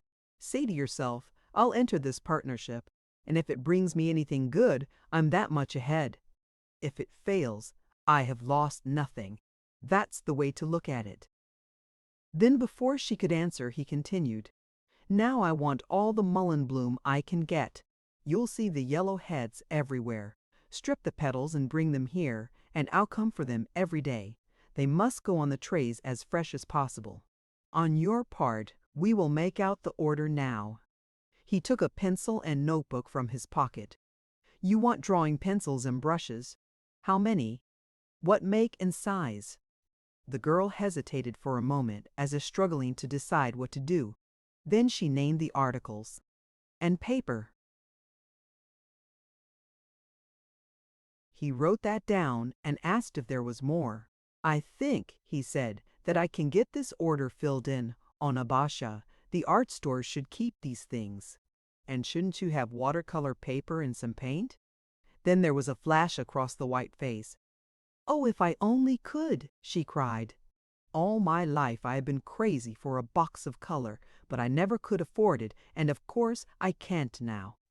But if this splendid plan works and I can earn what I owe, then maybe I can. Well, this splendid plan is going to work. "Don't you bother about that," said the harvester. "It has begun working right now. Don't worry a minute. After things have gone wrong for a certain length of time, they always veer and go right a while as compensation. Don't think of anything, save that you are at the turning. Since it is all settled that we are to be partners, would you name me the figures of the debt that is worrying you? Don't, if you mind. I just thought perhaps we could get along better if I knew. Is it, say, $500? Oh dear, no, cried the girl in a panic. I never could face that. It is not quite 100, and that seems big as a mountain to me. Forget it, he cried. The ginseng will pay more than half. That I know. I can bring you the cash in a little over a week. She started to speak, hesitated, and at last turned to him. Would you mind, she said, if I asked you to keep it until I can find a way to go to town? It's too far to walk and I don't know how to send it. Would I dare put it in a letter? Never, said the harvester. You want a draft. That money will be too precious to run any risks. I'll bring it to you, and you can write a note and explain to whom you want it paid, and I'll take it to the bank for you and get your draft. Then you can write a letter, and half your worry will be over safely. It must be done in a sure way, said the girl. If I knew I had the money to pay that much on what I owe and then lost it, I simply could not endure it. I would lie down and give up as Aunt Molly has. Forget that too, said the harvester. Wipe out all the past that has pain in it. The future is going to be beautifully bright. That little bird on the bush there just told me so, and you are always safe when you trust the feathered folk. If you are going to live in the country any length of time, you must know them, and they will become a great comfort. Are you planning to be here long? I have no plans. After what I saw Chicago do to my mother, I would rather finish life in the open than return to the city. It is horrible here, but at least I'm not hungry and not afraid all the time. Gracious heaven, cried the harvester. Do you mean to say that you are afraid any part of the time?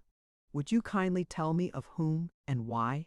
You should know without being told that when a woman born and reared in a city, and all her life confined there, steps into the woods for the first time, she's bound to be afraid. The last few weeks constitute my entire experience with the country, and I'm in mortal fear that snakes will drop from trees and bushes or spring from the ground. Some places I think I'm sinking, and whenever a bush catches my skirts, it seems as if something dreadful is reaching up for me. There is a possibility of horror lurking behind every tree, and stop, cried the harvester. I can't endure it. Do you mean to tell me that you are afraid here and now? She met his eye squarely. Yes, she said, it almost makes me ill to sit on this log without taking a stick and poking all around it first. Every minute I think something is going to strike me in the back or drop on my head. The harvester grew very white beneath the tan, and that developed a nice sickly green complexion for him. Am I part of your tortures? He asked tersely. Why shouldn't you be? She answered. What do I know of you or your motives or why you are here? I have had no experience with the atmosphere that breeds such an attitude in a girl. That is a thing for which to thank heaven. Undoubtedly it is gracious to you. My life has been different. Yet in mortal terror of the woods and probably equal fear of me, you are here and asking for work that will keep you here. I would go through fire and flood for the money I owe. After that debt is paid, she threw out her hands in a hopeless gesture. The harvester drew forth a roll of bills and tossed them into her lap. For the love of mercy, take what you need and pay it, he said. Then get a floor under your feet and try, I beg of you, try to force yourself to have confidence in me, until I do something that gives you the least reason for distrusting me. She picked up the money and gave it a contemptuous whirl that landed it at his feet. What greater cause of distrust could I have by any possibility than just that? She asked. The harvester arose hastily, and taking several steps, he stood with folded arms, his back turned. The girl sat watching him with wide eyes, the dull blue plain in their dusky depths. When he did not speak, she grew restless. At last, she slowly arose, and circling him, looked into his face.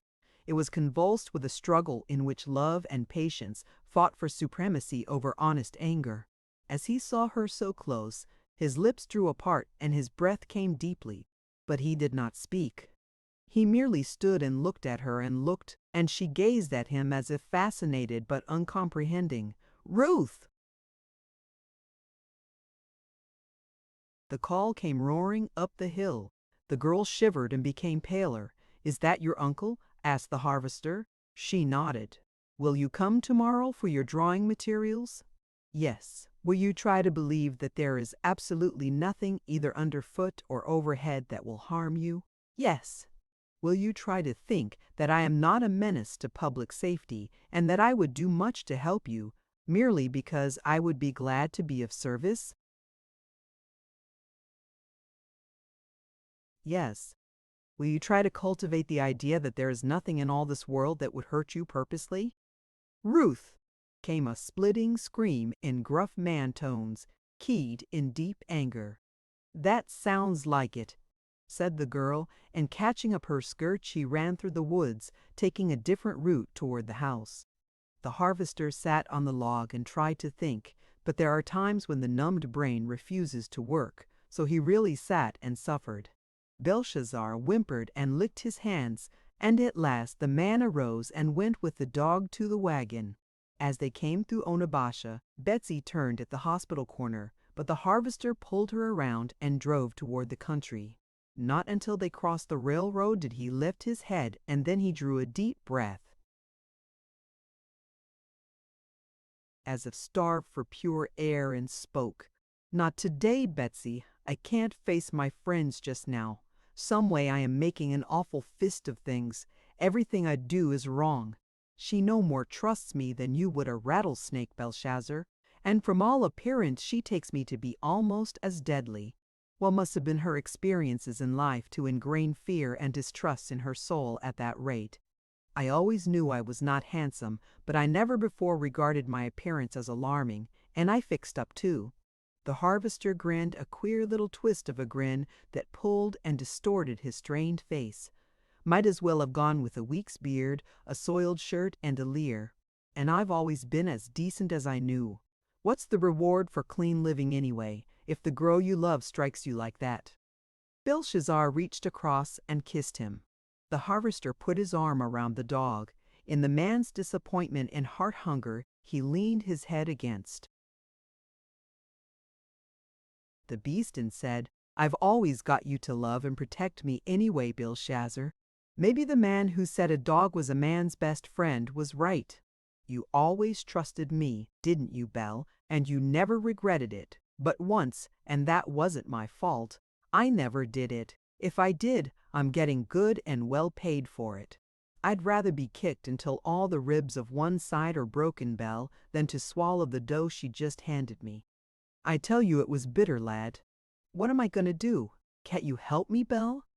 Belshazzar quivered in anxiety to offer the comfort he could not speak. "Of course you are right. You always are, Belle," said the harvester. "I know what you are trying to tell me."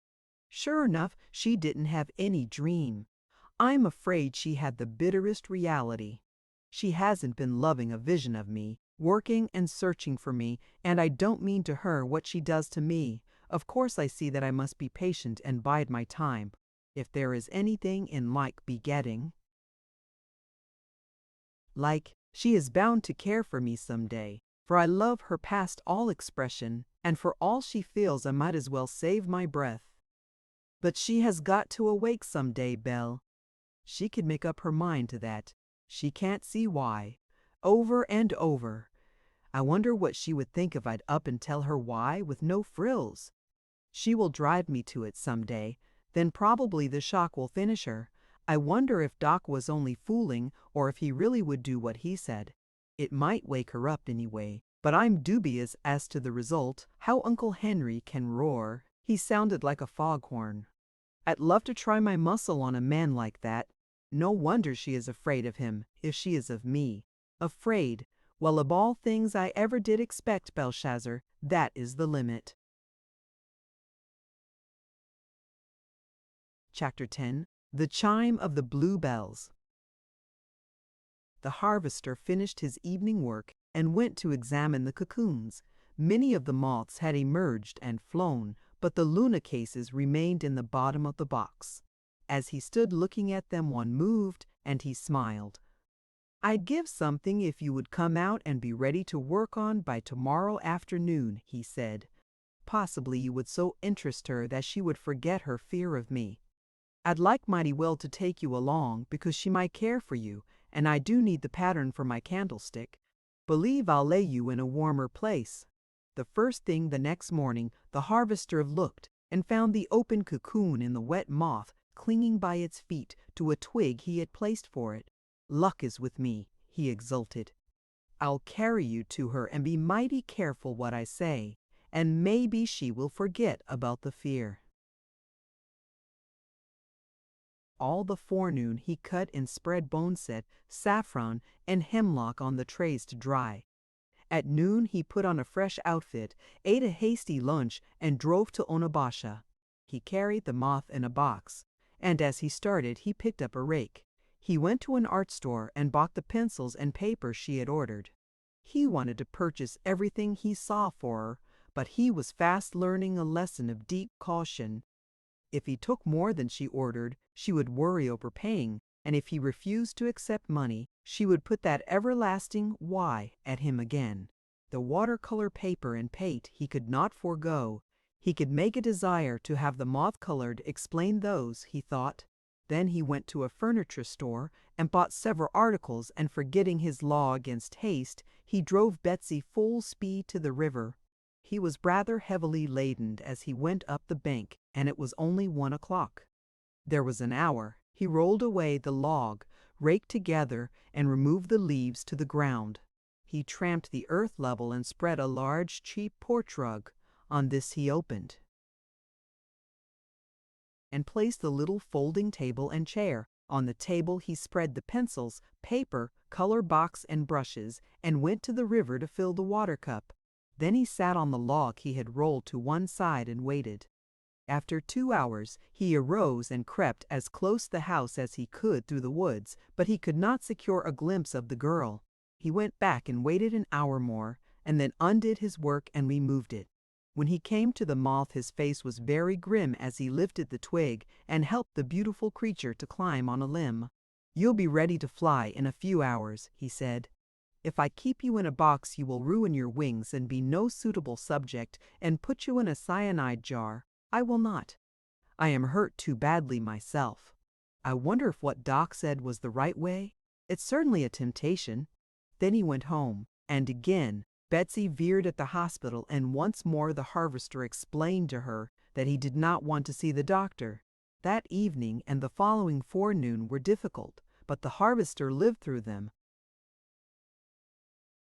and in the afternoon went back to the woods, spread his rug, and set up the table. Only one streak of luck brightened the gloom in his heart. A yellow emperor had emerged in the night, and now occupied the place of yesterday's Luna. She never need know it was not the one he wanted, and it would make an excuse for the color box. He was watching intently and saw her coming a long way off. He noticed that she looked neither right nor left, but came straight as if walking a bridge. As she reached the place, she glanced hastily around and then at him. The harvester forgave her everything as he saw the look of relief with which she stepped upon the carpet. Then she turned to him. "I won't have to ask why this time," she said. "I know that you did it because I was baby enough to tell what a coward I am. I'm sure you can't afford it, and I know you shouldn't have done it, but oh, what a comfort, if you will promise never to do any such expensive, foolish, kind thing again. I'll say thank you this time. I couldn't come yesterday because Aunt Molly was worse and Uncle Henry was at home all day." "I supposed it was something like that," said the harvester. She advanced and handed him the roll of bills. "I had a feeling you would be reckless," she said. "I saw it in your face, so I came back as soon as I could steal away, and sure enough, there lay your money and the books and everything. I hid them in the thicket, so they will be all right. I've almost prayed it wouldn't rain. I didn't dare carry them to the house. Please take the money. I haven't time to argue about it or strength, but of course I can't possibly use it unless I earn it. I'm so anxious to see the pencils and paper." The harvester thrust the money into his pocket. The girl went to the table, opened and spread the paper, and took out the pencils. "Is my subject in here?" She touched the color box. "No, the other." "Is it alive? May I open it?" "We will be very careful at first," said the harvester. "It only left its case in the night and may fly. When the weather is so warm, the wings develop rapidly. Perhaps if I removed the lid." He took off the cover, exposing a big moth, its lovely pale yellow wings, flecked with heliotrope, outspread as it clung to a twig in the box. The girl leaned forward. "What is it?" she asked. "One of the big night moths that emerge and fly a few hours in June." "Is this what you want for your candlestick?" "If I can't do better, there is one other I prefer, but it may not come at a time that you can get it right." "What do you mean by right?" "So that you can copy it before it wants to fly. Why don't you chloroform and pin it until I am ready? I am not in the business of killing and impaling exquisite creatures like that." "Do you mean that if I can't draw it when it is just right, you will let it go?" "I do." "Why?" "I told you why. I know you said you were not in the business, but why wouldn't you take only one you really wanted to use?" "I would be afraid," replied the harvester. "Afraid, you? I must have a mighty good reason before I kill," said the man. "I cannot give life. I have no right to take it away. I will let my statement stand. I am afraid." "Of what, please?" "An indefinable something that follows me and makes me suffer if I am wantonly cruel." "Is there any particular pose in which you want this bird placed?" "Allow me to present you to the Yellow Emperor, known in the books as Eagles Imperialis," he said. "I want him as he clings naturally and life-size." She took up a pencil. "If you don't mind," said the harvester, "would you draw on this other paper? I very much want the color, also, and you can use it on this. I brought a box along, and I'll get you water. I had it all ready yesterday. Did you have this same moth?" "No, I had another." "Did you have the one you wanted most?" "Yes, but it's no difference." "And you let it go because I was not here?" "No. It went on account of exquisite beauty. If kept in confinement, it would struggle and break its wings. You see, that one was a delicate green, where this is yellow, plain pale blue-green, with a lavender rib here, and long curled trailers edged with pale yellow, and eye spots rimmed with red and black." As the harvester talked, he indicated the points of difference with the pencil he had picked up. Now he laid it down and retreated beyond the limits of the rug. "I see," said the girl. "And this is color?" She touched the box. "A few colors, rather," said the harvester. "I selected enough to fill the box, with the help of the clerk who sold them to me. If they are not right, I have permission to return and exchange them for anything you want." With eager fingers she opened the box and bent over it, a face filled with interest. "Oh, how I've always wanted this. I scarcely can wait to try it. I do hope I can have it for my very own. Was it quite expensive?" "No, very cheap," said the harvester. "The paper isn't worth mentioning. The little empty tin box was only a few cents, and the paints differ according to color. Some appear to be more than others. I was surprised that the outfit was so inexpensive." A skeptical little smile wavered on the girl's face as she drew her slender fingers across the trays of bright color. "If one dared accept your word, you really would be a comfort," she said as she resolutely closed the box, pushed it away, and picked up a pencil.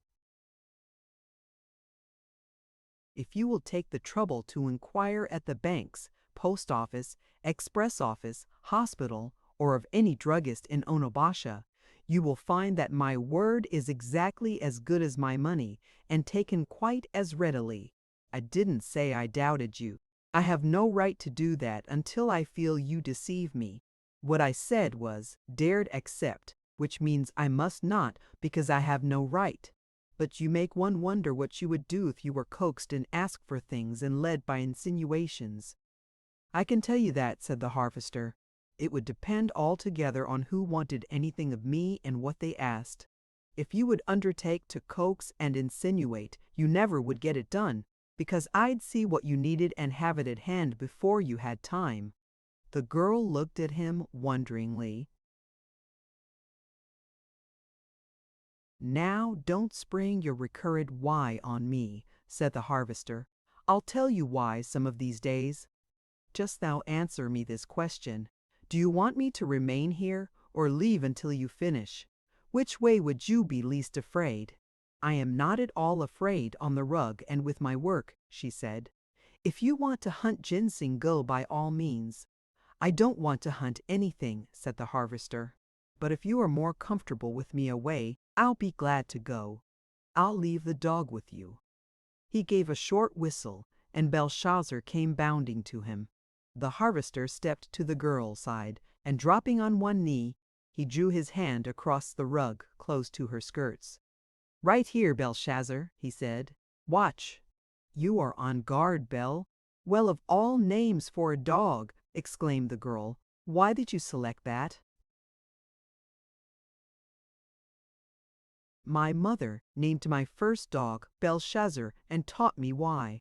So each of the 3 I've owned since have been christened the same.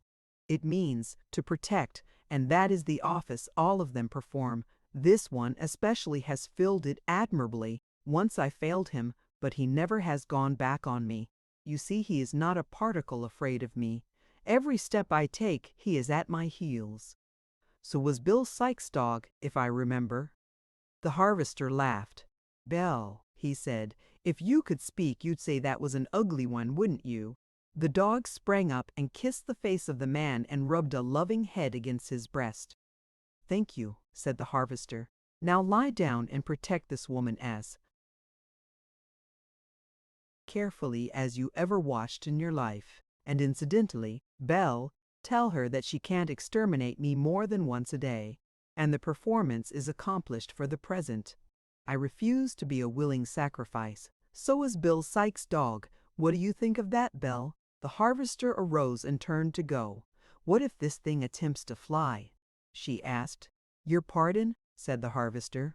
If the emperor moves, slide the lid over the box a few seconds until he settles and clings quietly again, and then slowly draw it away. If you are careful not to jar the table heavily, he will not go for hours yet. Again he turned. If there is no danger, why do you leave the dog? For company, said the harvester. I thought you would prefer an animal you are not afraid of to a man you are. But let me tell you, there is no necessity for either. I know a woman who goes alone and unafraid through every foot of woods in this part of the country. She has climbed, crept, and waded, and she tells me she never saw but 2 venomous snakes this side of Michigan. Nothing ever dropped on her or sprang at her. She feels as secure in the woods as she does at home. Isn't she afraid of snakes? She dislikes snakes, but she is not afraid, or she would not risk encountering them daily. Do you ever find any? Harmless little ones, often. That is, Belle does. He is always nosing for them. Because he understands that I work in the earth. I think I have encountered 3 dangerous ones in my life. I will guarantee you will not find one in these woods. They are too open and too much cleared. Then why leave the dog? I thought, said the harvester patiently, that your uncle might have turned in some of his cattle, or if pigs came here, the dog could chase them away. She looked at him with utter panic in her face. I am far more afraid of a cow than a snake, she cried. It is so much bigger. How did you ever come into these woods alone far enough to find the ginseng? Asked the harvester. Answer me that. I wore Uncle Henry's top boots and carried a rake, and I suffered tortures, she replied. But you hunted until you found what you wanted and came again to keep watch on it. I was driven, simply forced. There's no use to discuss it. Well, thank the Lord for one thing, said the harvester. You didn't appear half so terrified at the sight of me as you did at the mere mention of a cow. I have risen inestimably in my own self-respect. Belshazzar, you may pursue the elusive chipmunk. I am going to guard this woman myself, and please, kind fates, send a ferocious cow this way, in order that I may prove my valor. The girl's face flushed slightly, and she could not restrain a laugh. That was all the harvester hoped for, and more. He went beyond the edge of the rug and sat on the leaves under a tree. She bent over her work, and only bird and insect notes and occasionally Belshazzar's excited bark broke the silence. The harvester stretched on the ground, his eyes feasting on the girl. Intensely he watched every movement. If a squirrel barked, she gave a nervous start, so precipitate it seemed as if it must hurt. If a windfall came rattling down, she appeared ready to fly in headlong terror in any direction. At last she dropped her pencil and looked at him helplessly. "What is it?" he asked. "The silence and these awful crashes when one doesn't know what is coming," she said. "Will it bother you if I talk? Perhaps the sound of my voice will help. I am accustomed to working when people talk, and it will be a comfort. I may be able to follow you, and that will prevent me from thinking. There are dreadful things in my mind when they are not driven out. Please talk. Tell me about the herbs you gathered this morning." The harvester gave the girl one long look as she bent over her work. He was vividly conscious of the graceful curves of her little figure, the coil of dark silky hair, softly waving around her temples and neck, and when her eyes turned in his direction, he knew that it was only the white, drawn face that restrained him. He was almost forced to tell her how he loved and longed for her, about the home he had prepared, of 1,000 personal interests. Instead, he took a firm grip and said casually, "Foxglove harvest is over. This plant has to be taken when the leaves are in second-year growth and at bloom time.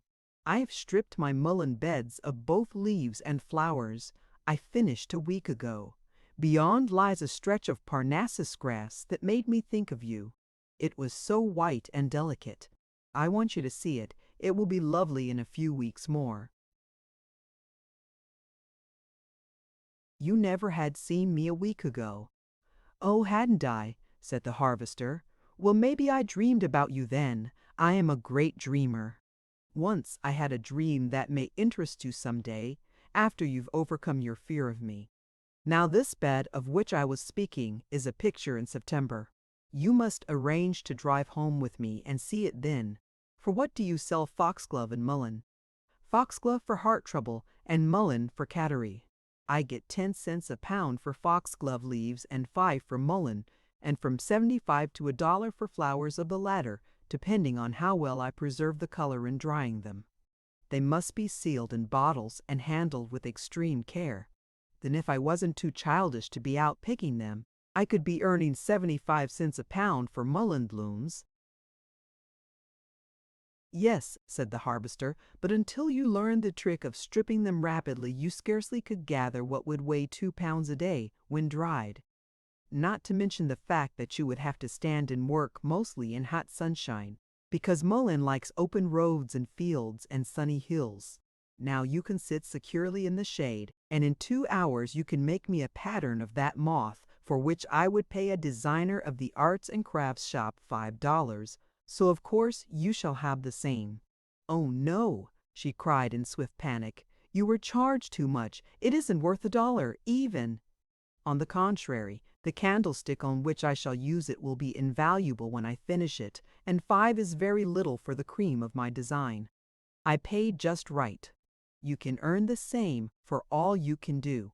If you can embroider linen, they pay good prices for that too, and wood carving, metalwork, or leather things. May I see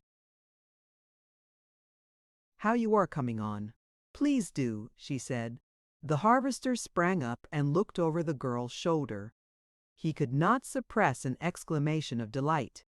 Perfect, he cried. You can surpass their best drafting at the shop. Your fortune is made. Any time you want to go to Onabasha, you can make enough to pay your board, dress you well, and save something every week. You must leave here as soon as you can manage it. When can you go? I don't know, she said wearily. I'd hate to tell you how full of aches I am. I could not work much just now if I had the best opportunities in the world. I must grow stronger. You should not work at anything until you are well, he said. It is a crime against nature to drive yourself. Why will you not allow? Do you really think, with a little practice, I can draw designs that will sell? The harvester picked up the sheet.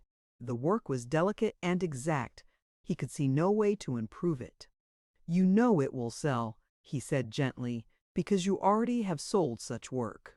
But not for the prices you offer. The prices I name are going to be for NDS, SCNS. I've got 1,000 in my head that old Mother Nature shows me in the woods and on the water every day. But those are yours. I can't take them. You must, said the harvester. I only see and recognize studies. I can't materialize them, and until they are drawn, no one can profit by them. In this partnership, we revolutionize decorative art. There are actually birds besides fat robins and nondescript swallows. The crane and heron do not monopolize the water. Wild rose and goldenrod are not the only flowers. The other day I was gathering lobelia. The seeds are used in tonic preparations. It has an upright stem with flowers scattered along it. In itself it is not much, but close beside it always grows its cousin, tall bellflower. As the name indicates, the flowers are bell-shaped, and I can't begin to describe their grace, beauty, and delicate blue color. They ring my strongest call to worship. My work keeps me in the woods so much. I remain there for my religion also. Whenever I find these flowers, I always pause for a little service of my own that begins by reciting these lines.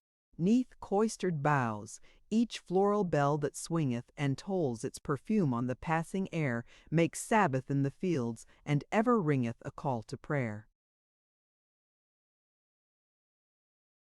Beautiful, said the girl. It's mighty convenient, explained the harvester. By my method, you see, you don't have to wait for your day and hour of worship. Anywhere the blue bell rings its call, it is Sunday in the woods and in your heart. After I recite that, I pray my prayer. Go on, said the girl. This is no place to stop. It is always one and the same prayer, and there are only 2 lines of it, said the harvester. It runs this way. Let me take your pencil, and I will write it for you. He bent over her shoulder and traced these lines on a scrap of the wrapping paper. Almighty Evolver of the universe, help me to keep my soul and body clean, and at all times to do unto others as I would be done by. Amen. The girl took the slip and sat studying it. Then she raised her eyes to his face curiously, but with a tinge of awe in them. I can see you standing over a blue bell-shaped flower reciting those exquisite lines and praying this wonderful prayer, she said. Yesterday you allowed the moth you were willing to pay $5 for a drawing of to go because you wouldn't risk breaking its wings. Why, you are more like a woman. A red stream crimsoned the harvester's face. Well, heretofore I have been considered strictly masculine, he said. To appreciate beauty or to try to be just commonly decent is not exclusively feminine. You must remember there are painters, poets, musicians, workers in art along almost any line you could mention, and no one calls them feminine, but there is one good thing if I am, you need no longer fear me. If you should see me, muck-covered, grubbing in the earth or on a raft washing roots in the lake, you would not consider me like a woman. Would it be any discredit if I did? I think not. I merely meant that most men would not see or hear the bluebell at all, and as for the poem and prayer, If the woods make a man with such fiber in his soul, I must learn them if they half kill me. You harp on death, try to forget the word. I have faced it for months and seen it do its grinding worst very recently to the only thing on earth I loved, or that loved me. I have no desire to forget. Tell me more about the plants. Forgive me, said the harvester gently.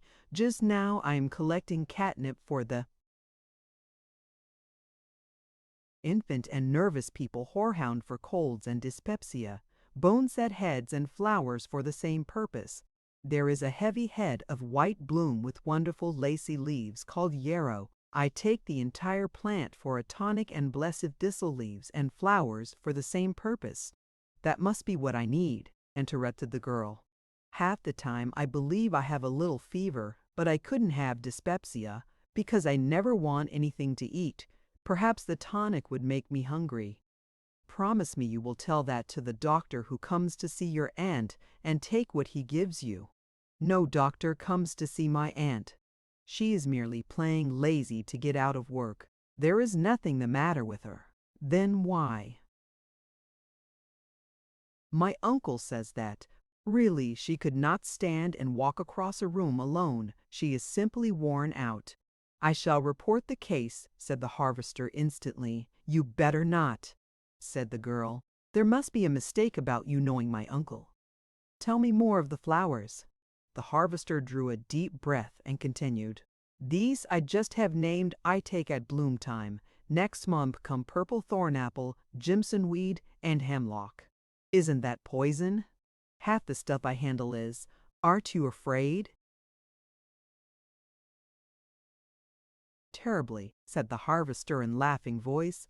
But I want the money, the sick folk need the medicine, and I drink water. The girl laughed also. Look here, said the harvester. Why not tell me just as closely as you can about your aunt, and let me fix something for her? Or if you are afraid to trust me, let me have my friend of whom I spoke yesterday. Perhaps I am not so much afraid as I was, said the girl. I wish I could. How could I explain where I got it, and I wonder if she would take it? Give it to her without any explanation, said the harvester. Tell her it will make her stronger and she must use it. Tell me exactly how she is, and I will fix up some harmless remedies that may help and can do no harm. She simply has been neglected, overworked, and abused until she has lain down, turned her face to the wall, and given up hope. I think it is too late. I think the end will come soon. But I wish you would try. I'll gladly pay. Don't, said the harvester. Not for things that grow in the woods and that I prepare. Don't think of money every minute. I must, she said with forced restraint. It is the price of life. Without it one suffers horribly, as I know. What other plants do you gather? Saffron, answered the harvester. A beautiful thing, you must see it. Tall, round stems, lacy, delicate leaves, big heads of bright yellow bloom, touched with colors so dark it appears black, one of the loveliest plants that grows. You should see my big bed of it in a week or two more. It makes a picture. The words recalled him to the girl. He turned to study her. He forgot his commission and chafed at conventions that prevented his doing what he saw was required so urgently. Fearing she would notice, he gazed away through the forest and tried to think, to plan. You are not making noise enough, she said. So absorbed was the harvester he scarcely heard her. In an attempt to obey, he began to whistle softly. A tiny goldfinch in a nest of thistledown and plant fiber in the branching of a bush 10 feet above him stuck her head over the brim and inquired. Pete seat, Pete, answered the harvester. That began the duet. Before the question had been asked and answered a half-dozen times a catbird intruded its voice, and hearing a reply came through the bushes to investigate. A wren followed and became very saucy. From one could not see where came a vireo, and almost at the same time a chewink had something to say. Instantly the harvester answered. Then a blue jay came chattering to ascertain what all the fuss was about, and the harvester carried on a conversation that called up the remainder of the feathered tribe. A brilliant cardinal came tearing through the thicket, his beady black eyes snapping, and demanded to know if anyone were harming his mate, brooding under a wild grape leaf in a scrub elm on the river embankment. A brown thrush silently slipped like a snake between shrubs and trees, and catching the universal excitement, began to flirt his tail and utter a weird, whistling cry. With one eye on the bird and the other on the girl sitting in amazed silence, the harvester began working for effect. He lay quietly, but in turn he answered a dozen birds so accurately they thought their mates were calling, and closer they came. An oriole in orange and black heard his challenge and flew up the river bank, answering at steady intervals for quite a time before it was visible, and in resorting to the last notes he could think of, a quail whistled Bob White, and a sheeppoke, skulking along the river bank, stopped and cried, "Cauk! Cauk!"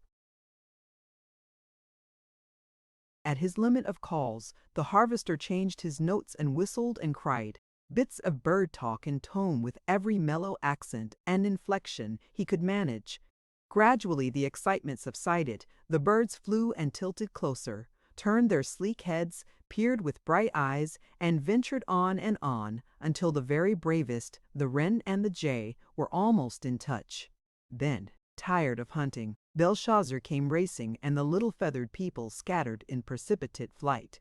"How do you like that kind of a noise?" inquired the harvester.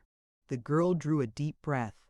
"Of course you know that was the most exquisite sight I ever saw," she said. "I never shall forget it.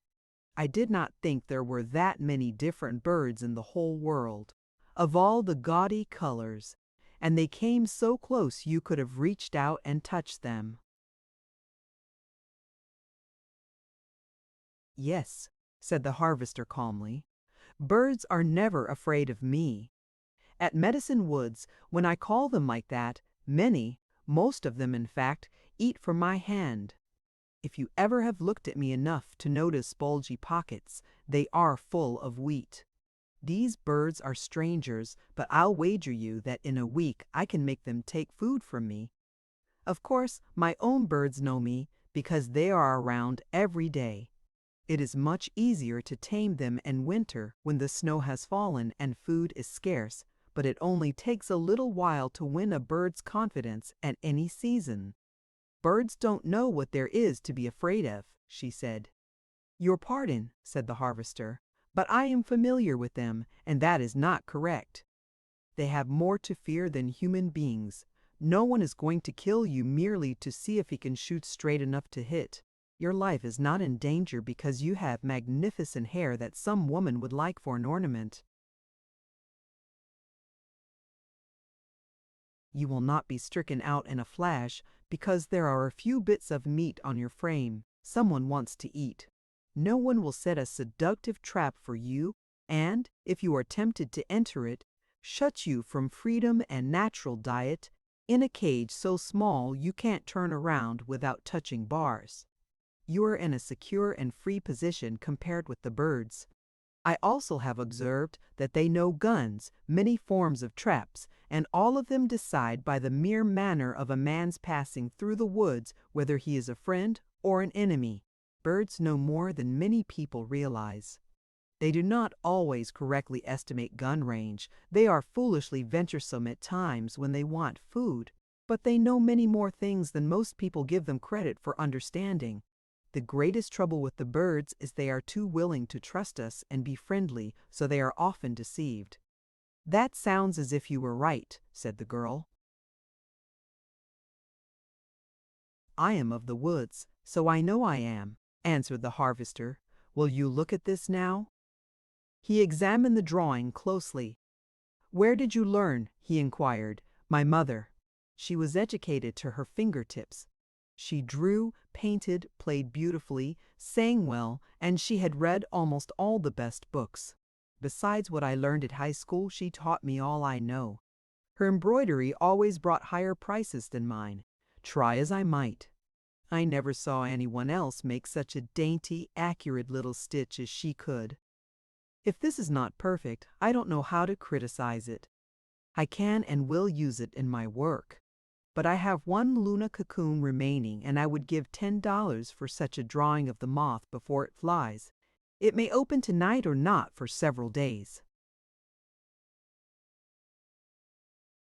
If your aunt should be worse, and you cannot come tomorrow and the moth emerges, is there any way in which I could send it to you? What could I do with it? I thought perhaps you could take a piece of paper and the pencils with you and secure an outline in your room. It need not be worked up with all the detail in this. Merely a skeleton sketch would do. Could I leave it at the house or send it with someone? No. Oh, no, she cried. Leave it here. Put it in a box in the bushes where I hid the books. What are you going to do with these things? Hide them in the thicket and scatter leaves over them. What if it rains? I have thought of that. I brought a few yards of oilcloth today, and they will be safe and dry if it pours. Good, she said. Then if the moth comes out, you bring it, and if I am not here, put it under the cloth, and I will run up some time in the afternoon. But if I were you, I would not spread the rug until you know if I can remain. I have to steal every minute I am away, and any day Uncle takes a notion to stay at home, I dare not come. Try to come tomorrow.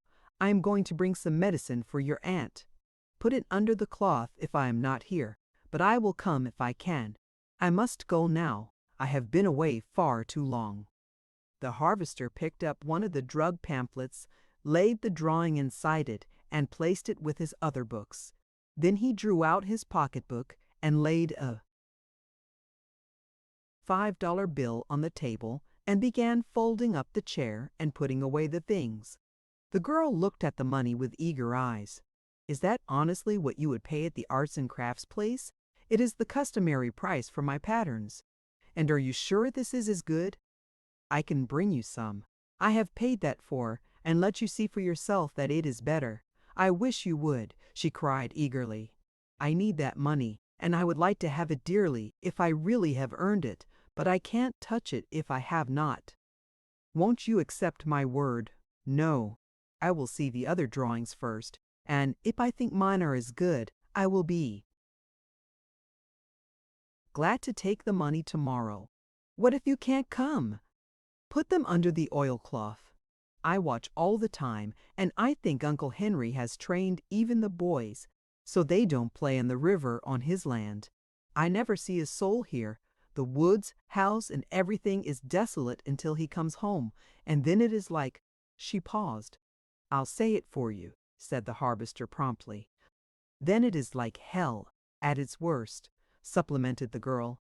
Taking pencils and a sheet of paper, she went swiftly through the woods. Before she left the shelter of the trees, the harvester saw her busy, her hands with the front of her dress, and he knew that she was concealing the drawing material. The color box was left, and he said things as he put it with the chair and table, covered them with the rug, oilcloth, and heaped on a layer of leaves. Then he drove to the city, and Betsy turned at the hospital corner with no interference. He could face his friend that day. Despite all discouragements, he felt reassured. He was progressing. Means of communication had been established. If she did not come, he could leave a note and tell her if the moth had not emerged and how sorry he was to have missed seeing her. "Hello, lover," cried Dr. Carey as the harvester entered the office. "Are you married yet?" "No, but I'm going to be," said the harvester with confidence. "Have you asked her?" "No. We are getting acquainted. She is too close to trouble, too ill, and too worried over a sick relative for me to intrude myself. It would be brutal, but it's a temptation. Doc, is there any way to compel a man to provide medical care for his wife? Can he afford it? Amply. Anything. Worth thousands in land and nobody knows what in money. It's Henry Jameson, the meanest man I ever knew. If he has a wife, it's a marvel she has survived this long. Won't he provide for her? I suppose he thinks he has when she has a bed to lie on and a roof to cover her.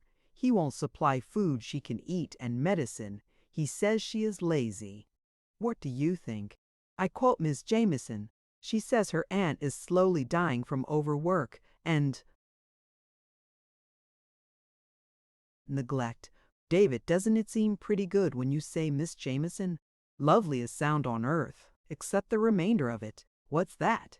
Ruth? Jove. That is a beautiful name. Ruth Langston. It will go well, won't it? Music that the birds, insects, singing water, the trees, and the breeze can't ever equal. I'm holding on with all my might, but it's tough, Doc.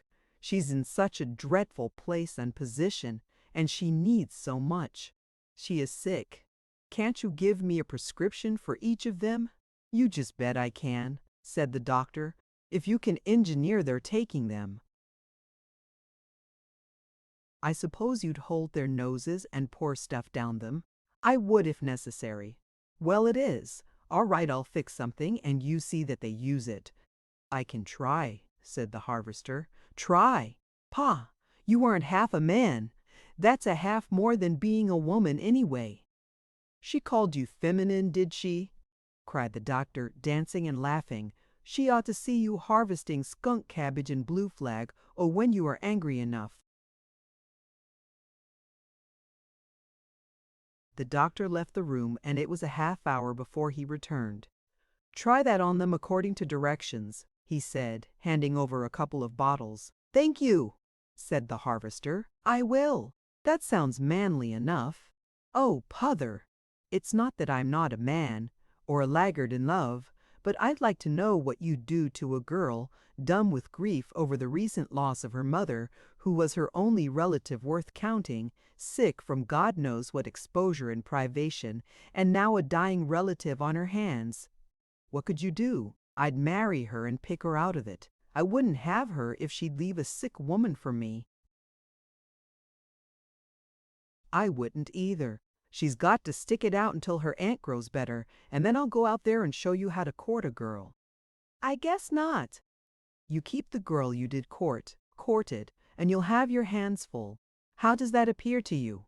The harvester opened the pamphlet he carried and held up the drawing of the moth.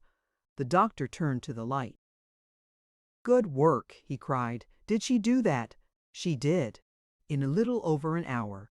Fine, she should have a chance. She is going to. She is going to have all the opportunity that is coming to her. Good for you, David. Any time I can help. The harvester replaced the sketch and went to the wagon, but he left Belshazzar in charge and visited the largest dry goods store in Onabasha, where he held a conference with the floorwalker. When he came out, he carried a heaping load of boxes of every size and shape, with a label on each. He drove to Medicine Woods, singing and whistling. She didn't want me to go, Belshazzar. He chuckled to the dog. She was more afraid of a cow than she was of me. I made some headway today, old boy. She doesn't seem to have a ray of an idea what I am there for, but she is going to trust me soon now. That is written in the books. Oh, I hope she will be there tomorrow, and the Luna will be out. Got half a notion to take the case and lay it in the warmest place I can find. But if it comes out and she isn't there, I'll be sorry. Better trust to luck. The harvester stabled Betsy, fed the stock, and visited with the birds. After supper, he took his purchases and entered her room. He opened the drawers of the chest he had made, and selecting the labeled boxes he laid them in, but not a package did he open. Then he arose and radiated conceit of himself. I'll wager she will like those, he commented proudly, because Cain promised me fairly that he would have the right things put up for a girl the size of the clerk I selected for him, and exactly what Ruth should have. That girl was slenderer, not quite so tall, but he said everything was made long on purpose. Now what else should I get? He turned to the dressing table and taking a notebook from his pocket made this list: rugs for bed and bathroom, mattresses, pillows and bedding, dresses for all occasions, all kinds of shoes and overshoes. There are gloves too, exclaimed the harvester. She has to have some, but how am I going to know what is right? Oh, but she needs shoes, high-low slippers, everything. I wonder what that clerk wears. I don't believe shoes would be comfortable without being fitted, or at least the proper size. I wonder what kind of dresses she likes. I hope she's fond of white. A woman always appears loveliest in that. Maybe I'd better buy what I'm sure of and let her select the dresses. But I'd love to have this room crammed with girl fixings when she comes. Doesn't seem as if she ever has had any little luxuries. I can't miss it on anything a woman uses. Let me think. Slowly he wrote again. Parasols, fans, veils, hats. I never can get them. I think that will keep me busy for a few days, said the harvester as he closed the door softly and went to look at the pupae cases. Then he carved on the vine of the candlestick for her dressing table. With one arm around Belshazzar, reread the story of John Muir's dog, went into the lake and to bed. Just as he was becoming unconscious, the beast lifted an inquiring head and gazed at the man, more afraid of cow. The harvester was muttering in a sleepy chuckle. Chapter 11. Demonstrated Courtship. When the harvester saw the girl coming toward the woods, he spread the rug, opened and placed the table and chair, laid out the color box and another containing the last Luna. "Did the green one come out?" she asked, touching the box lightly. "It did," said the harvester proudly, as if he were responsible for the performance. "It is an omen. It means that I'm to have my long-coveted pattern for my best candlestick. It also clearly indicates that the gods of luck are with me for the day, and I get my way about everything. There won't be the least use in your asking why or interposing objections. This is my clean sweep. I shall be fearfully dictatorial, and you must submit, because the fates have pointed out that they favor me today, and if you go contrary to their decrees, you will have a bad time." The girl's smile was a little wan. She sank on a chair and picked up a pencil. "Lay that down," cried the harvester. "You haven't had permission from the dictator to begin drawing. You are to sit and rest a long time. Please, may I speak?" asked the girl. The harvester grew foolishly happy. Was she really going to play the game? Of course he had hoped, but it was a hope without any foundation. "You may," he said soberly. "I am afraid that if you don't allow me to draw the moth at once, I'll never get it done. I dislike to mention it on your good day, but Aunt Molly is very restless. I got a neighbor's little girl to watch her, and call me if I'm wanted. It's quite certain that I must go soon, so if you would like the moth when luck is coming your way, never hurry it. You always upset the bowl if you grow greedy and crowd. If it is a gamble whether I get this moth, I'll take the chance. But I won't change my foreordained program for this afternoon. First, you are to sit still 10 minutes, shut your eyes, and rest. I can't sing, but I can whistle, and I'm going to entertain you so you won't feel alone. Ready now." The girl leaned her elbows on the table, closed her eyes, and pressed her slender white hands over them. "Please don't call the birds," she said. "I can't rest if you do." It was so exciting trying to see all of them and guess what they were saying. "No," said the harvester gently. "This 10 minutes is for relaxation, you know. You ease every muscle, sink limply on your chair, lean on the table, let go all over, and don't think. Just listen to me. I assure you it's going to be perfectly lovely."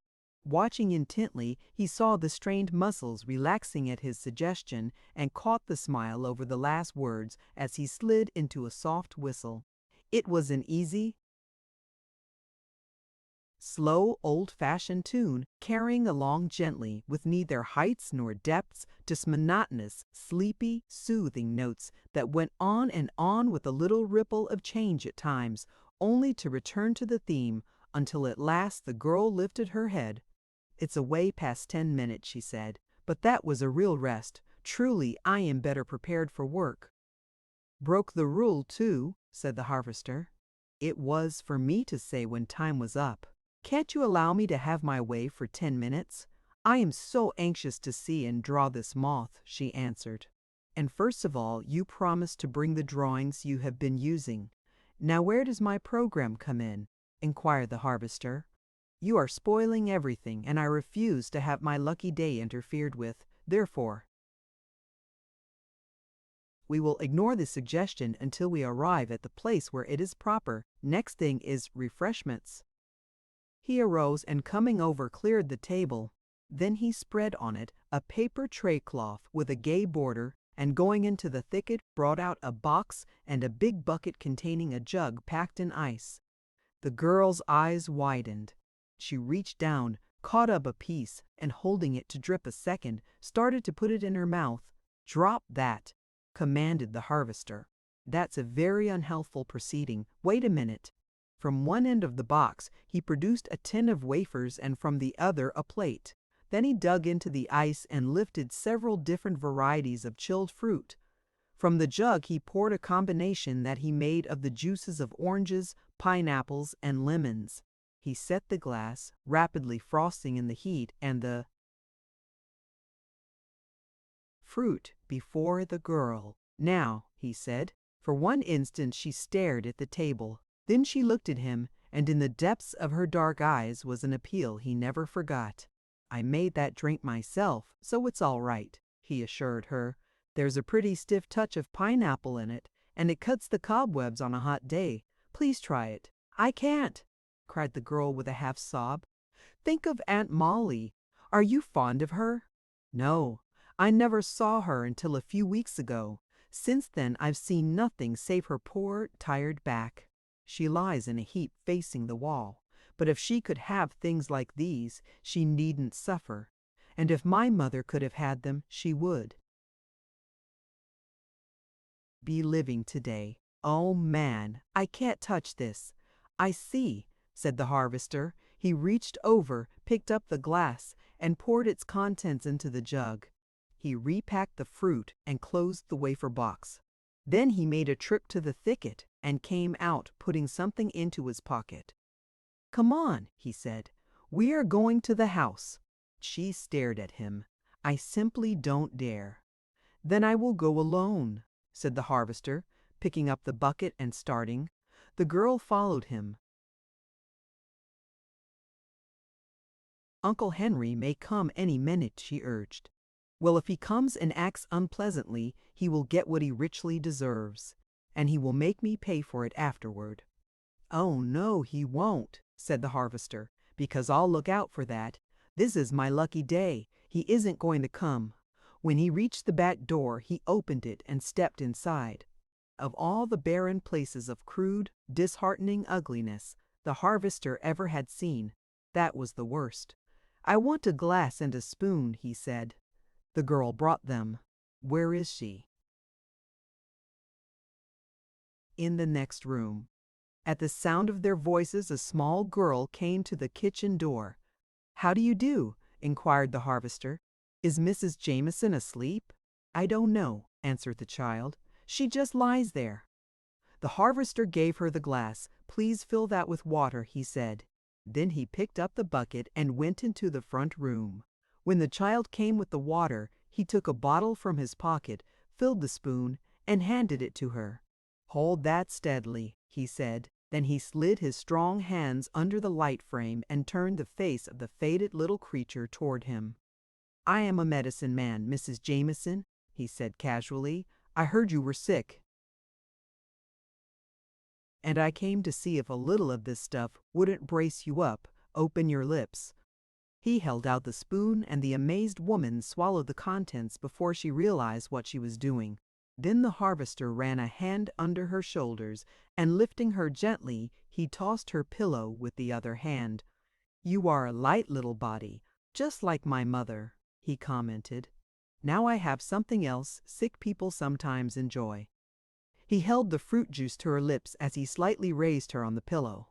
Her trembling fingers lifted and closed around the sparkling glass. "Oh, it's cool," she gasped. "It is," said the harvester, "and sour. I think you can taste it. Try."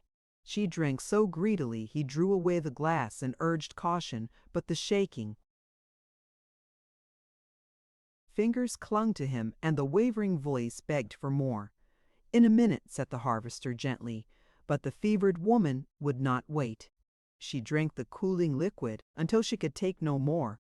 Then she watched him fill a small pitcher and pack it in a part of the ice and lay some fruit around it. "Who, Ruth?" she panted. "A medicine man who heard about you. What will Henry say? He won't know," explained the girl, smoothing the hot forehead. "I'll put it in the cupboard and slip it to you while he is out of the room. It will make you strong and well." "I don't want to be strong and well and suffer it all over again. I want to rest. Give me more of the cool drink. Give me all I want, then I'll go to sleep." "It's wonderful," said the girl. "That's more than I've heard her talk since I came. She is much stronger. Please let her have it." The harvester assented. He gave the child some of the fruit and told her to sit beside the bed and hold the drink when it was asked for. She agreed to be very careful and watchful. Then he picked up the bucket and, followed by the girl, returned to the woods. "Now we have to begin all over again," he said, as she seated herself at the table. "Because of the walk in the heat, this time the program is a little different." He replaced the wafer box and opened it, filled the glass, and heaped the cold fruit. "Your aunt is going to have a refreshing sleep now," he said, "and your mind can be free about her for an hour or two. I am very sure your mother would not want you deprived of anything because she missed it, so you are to enjoy this if you care for it. At least try a sample." The girl lifted the glass to her lips with a trembling hand. "I'm like Aunt Molly," she said. "I wish I could drink all I could swallow and then lie down and go to sleep forever. I suppose this is what they have in heaven. No, it's what they drink all over earth at present, but I have a conceit of my own brand. Some of it is too strong of one fruit or of the other, and all too sweet for health. This is compounded scientifically, and it's just right. If you are not accustomed to cold drinks, go slowly." "You can't scare me," said the girl. "I'm going to drink all I want." There was a note of excitement in the harvester's laugh. "You must have some too, after a while," he said. "I was thirsty when I made it, so I don't care for any more now. Try the fruit and those wafers. Of course they are not homemade. They are the best I could do at a bakery. Take time enough to eat slowly. I'm going to tell you a tale while you lunch, and it's about a medicine man named David Langston. It's a very peculiar story, but it's quite true.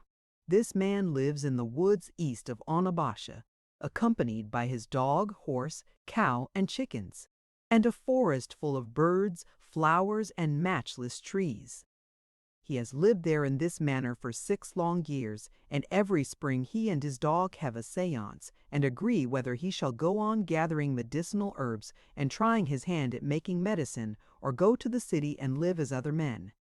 Always the dog chooses to remain in the woods.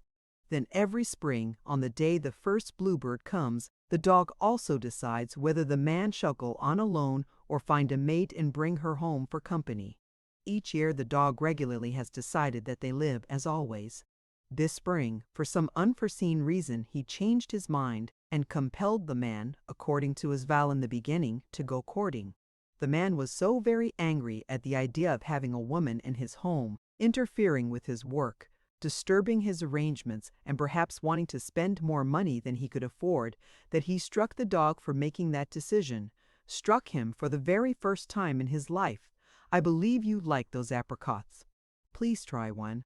"Go on with the story," said the girl, sipping delicately but constantly at the frosty glass. The harvester arose and refilled it. Then he dropped pieces of ice over the fruit. "Where was I?" he inquired casually. "Where you struck Belshazzar, and it's no wonder," answered the girl. Without taking time to ponder that, the harvester continued. "But that night the man had a wonderful golden dream. A beautiful girl came to him, and she was so gracious and lovely that he was sufficiently punished for striking his dog, because he fell unalterably in love with her." "Meaning you?" interrupted the girl. "Yes," said the harvester, "meaning me. I, if you like, fell in love with the girl.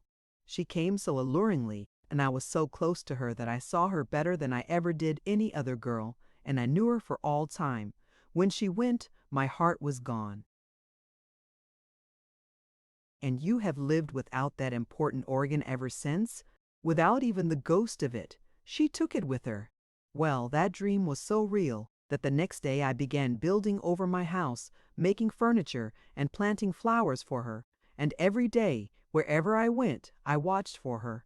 What nonsense! I can't see it. You won't find a girl you dreamed about in 1,000 years. Wrong, cried the harvester triumphantly. Saw her in little less than 3 months, but she vanished, and it took some time and difficult work before I located her again. But I've got her all solid now, and she doesn't escape. Is she a lovely and gracious lady? She is, said the harvester with all his heart. Young and beautiful, of course. Indeed, yes. Please fill this glass. I told you what I was going to do. The harvester refilled the glass, and the girl drained it. Now won't you set aside these things and allow me to go to work? She asked. My call may come any minute, and I'll never forgive myself if I waste time and don't draw your moss pattern for you. It's against my principles to hurry, and besides, my story isn't finished. It is, said the girl. She is young and lovely, gentle and a lady. You have her all solid, and she can't escape. That's the end, of course. But if I were you, I wouldn't have her until I gave her a chance to get away and saw whether she would if she could. Oh, I am not a jailer, said the harvester. She shall be free if I cannot make her love me, but I can and I will. I swear it. You are not truly in earnest. I am in deadly earnest. Honestly, you dreamed about a girl and found the very one? Most certainly I did. It sounds like the wildest romancing. It is the veriest reality. Well, I hope you win her, and that she will be everything you desire. Thank you, said the harvester. It's written in the book of fate that I succeed. The very elements are with me. The south wind carried a message to her for me. I am going to marry her, but you could make it much easier for me if you would. What could I do? Cried the girl. You could cease being afraid of me. You could learn to trust me. You could try to like me if you see anything likable about me. That would encourage me so that I could tell you of my dream girl, and then you could show me how to win her. A woman always knows about those things better than a man. You could be the greatest help in all the world to me if only you would. I couldn't possibly. I can't leave here. I have no proper clothing to appear before another girl. She would be shocked at my white face. That I could help. You is the most improbable dream you have had. You must pardon me if I differ from you, and persist in thinking that you can be of invaluable assistance to me if you will. But you can't influence my dream girl if you fear and distrust me yourself. Promise me that you will help me that much anyway. I'll do all I can. I only want to make you see that I am in no position to grant any favors, no matter how much I owe you or how I'd like to. Is the candlestick you are carving for her? It is, said the harvester. I am making a pair of maple to stand on a dressing table I built for her. It is unusually beautiful wood, I think, and I hope she will be pleased with it. Please take these things away, and let me begin. This is the only thing I can see that I can do for you, and the moth will want to fly before I have finished. The harvester cleared the table and placed the box, while the girl spread the paper and began work eagerly. I wonder if I knew there were such exquisite things in all the world, she said. I scarcely think I did. I am beginning to understand why you couldn't kill one. You could make a chair or a table, and so you feel free to destroy them. But it takes ages and almighty wisdom to evolve a creature like this, so you don't dare. I think no one else would if they really knew. Please talk while I work. Is there a particular subject you want discussed? Anything but her. If I think too strongly of her, I can't work so well. Your ginseng is almost dry, said the harvester. I think I can bring you the money in a few days. so soon," she cried. "It dries day and night and an even temperature, and faster than you would believe. There's going to be between 7 and 8 pounds of it when I make up what it has shrunk. It will go under the head of the finest wild roots. I can get 8 for it, sure." "Oh, what good news!" cried the girl. "This is my lucky day, too. And the little girl isn't coming, so Aunt Molly must be asleep. Everything goes right. If only Uncle Henry wouldn't come home." "Let me fill your glass," proffered the harvester. "Just halfway, and set it where I can see it," said the girl. She worked with swift strokes, and there was a hint of color in her face as she looked at him. "I hope you won't think I'm greedy," she said. "But truly, that's the first thing I've had that I could taste in I can't remember when." "I'll bring a barrel tomorrow," offered the harvester, "and a big piece of ice wrapped in coffee sacking." "You mustn't think of such a thing. Ice is expensive and so are fruits. Ice costs me the time required to saw and pack it at my home. I almost live on the fruit I raise. I confess to a fondness for this drink. I have no other personal expenses, unless you count in books, and a very few clothes, such as I'm wearing, so I surely can afford all the fruit juice I want. For yourself, yes. Also for a couple of women, or I am a mighty poor attempt at a man," said the harvester. "This is my day, so you are not to talk, because it won't do any good. Things go my way." "Please see what you think of this," she said. The harvester arose and bent over her. "That will do finely," he answered. "You can stop. I don't require all those little details for carving. I just want a good outline. It is finished. See here." He drew some folded papers from his pocket and laid them before her. "Those are what I had been working from," he said. The girl took them and studied each carefully. "If those are worth $5 to you," she said gently, "why then I needn't hesitate to take as much for mine. They are superior." "I should say so," laughed the harvester, as he took up the drawing and laid down the money. "If you would make it half that much, I'd feel better about it," she said. "How could I?" asked the harvester. "Your fingers are well trained and extremely skillful. Because someone has not been paying you enough for your work is no reason why I should keep it up. From now on, you must have what others get. As soon as you can arrange for work, I want to tell you about some designs I have studied out from different things, show you the plants and insects, and have you make some samples. I'll send them to proper places and see what experts say about the ideas in drawing. Work in the woods is healthful with proper precautions. It's easy compared with the exactions of being bound to sewing or embroidering in the confinement of a room. It's vividly interesting in the search for new subjects, changes of material, and differing harmonious combinations. It's truly artistic, and it brings the prices high-grade stuff always does." "Almost you give me hope," said the girl. "Almost, man, almost. Since Mother died, I haven't thought or planned beyond paying for the medicine she took and the shelter she lies in. Oh, I didn't mean to say that." She buried her face in her hands. The harvester suffered until he scarcely knew how to bear it. "Please finish," he begged. "You hadn't planned beyond the debt. You were saying—" The girl lifted her tired, strained face. "Give me a little more of that delicious drink," she said. "I am ravenous for it. It puts new life in me. This and what you say bring a far-away, misty vision of a clean, bright, peaceful room somewhere, and work one could love and live on in comfort. Enough to give a desire to finish life to its natural end. Oh, man, you make me hope in spite of myself. Praise God from whom all blessings flow," quoted the harvester reverently. "Now try one of these peaches. It's juicy and cold. Get that room right in focus in your brain and nurture the idea. Its walls shall be bright as sunshine, its floor creamy white, and it shall open into a little garden where only yellow flowers grow and the birds shall sing. The first ray of sun that peeps over the hills of morning shall fall through its windows across your bed, And you shall work only as you please, after you've had months of play and rest, and it's coming true the instant you can leave here. Dream of it. Make up your mind to it because it's coming. I have a little streak of second sight and I see it on the way." "You are talking wildly," said the girl. "Else you are a good genie trying to conjure a room for me." "This room I am talking of is ready whenever you want to take possession," said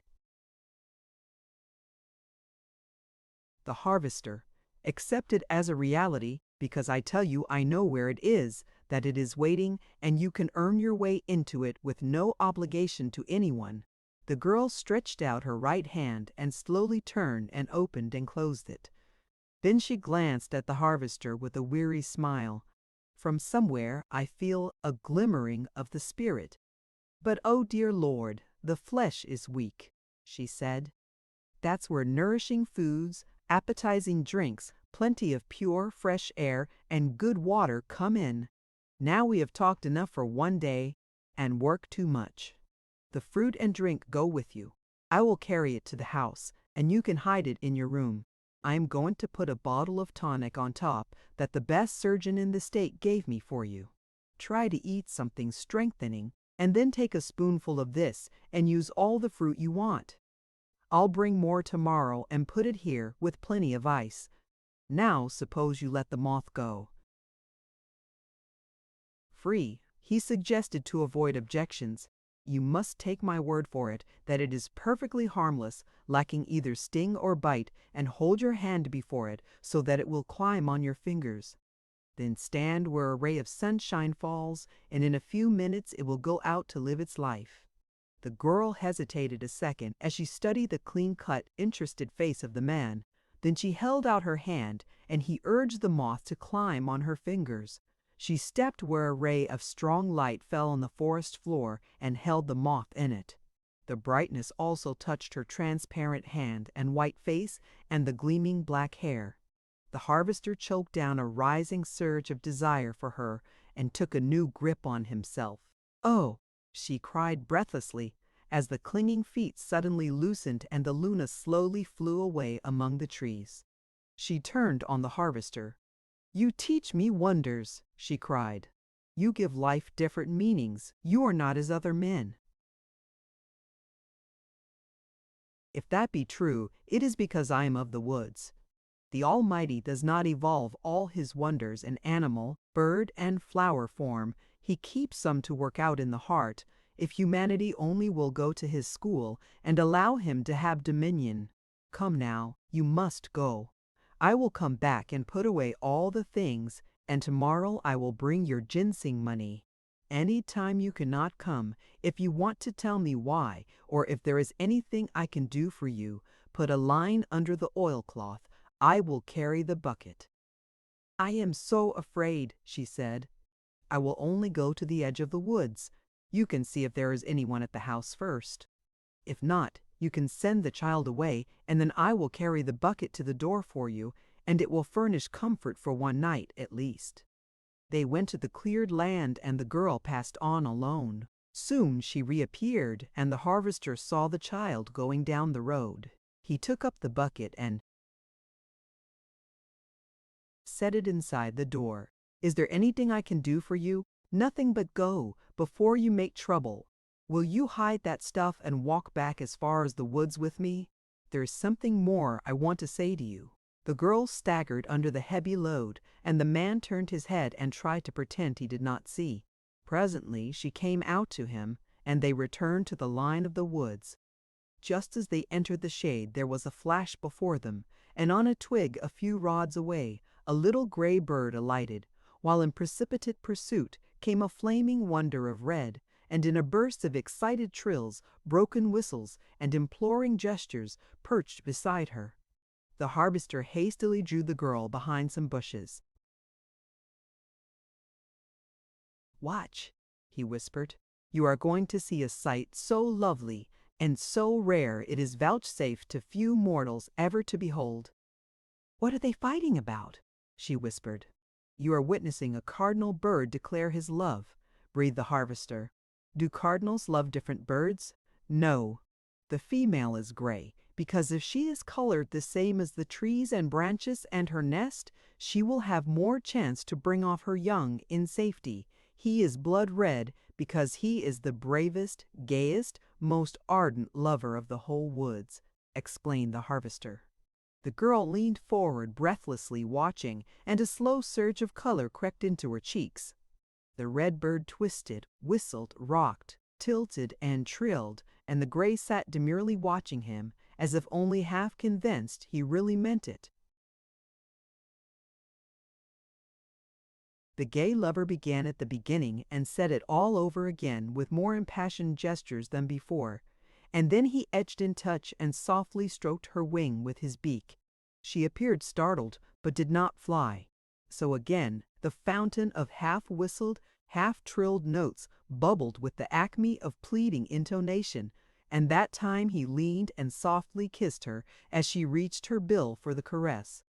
Then she fled in headlong flight, while the streak of flame darted after her. The girl caught her breath in a swift spasm of surprise and wonder. She turned to the harvester. "What was it you wanted to say to me?" she asked hurriedly. The harvester was not the man to miss the goods the gods provided. Truly, this was his lucky day. Unhesitatingly he took the plunge, precisely what he said to her, and if you observed closely you noticed that she didn't ask him why. Before she could open her lips, he was gone, his swift strides carrying him through the woods. Chapter 12. The Way of a Man with a Maid. The next day, the harvester lifted the oilcloth, and picking up a folded note, he read, "Aunt Molly found rest in the night. She was more comfortable than she had been since I have known her. Close the end," she whispered to me, "to thank you. If I ever saw you again. She will be buried tomorrow. Past that, I dare not think."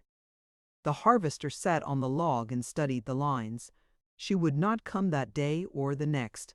After a long time, he put the note in his pocket, wrote an answer telling her he had been there, and would come on the following day, on the chance of her wanting anything he could do, and the next he would bring the ginseng money, so she must be sure to meet him. Then he went back to the wagon, turned Betsy, and drove around the Jameson land, watching closely. There were several vehicles in the barn lot, and a couple of men sitting under the trees of the dooryard. Faded bedding hung on the line. Women moved through the rooms, but he could not see the girl. Slowly he drove on until he came to the first house, and there he stopped and went in. He saw the child of the previous day, and as she came forward her mother appeared in the doorway. The harvester explained who he was, and that he was examining the woods in search of some almost extinct herbs he needed in his business. Then he told of having been at the adjoining farm the day before, and mentioned the sick woman. He added that later she had died. He casually mentioned that a young woman there seemed pale and ill, and wondered if the neighbors would see her through. He suggested that the place appeared as if the owner did not take much interest, and when the woman finished with Henry Jameson, he said how very important it seemed to him that some good, kind-hearted soul should go and mother the poor girl, and the woman thought she was the very person. Without knowing exactly how he did it, the harvester left with her promise to remain with the girl. The coming 2 nights, the woman had her hands full of strange and delicious fruit without understanding why it had been given her or why she had made those promises. She thought the harvester a remarkably fine young man to take such interest in strangers, and she told him he was welcome to anything he could find on her place that would help with his medicines. The harvester just happened to be coming from the woods as the woman, freshly dressed, left the house, so he took her in the wagon and drove back to the Jameson place because he was going that way. Then he returned to Medicine Woods and worked with all his might. First, he polished floors, cleaned windows, and arranged the rooms as best he could inside the cabin. Then he gave a finishing touch to everything outside. He could not have told why he did it, but he thought it was because there was hope that now the girl would come to Onabasha if he found opportunity to bring her. To the city, He hoped that possibly he might drive home with her and show Medicine Woods, so everything must be in order. Then he worked with flying fingers in the dry house, putting up her ginseng for market, and never was weight so liberal.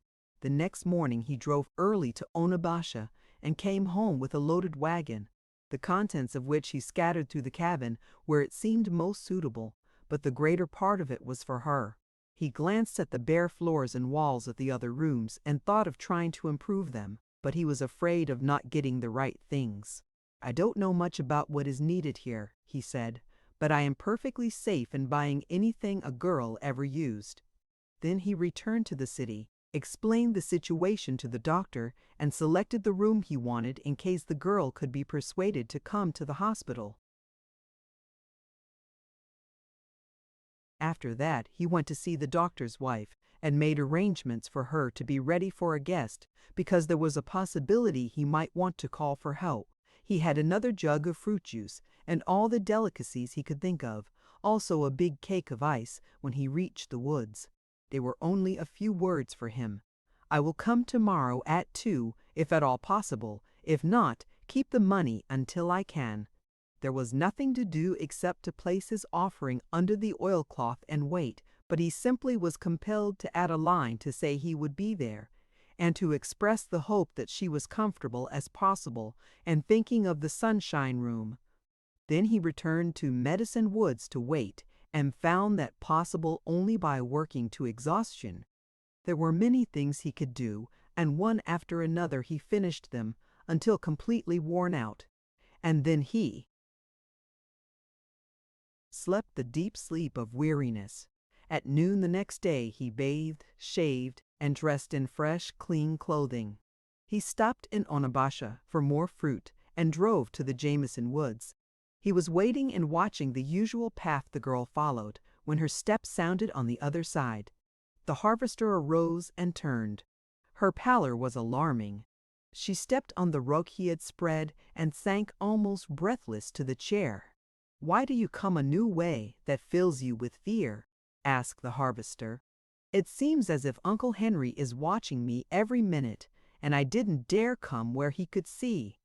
"I must not remain a second. You must take these things away and go at once. He is dreadful." "So am I," said the harvester, "when affairs go too everlastingly wrong. I am not afraid of any man living. What are you planning to do?" "I want to ask you, are you sure about the prices of my drawing and the ginseng?" "Absolutely," said the harvester. "As for the ginseng, it went in fresh and early, best wild roots, and it brought 8 a pound. There were 8 pounds when I made up weight, and here is your money." He handed her a long envelope addressed to her. "What is the amount?" she asked. $64. "I can't believe it." "You have it in your fingers." "You know that I would like to thank you properly if I had words to express myself." "Never mind that," said the harvester. "Tell me what you are planning. Say that you will come to the hospital for the long perfect rest now." "It is absolutely impossible. Don't weary me by mentioning it. I cannot." "Will you tell me what you intend doing?" "I must," she said, "for it depends entirely on your word." "I am going to get Uncle Henry's supper, and then go and remain the night with the neighbor who has been helping me. In the morning, when he leaves, she is coming with her wagon for my trunk, and she is going to drive with me to Onabasha and find me a cheap room and loan me a few things until I can buy what I need. I am going to use $14 of this and my drawing money for what I am forced to buy and pay 50 on my debt. Then I will send you my address and be ready for work." She clutched the envelope and for the first time looked at him. "Very well," said the harvester. "I could take you to the wife of my best friend, the chief surgeon of the city hospital, and everything would be ease and rest until you are strong. She would love to have you."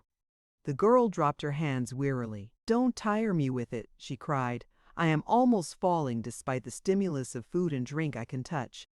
I never can thank you properly for that. I won't be able to work hard enough to show you how much I appreciate what you have done for me. But you don't understand.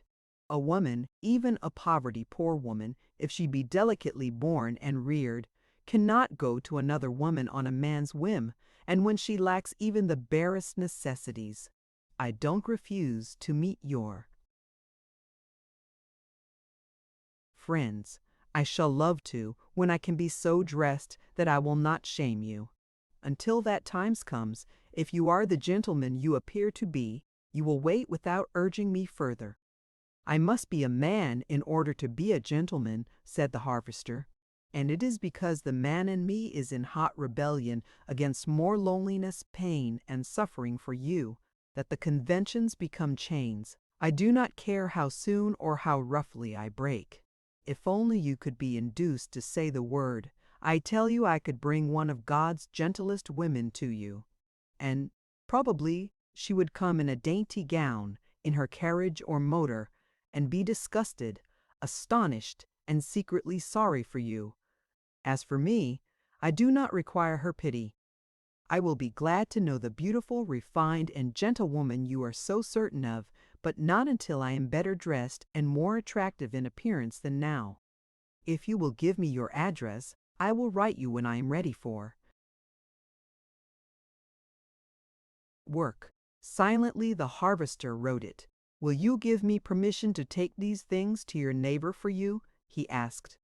They would serve until you can do better, and I have no earthly use for them. She hesitated, then she laughed shortly.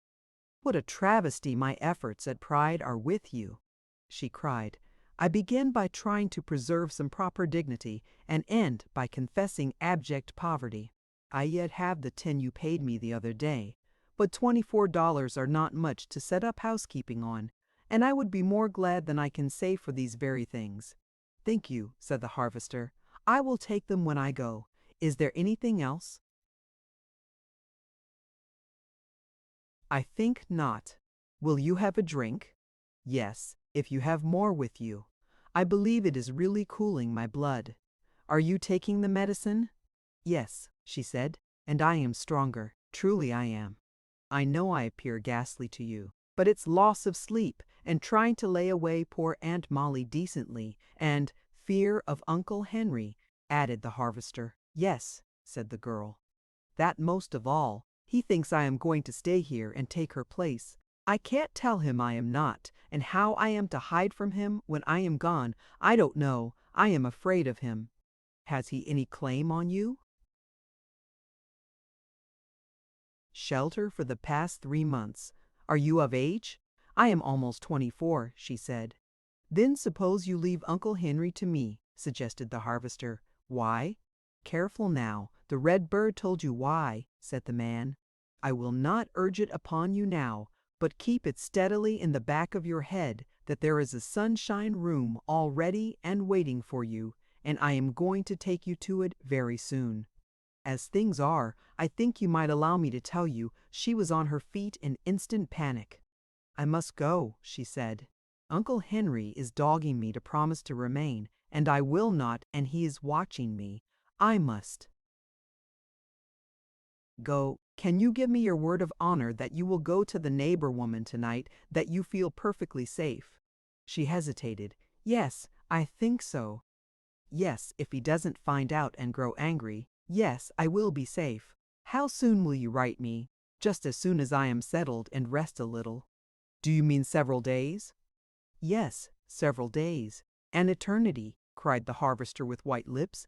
I cannot let you go. Suppose you fall ill and fail to write me, and I do not know where you are, and there is no one to care for you. But can't you see that I don't know where I will be? If it will satisfy you, I will write you a line tomorrow night and tell you where I am, and you can come later. Is that a promise? Asked the harvester. It is, said the girl. Then I will take these things to your neighbor and wait until tomorrow night. You won't fail me. I never in all my life saw a man so wild over designs, said the girl as she started toward the house. Don't forget that the design I'm craziest about is the same as the red birds. The harvester flung after her, but she hurried on and made no reply. He folded the table and chair, rolled the rug, and shouldering them, picked up the bucket and started down the riverbank. David! Such a faint little call, he never would have been sure he heard anything if Belshazzar had not stopped suddenly. The hair on the back of his neck arose, and he turned with a growl in his throat. The harvester dropped his load with a crash and ran in leaping bounds, but the dog was before him. Halfway to the house, Ruth Jameson swayed in the grip of her uncle. One hand clutched his coat front in a spasmodic grasp, and with the other she covered her face.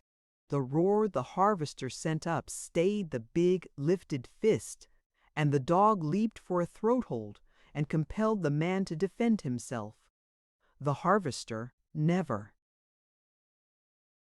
knew how he covered the space until he stood between them and saw the girl draw back and snatch together the front of her dress. "He took it from me," she panted.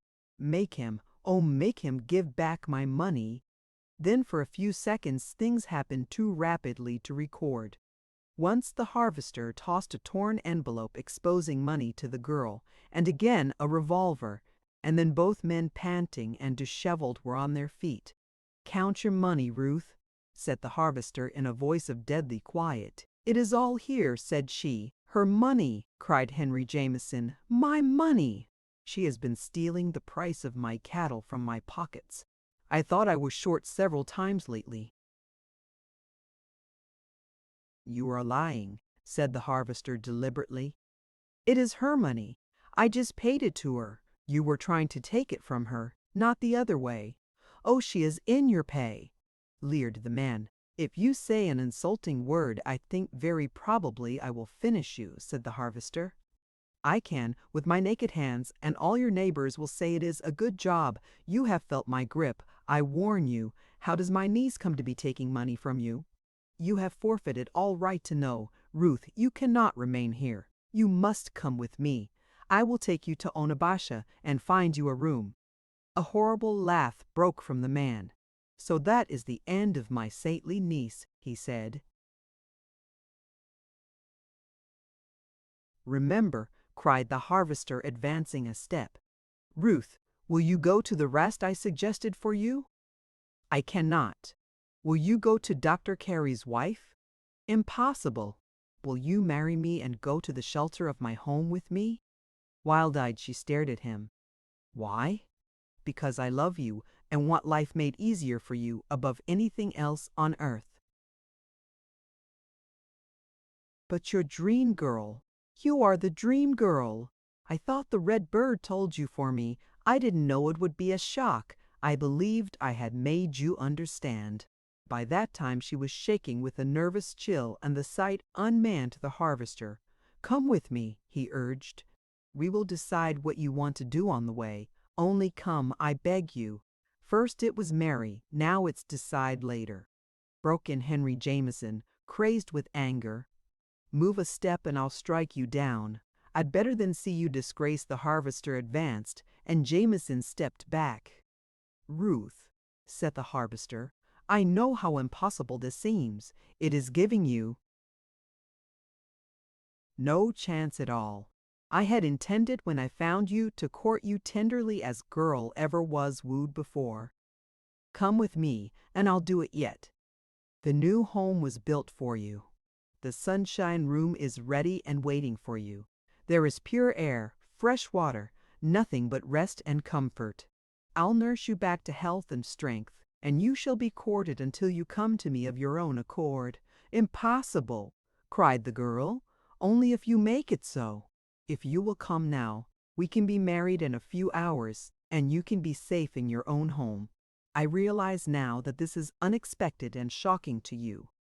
But if you will come with me and allow me to restore you to health and strength, and if, say, in a year, you are convinced that you do not love me, I will set you free.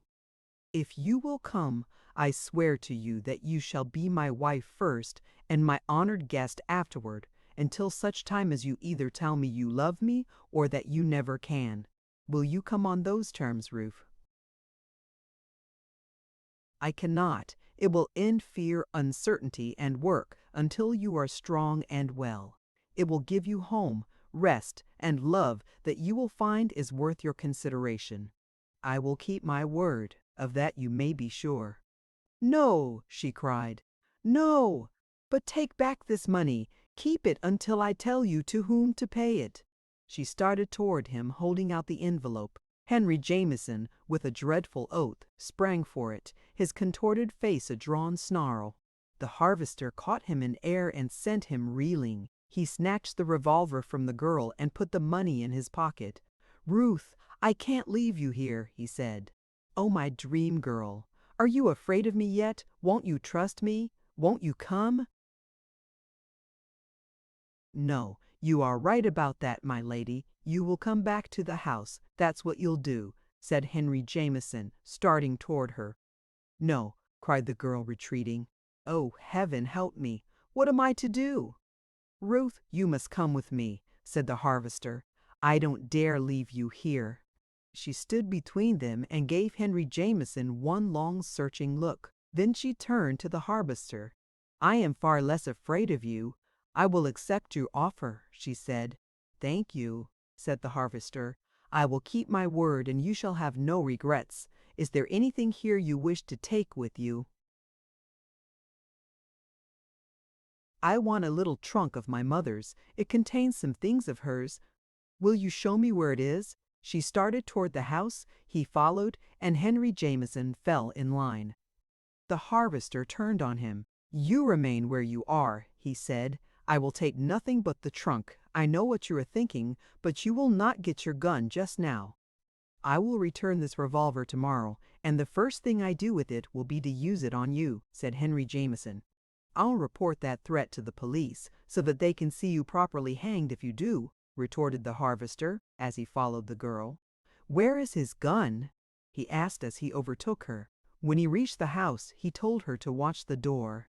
He went inside, broke the lock from the gun in the corner, found the trunk, and swinging it to his shoulder, passed Henry Jameson and went back through the woods. The harvester set the trunk in the wagon, helped the girl in, and returned for the load he had dropped at her call. Then he took the lines and started for Onabasha. The girl beside him was almost fainting. He stopped to give her a drink and tried to encourage her. "Brace up the best you can, Ruth," he said. "You must go with me for a license. That is the law. Afterward, I'll make it just as easy for you as possible. I will do everything, and in a few hours you will be comfortable in your room. You brave girl. This must come out right. You have suffered more than your share. I will have peace for you the remainder of the way." She lifted shaking hands and tried to arrange her hair and dress. As they neared the city, she spoke. "What will they ask me? I don't know. But I am sure the law requires you to appear in person now. I can take you somewhere and find out first. That will take time. I want to reach my room. What would you think? If you are of age, where you were born, if you are a native of this country, what your father and mother died of, how old they were, and such questions as that, I'll help you all I can. You know those things, don't you?" "Yes." "But I must tell you, I don't want to be told anything," said the harvester. "Save your strength. All I want to know is any way in which I can make this easier for you. Nothing else matters. I will tell you what I think. If you have any objections, make them. I will drive to the bank and get a draft for what you owe and have that off your mind. Then we will get the license. After that, I'll take you to the side door, slip you in the elevator, and to the fitting room of a store where I know the manager, and you shall have some pretty clothing while I arrange for a minister, and I'll come for you with a carriage. That isn't the kind of wedding you or any other girl should have, but there are times when a man only can do his best. You will help me as much as you can, won't you? Anything you choose. It doesn't matter, only be quick as possible. There are a few details to which I must attend," said the harvester, "and the time will go faster trying on dresses than waiting alone. When you are properly clothed, you will feel better. What did you say the amount you owe is?" "You make it a draft for $50. I will pay the remainder when I earn it." "Ruth, won't you give me the pleasure of taking you home free from the worry?" Of that debt? I am not going to worry. I am going to work and pay it. Very well, said the harvester. This is the bank. We will stop here. They went in, and he handed her a slip of paper. Write the name and address on that, he said. As the slip was returned to him, without a glance he folded it and slid it under a wicket. Write a draft for $50 payable to that party and send to that address from Miss Ruth Jameson, he said. Then he turned to her. That is over. See how easy it is. Now we will go to the courthouse. It is very close. Try not to think. Just move and speak. Hello, Langston, said the clerk. What can we do for you here? Show this girl every consideration, whispered the harvester as he advanced. I want a marriage license in your best time. I will answer first. With the document in his possession, they went to the store he designated, where he found the girl a chair in the fitting room while he went to see the manager. I want one of your most sensible and accommodating clerks, said the harvester, and I would like a few words with her. When she was presented, he scrutinized her carefully and decided she would do.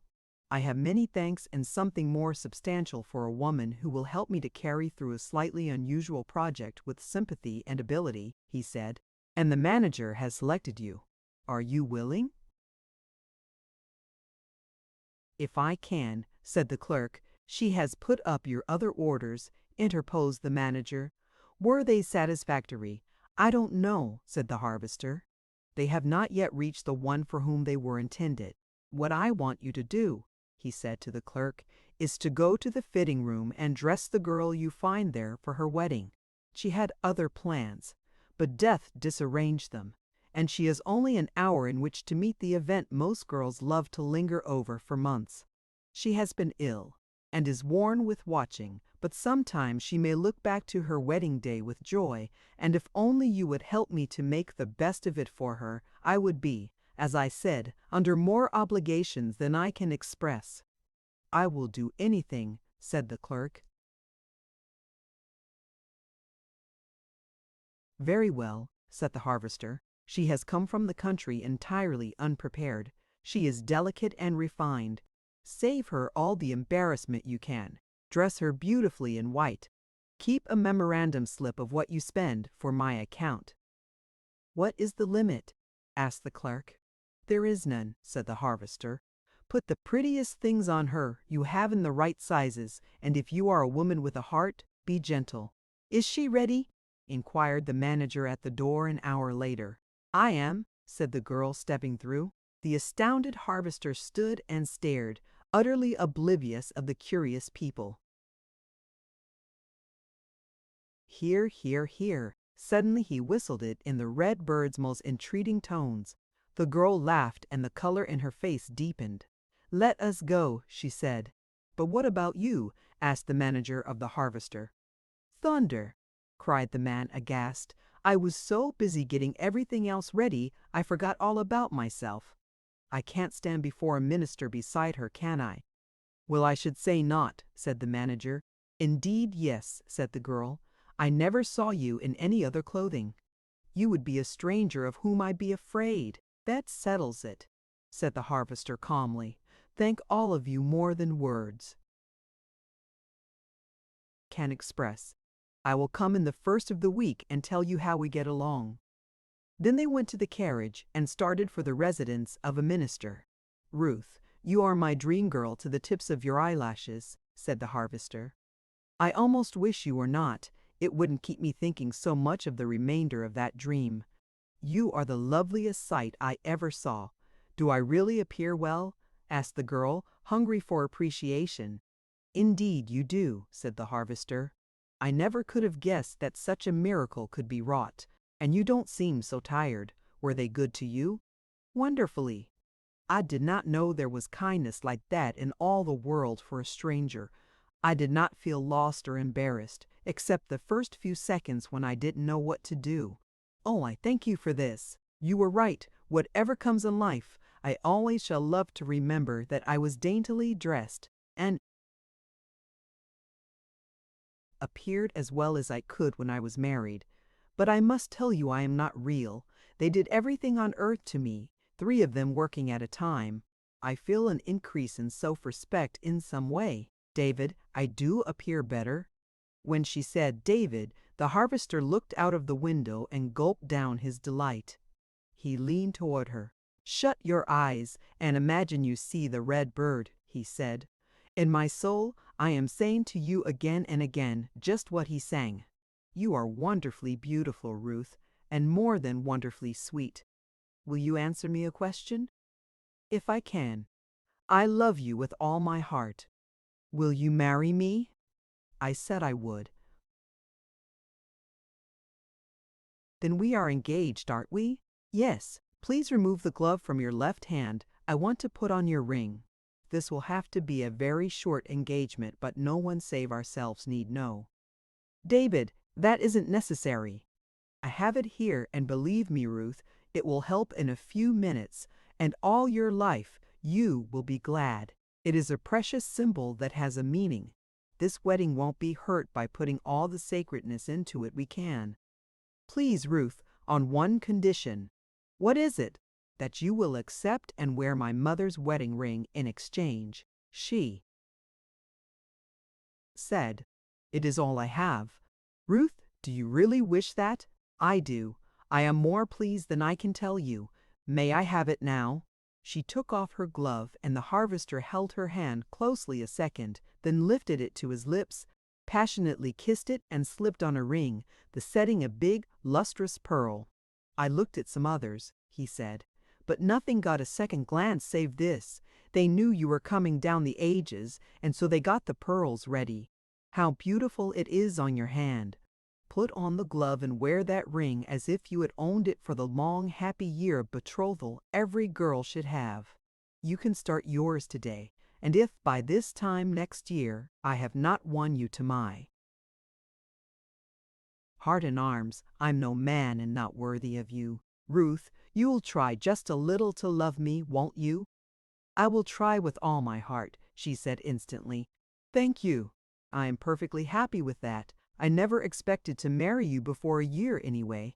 All the difference will be the blessed fact that instead of coming to see you somewhere else, I now can have you in my care and court you every minute. You might as well make up your mind to capitulate soon. It's on the books that you do. If an instant ever comes when I realize that I love you, I will come straight and tell you. Believe me, I will." "Thank you," said the harvester. "This is going to be quite a proper wedding after all. Here is the place. It will be over soon, and you on the home way. Lord." Ruth. The girl smiled at him as he opened the carriage door, helped her up the steps, and rang the bell. "Be brave now," he whispered. "Don't lose your lovely color. These people will be as kind as they were at the store." The minister was gentle and wasted no time. His wife and daughter, who appear for witnesses, kissed Ruth and congratulated her. She and the harvester stood, took the vows, exchanged rings, and returned to the carriage, a man and his wife by the laws of man. "Drive to Seaton's Cafe," the harvester said. "Oh, David, let us go home." "This is so good I hate to stop it for something you may not like so well. I ordered lunch, and if we don't eat it, I will have to pay for it anyway. You wouldn't want me to be extravagant, would you?" "No," said the girl, "and besides, since you mention it, I believe I am hungry." "Good," cried the harvester. "I hope so. Ruth, you wouldn't allow me to hold your hand just until we reach the cafe. It might save me from bursting with joy." "Yes," she said, "but I must take off my lovely gloves first. I want to keep them forever." "I'd hate the glove being removed dreadfully," said the harvester, his eyes dancing and snapping. "I'm sorry I am so thin and shaky," said the girl. "I will be steady and plump soon, won't I?" "On your life you will," said the harvester, taking the hand gently. "Now there are a number of things a man deeply in love can think of to do with a woman's white hand. He can stroke it, press it tenderly, and lay it against his lips and his heart. The harvester lacked experience in these arts, and yet by some wonderful instinct, All of these things occurred to him. There was real color in the girl's cheeks by the time he helped her into the cafe. They were guided to a small room, cool and restful, close a window, beside which grew a tree covered with talking leaves. A waiting attendant who seemed perfectly adept brought in steaming bouillon, fragrant tea, broiled chicken, properly cooked vegetables, a wonderful salad, and then delicious ices and cold fruit. The happy harvester leaned back and watched the girl daintily manage almost as much food as he wanted to see her eat. When they had finished, "Now we are going home," he said. "Will you try to?" "Like it, Ruth? Indeed I will," she promised. "As soon as I grow accustomed to the dreadful stillness and learn what things will not bite me, I'll be better." "I'll have to ask you to wait a minute," he said. "One thing I forgot. I must hire a man to take Betsy home. Aren't you going to drive her yourself?" "No, ma'am. We are going in a carriage or a motor," said the harvester. "Indeed we are not," contradicted the girl. "You have had this all your way so far. I am going home behind Betsy, with Belshazzar at my knee. But your dress! People will think I am crazy to put a lovely woman like you in a spring wagon." "Let them," said the girl placidly. "Why should we bother about other people? I am going with Betsy and Belshazzar." The harvester had been thinking that he adored her, that it was impossible to love her more, but every minute was proving to him that he was capable of feeling so profound. It startled him. To carry the girl, his bride, through the valley and up the hill in the little spring wagon drawn by Betsy, that would have been his ideal way. But he had supposed that she would be afraid of soiling her dress and embarrassed to ride in such a conveyance. Instead, it was her choice. Yes, he could love her more. Hourly she was proving that. "Come this way a few steps," he said. "Betsy is here." The girl laid her face against the nose of the faithful old animal and stroked her head and neck. Then she held her skirts, and the harvester helped her into the wagon. She took the seat, and the dog went wild with joy. "Come on, Belle," she softly commanded. The dog hesitated and looked at the harvester for permission.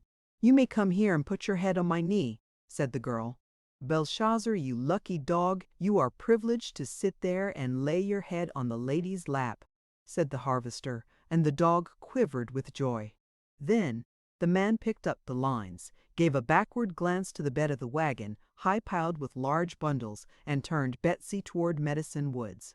Through the crowded streets and toward the country they drove. When a big red car passed, a man called to them, then reversed and slowly began backing beside the wagon. The harvester stopped. "That is my best friend, Dr. Carey of the hospital, Ruth," he said hastily. "May I tell him, and will you shake hands with him?" "Certainly," said the girl. "Is it really you, David?" The doctor peered with gleaming eyes from under the car top. "Really," cried the harvester, as man greets man with a full heart when he is sure of sympathy. "Come, give us your best send-off, Doc. We were married an hour ago. We are headed for Medicine Woods. Dr. Carey, this is Mrs. Langston." "Mighty glad to know you," cried the doctor, reaching a happy hand. The girl met it cordially while she smiled on him. "How did this happen?" demanded the doctor. "Why didn't you let us know? This is hardly fair of you, David. You might have let me and the missus share with you." "That is to be explained," said the harvester. "It was decided on very suddenly, and rather sadly on account of the death of Mrs. Jameson. I forced Ruth to marry me and come with me. I grow rather frightened when I think of it, but it was the only way I knew. She absolutely refused my other plans. You see before you a wild man carrying away a woman to his cave." "Don't believe him, doctor," laughed the girl. "If you know him, you will understand that to offer all he had was like him when he saw my necessity. You will come to see us soon?" "I'll come right now," said the doctor. "I'll bring my wife and arrive by the time you do." "Oh, no, you won't," said the harvester. "Do you observe the bed of this wagon? This happened all unbeknownst to us. We have to set up housekeeping after we reach home, We will notify you when we are ready for visitors. Just you subside. And wait until you are sent for." "Why, David!" cried the astonished girl. "That's the law," said the harvester tersely. "Goodbye, Duck. We'll be ready for you in a day or two." He leaned down and held out his hand. The grip that caught it said all any words could convey, and then Betsy started up the hill. Chapter 13. When the Dream Came True. At first the road lay between fertile farms dotted with shocked wheat, covered with undulant seas of ripening oats and forests of growing corn. The larks were trailing melody above the shorn and growing fields. The quail were in gathering beside the fences, and from the forests on graceful wings slipped the nighthawks and sailed and soared, dropping so low that the half-moons formed by white spots on their spread wings showed plainly. "Why is this country so different from the other side of the city?" asked the girl. "It is older," replied the harvester, "and it lies higher. This was settled and well cultivated when that was a swamp. But as a farming proposition, the money is in the lowland like your uncle's. The crops raised there are enormous compared with the yield of these fields." "I see," said she, "but this is much better to look at, and the air is different. It lacks a soggy, depressing quality. I don't allow any air to surpass that of Medicine Woods," said the harvester, "by a special arrangement with the powers that be." Then they dipped into a little depression and arose to cross the railroad, and then followed a longer valley that was ragged and unkempt compared with the road between cultivated fields. The harvester was busy trying to plan what to do first and how to do it most effectively, and working his brain to think if he had everything the girl would require for her comfort. So he drove silently through the deepening shadows. She shuddered and awoke him suddenly. He glanced at her from the corner of his eye. Her thoughts had gone on a journey also, and the way had been rough, for her face wore a strained appearance. The hands lying bare in her lap were tightly gripped, so that the nails and knuckles appeared blue. The harvester hastily cast around seeking for the cause of the transformation. A few minutes ago she had seemed at ease and comfortable. Now she was close open panic. Nothing had been said that would disturb her. With brain alert, he searched for the reason. Then it began to come to him. The unaccustomed silence and depression of the country might have been the beginning. Coming from the city and crowds of people to the gloomy valley with a man almost a stranger, going she knew not where, to condition she knew not what, with the experiences of the day vivid before her. The Black Valley Road was not prepossessing, with its border of green pools, through which grew swamp bushes and straggling vines. The harvester looked carefully at the road and ceased to marvel at the girl, but he disliked to let her know he understood. So he gave one last glance at those gripped hands and casually held out the lines. "Will you take these just a second?" he asked. "Don't let them touch your dress. We must not lose of our load, because it's mostly things that will make you more comfortable." He arose and, turning, pretended to see that everything was all right. Then he resumed his seat and drove on. "I'm a little ashamed of this stretch through here," he said apologetically. "I could have managed to have it cleared and in better shape long ago, but in a way it yields a snug profit, and so far I've preferred the money. The land is not mine, but I could grub out this growth entirely instead of taking only what I need. Is there stuff here you use?" The girl aroused herself to ask, and the harvester saw the look of relief that crossed her face at the sound of his voice. "Well, I should say yes," he laughed. "Those bushes, numerous everywhere, with the hanging yellow-green balls, those in bark and root, go into fever medicines. They are not so much used now, but sometimes I have a call, and when I do, I pass the beds on our land and come down here and get what is needed. That bush," he indicated with the whip, "blooms exquisitely in the spring. It is a relative of flowering dogwood, and the one of its many names I like best is silky cornel. Isn't that pretty?"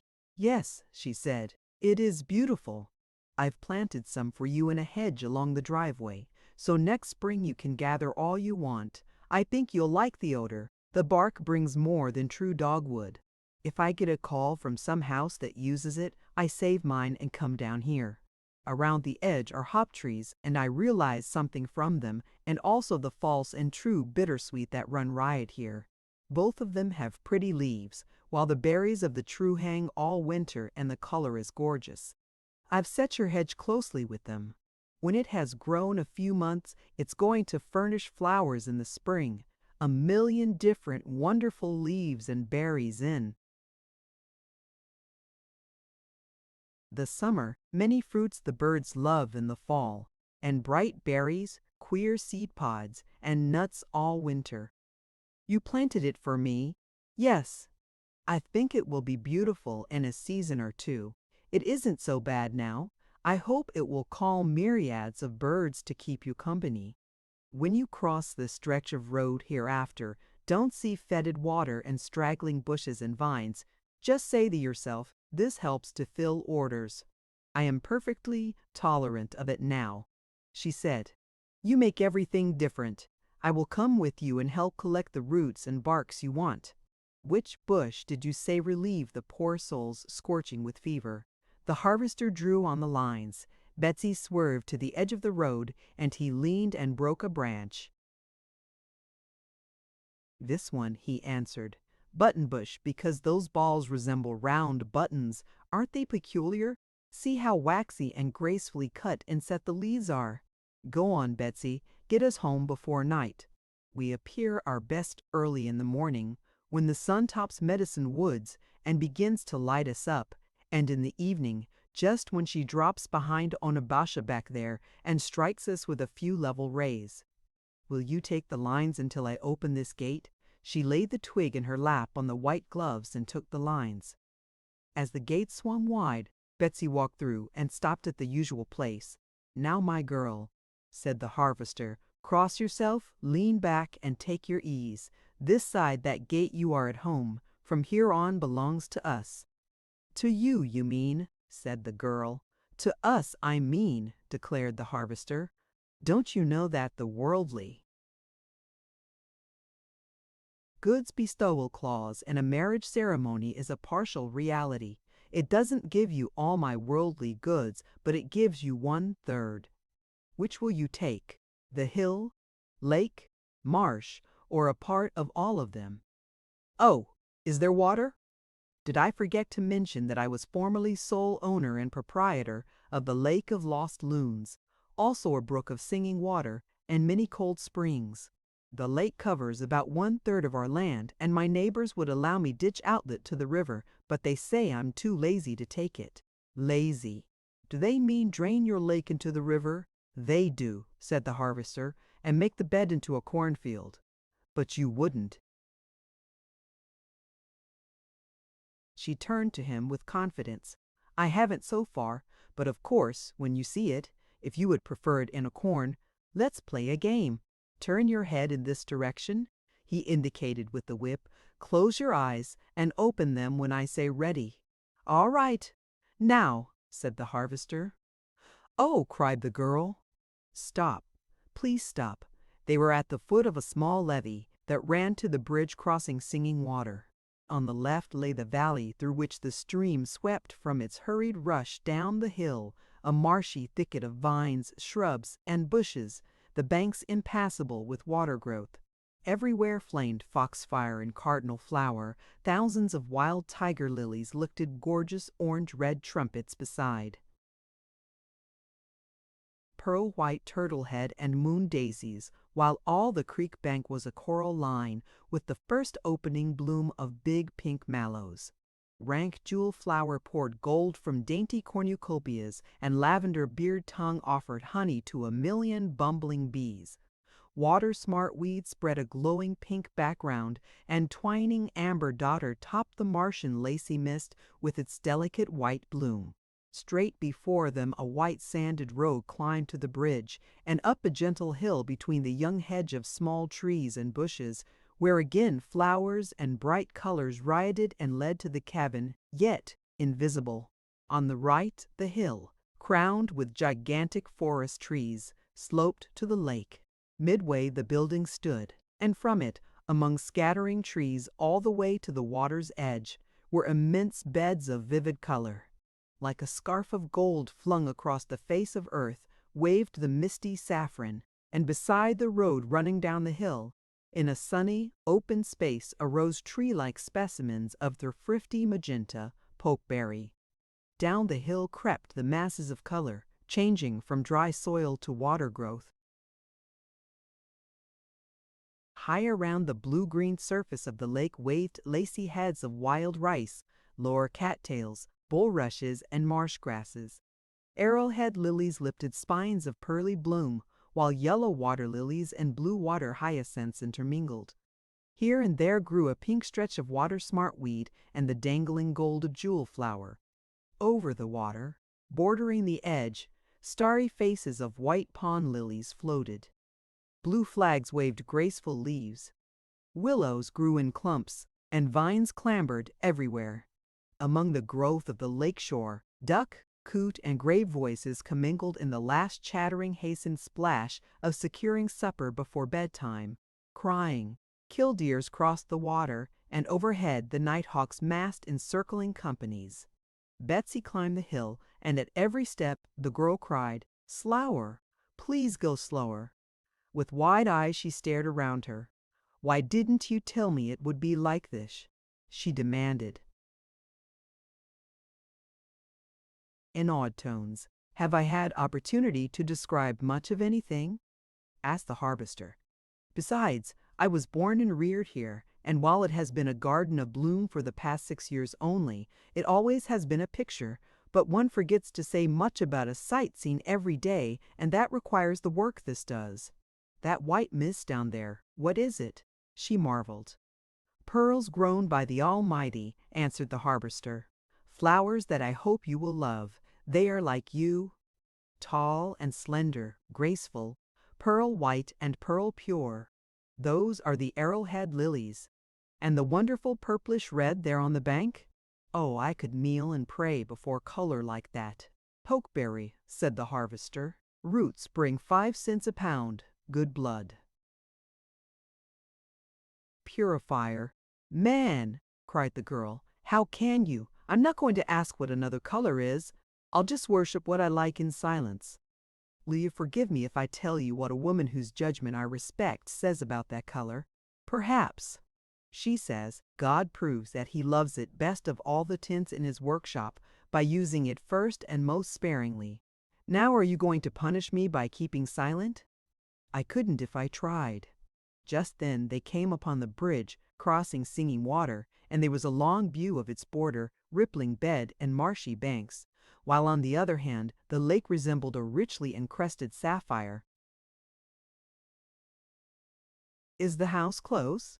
"Just a few rods at the turn of the drive. Please help me down. I want to remain here a while. I don't care what else there is to see. Nothing can equal this. I wish I could bring down a bed and sleep here. I'd like to have a table and draw and paint. I understand now what you mean about the designs you mentioned.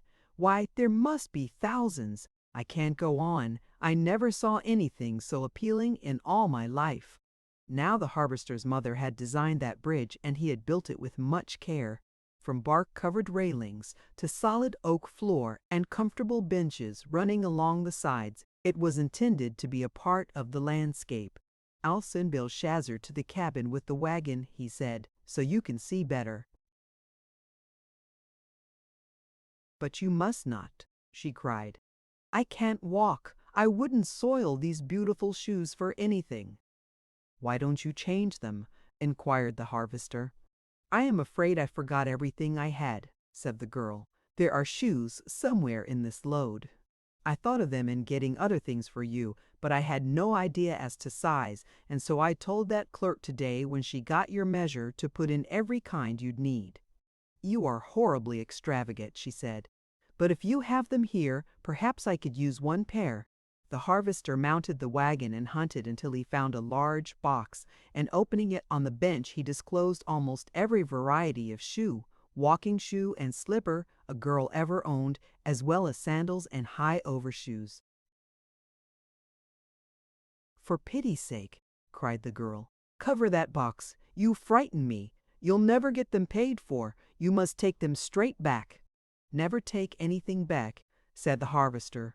"Be sure you are right, then go ahead, is my motto. Now I know these are your correct size, and that for differing occasions you will want just such shoes as other girls have, and here they are, simple as life. I think these will serve because they are for street wear, yet they are white inside."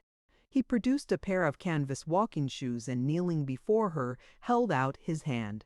When he had finished, he loaded the box on the wagon, gave the hitching strap to Belshazzar, and told him to lead Betsy to the cabin and hold her until he came. Then he turned to the girl. "Now," he said, "look as long as you choose. But remember that the law gives you part of this, and your lover, which same am I, gives you the remainder. So you are privileged to come here at any hour as often as you please. If you miss anything this evening, you have all time to come in which to re-examine it." "I'd like to live right here on this bridge," she said. "I wish it had a roof." "Roof it tomorrow," offered the harvester. Simple matter of a few pillars already cut, joists joined, and some slab shingles left from the cabin. "Anything else your ladyship can suggest? That you be sensible." "I was born that way," explained the harvester, "and I've cultivated the faculty until I've developed real genius. Talking of sense, there never was a proper marriage in which the man didn't give the woman a present. You seem likely to be more appreciative of this bridge than anything else I have, so right here and now would be the appropriate place to offer you my wedding gift. I didn't have much time, but I couldn't have found anything more suitable if I'd taken a year." He held out a small white velvet case. "Doesn't that look as if it were made for a bride?" he asked. "It does," answered the girl, "but I can't take it. You are not doing right. Marrying as we did, you never can believe that I love you. Maybe it won't ever happen that I do. I have no right to accept gifts and expensive clothing from you. In the first place, if the love you ask never comes, there is no possible way in which I can repay you. In the second, these things you are offering are not suitable for life and work in the woods. In the third, I think you are being extravagant, and I couldn't forgive myself if I allowed that." "You divide your statements like a preacher, don't you?" asked the harvester ingenuously. "Now sit thee here and gaze on the placid lake and quiet your troubled spirit, while I demolish your perfectly good arguments. In the first place, you are now my wife, and you have a right to take anything I offer, if you care for it or can use it in any manner. In the second, you must recognize a difference in our positions. What seems nothing to you means all the world to me, and you are less than human if you deprive me of the joy of expressing feelings I am in honor bound to keep in my heart by these little material offerings. In the third place, I inherited over 600 acres of land and water. Please observe the water, it is now in evidence on your left. All my life I have been taught to be frugal, economical, and to work. All I've earned either has gone back into land, into the bank, or into books, very plain food, and such clothing as you now see me wearing. Just the value of this place as it stands, with its big trees, its drug crops yielding all the year round, would be difficult to estimate. And I don't mind telling you that on the top of that hill there is a gold mine, and it's mine hours since 4 o'clock, a gold mine. Acres and acres of wild ginseng, 7 years of age and ready to harvest. Do you remember what your few pounds brought? Why, it's worth thousands. Exactly. For your peace of mind, I might add that all I have done or got is paid for, except what I bought today, and I will write a check for that as soon as the bill is made out.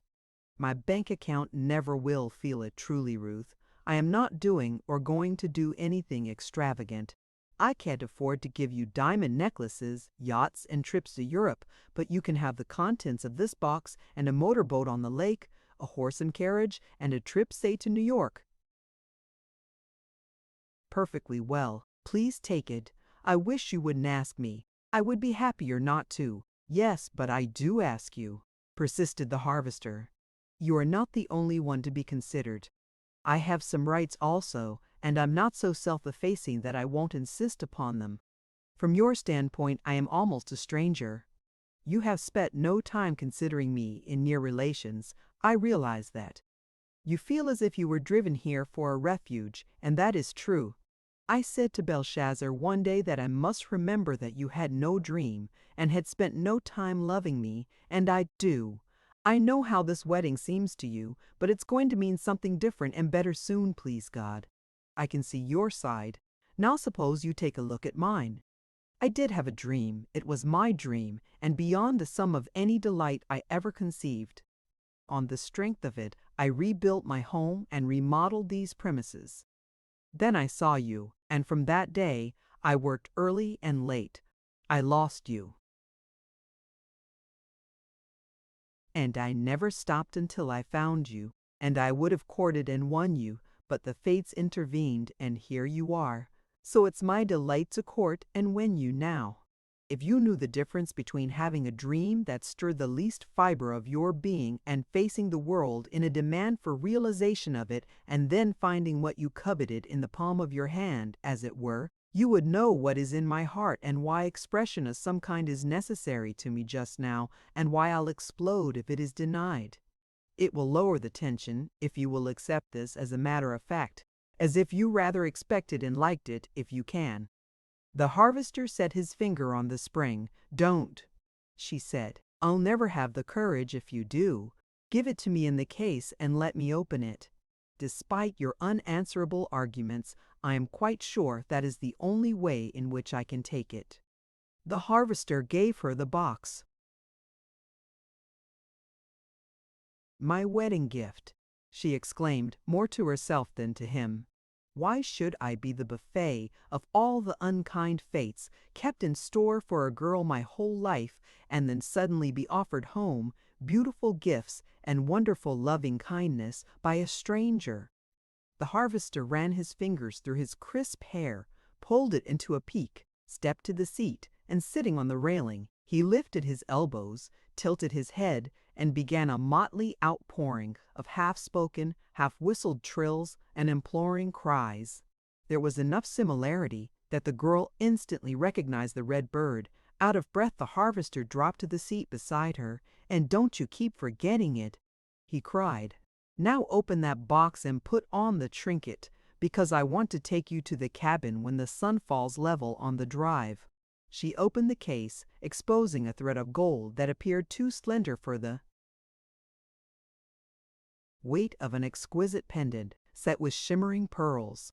"If you will look down there," the harvester pointed over the railing to the arrowhead lilies touched with the fading light, "you will see that they are similar." "They are!" cried the girl. "How lovely! Which is more beautiful I do not know. And you won't like it if I say I must not." She held the open case toward the harvester. "Possession is 9 points in the law," he quoted. "You have taken it already, and it is in your hands. Now make the gift perfect for me by putting it on and saying nothing more." "My wedding gift," repeated the girl. Slowly she lifted the beautiful ornament and held it in the light. "I'm so glad you just forced me to take it," she said. "Any half-normal girl would be delighted. I do accept it. And what's more, I am going to keep and wear it and my ring at suitable times all my life, in memory of what you have done to be kind to me on this awful day."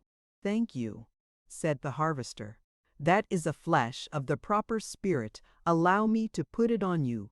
"No," said the girl, "not yet, after a while. I want to hold it in my hands where I can see it." "Now, there is one other thing," said the harvester.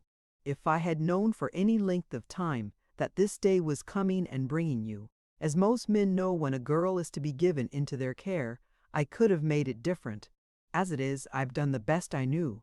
All your afterlife, I hope you will believe this, just that if you missed anything today that would have made it easier for you or more pleasant. The reason was because of my ignorance of women and the conventions and lack of time.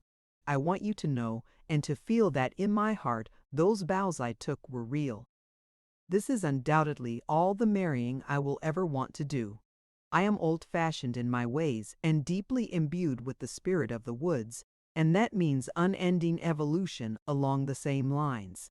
To me you are my revered and beloved wife, my mate now, and I am sure nothing will make me feel any different.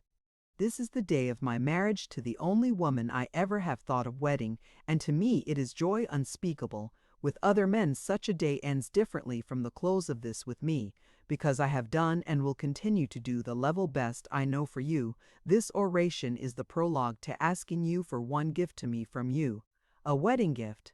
I don't want it unless you can bestow it ungrudgingly and truly want me to have it. If you can, I will have all from this day. I hope for at the hands of fate. May I have the gift I ask of you, Ruth? She lifted startled eyes to his face. Tell me what it is, she breathed. It may seem much to you, said the harvester. To me it appears only a gracious act from a wonderful woman if you will give me freely one real kiss.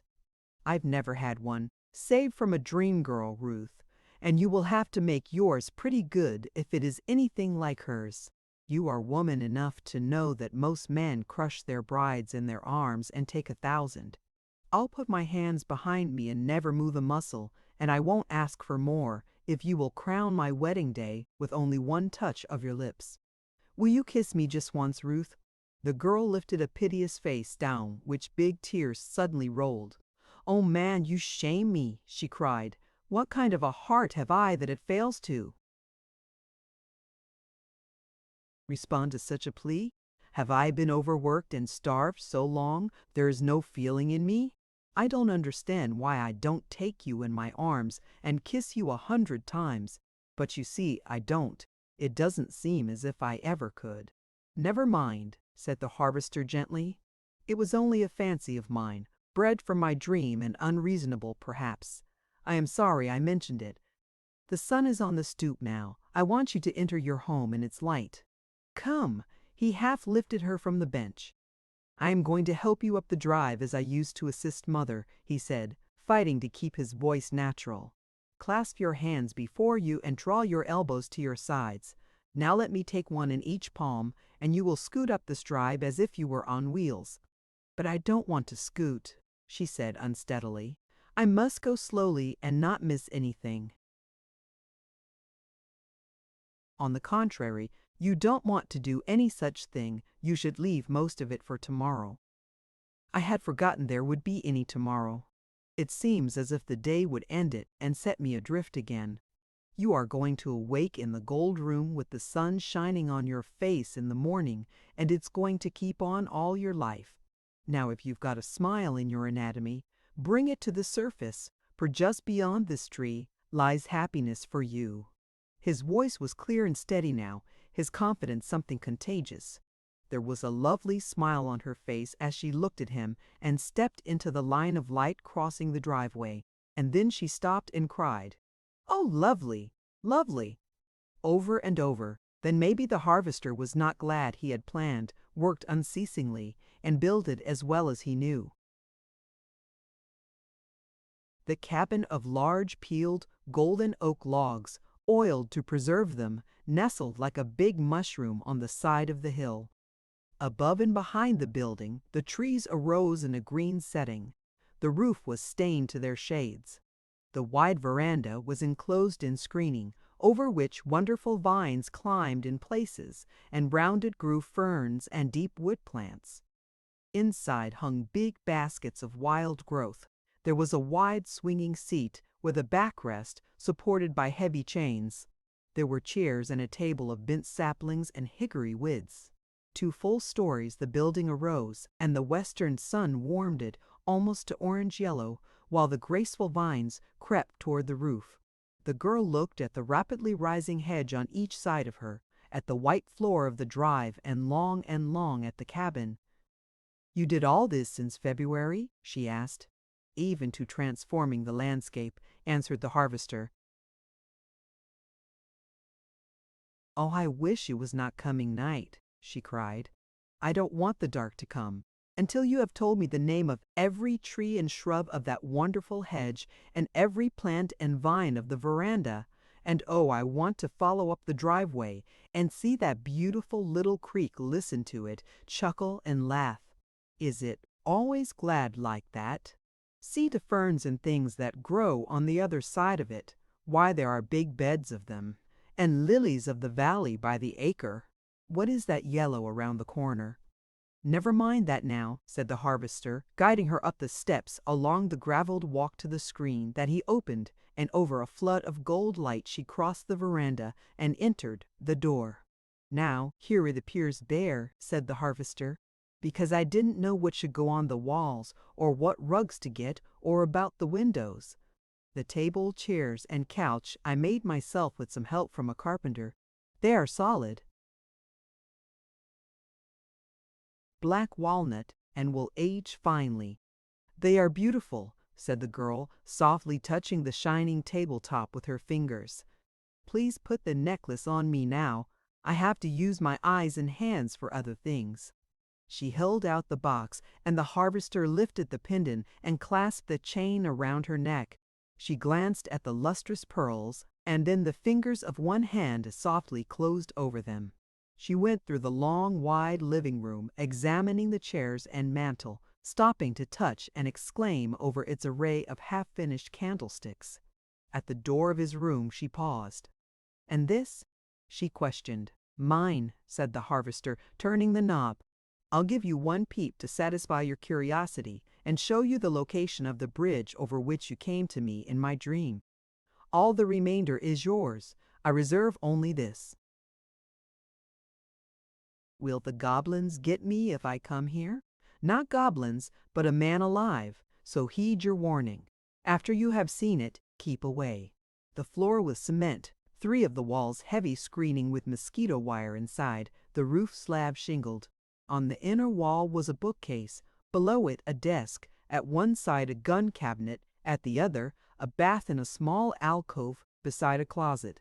The room contained 2 chairs like those of the veranda, and the bed was a low oak couch covered with a thick mattress of hemlock twigs, topped with sweet fern, on which the sun shone all day. On a chair at the foot were spread some white sheets, a blanket, and an oilcloth. The sun beat in, the wind drifted through, and one lying on the couch could see down the bright hill and sweep the lake to the opposite bank without lifting the head. The harvester drew the girl to the bedside. "Now straighten a line from here," he said, "across the lake to that big, scraggy oak. Every clear night the moon builds a bridge of molten gold, and once you walked it, my girl, and came straight to me alone and unafraid. And you were gracious and lovely beyond anything a man ever dreamed of before. I'll have that to think of tonight. Now come see the dining room, kitchen, and handmade sunshine." He led her into what had been the front room of the old cabin, now a large, long dining room having on each side wide windows with deep seats. The fireplace back wall was against that of the living room, but here the mantel was bare. All the woodwork, chairs, the dining table, cupboards, and carving table were golden oak. Only a few rugs and furnishings and a woman's touch were required to make it an unusual and beautiful room. The kitchen was shining with a white hardwood floor, white woodwork, and pale green walls. It was a light, airy, sanitary place, supplied with a pump, sink, hot and cold water faucets,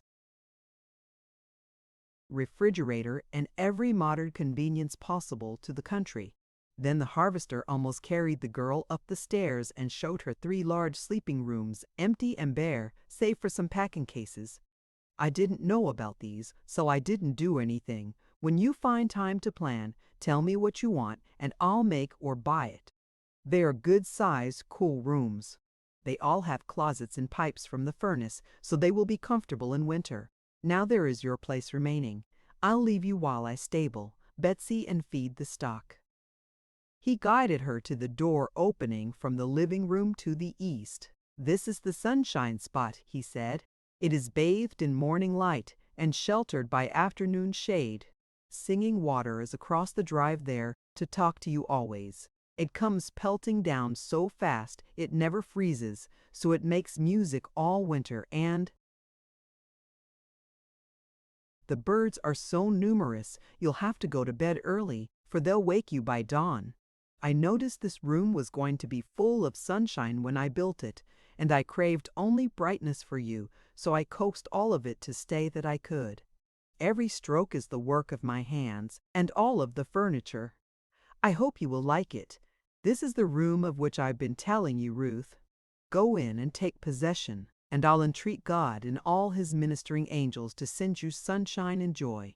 He opened the door, guided her inside, closed it, and went swiftly to his work. The girl stood and looked around her with amazed eyes. The floor was pale yellow wood, polished until it shone like a tabletop.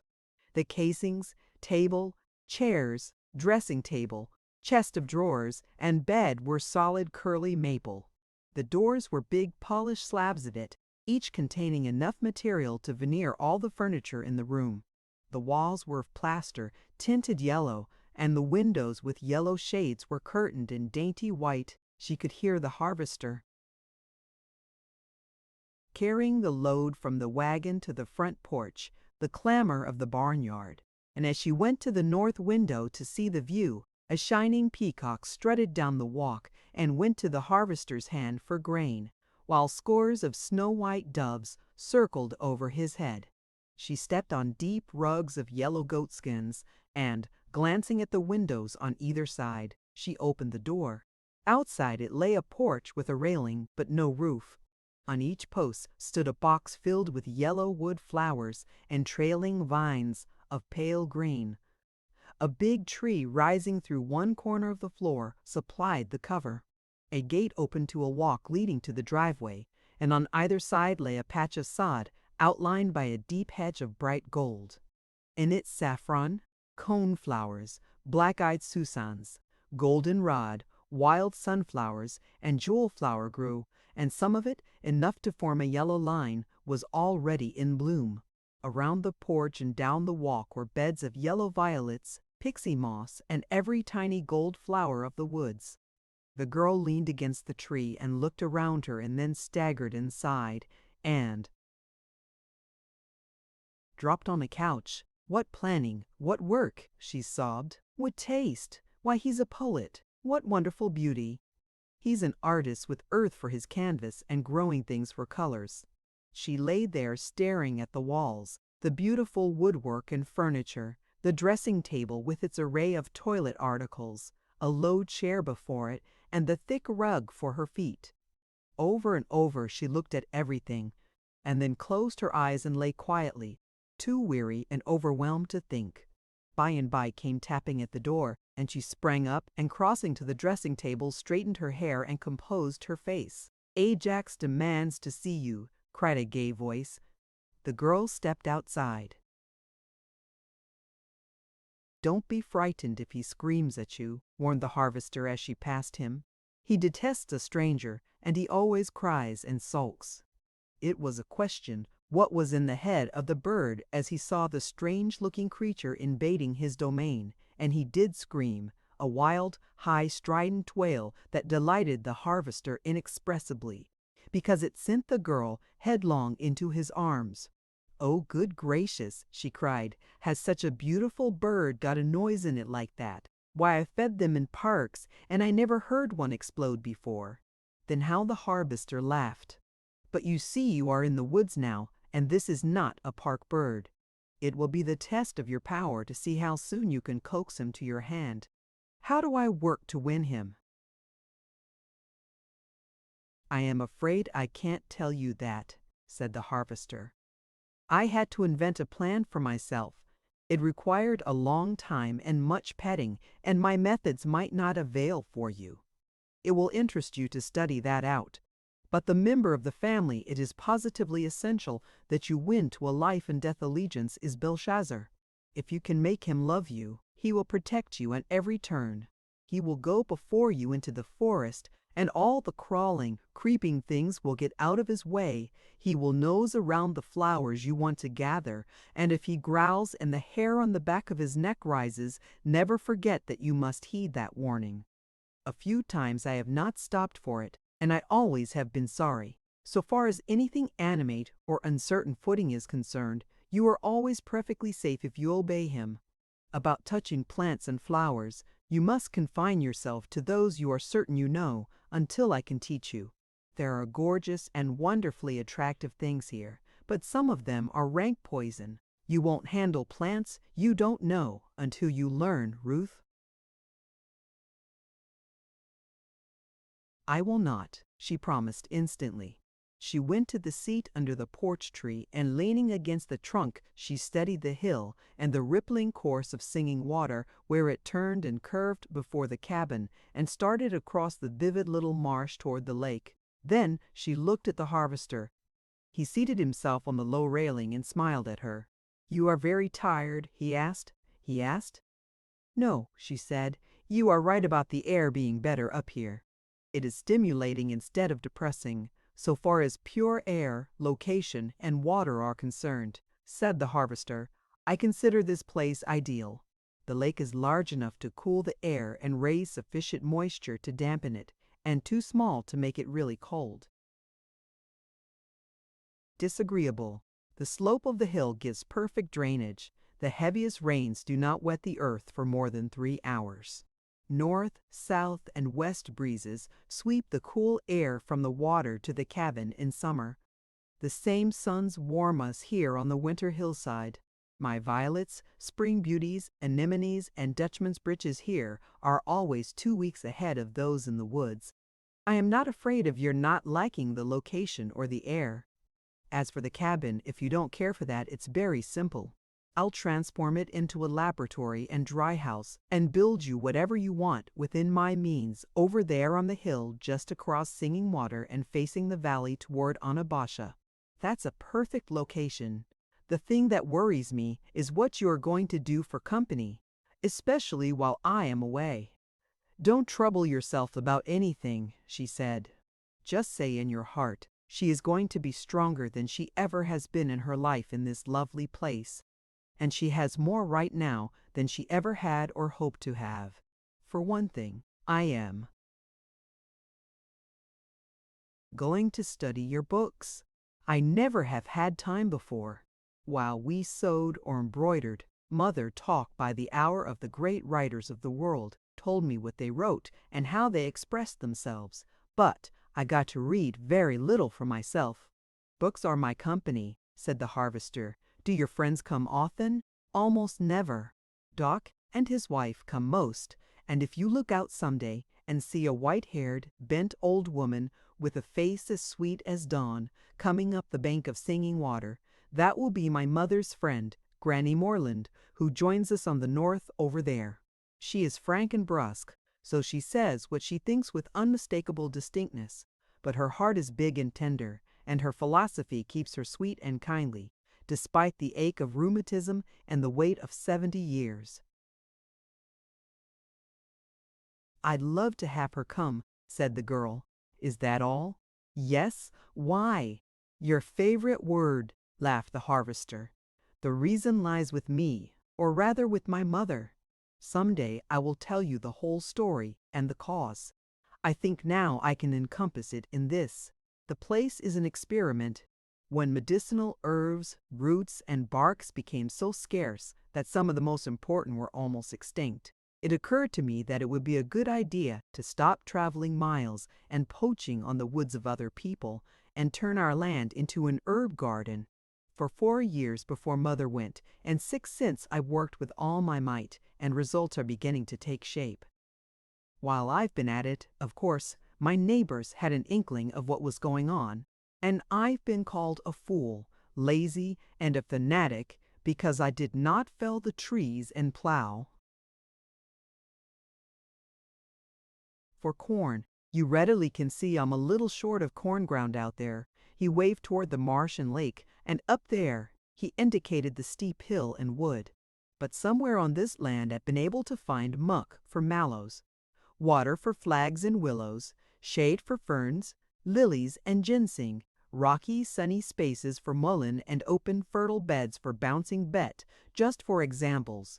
God never evolved a place better suited for an herb farm, from woods to water and all that goes between. It is perfect. And indescribably lovely, added the girl. Yes, I think it is, said the harvester. But in the days when I didn't know how it was coming out, I was sensitive about it, so I kept quiet and worked, and allowed the other fellow to do the talking. After a while, the ginseng bed grew a treasure worth guarding, and I didn't care for anyone to know how much I had or where it was, as a matter of precaution. Ginseng and money are synonymous, and I was forced to be away some of the time. Would anyone take it? Certainly, said the harvester, if they knew it was there, and what it is worth. Then, as I've told you, much of the stuff here must not be handled except by experts, and I didn't want people coming in my absence and taking risks. The remainder of my reason for living so alone is cowardice, pure and simple. Cowardice? You? Oh, no. Thank you, said the harvester.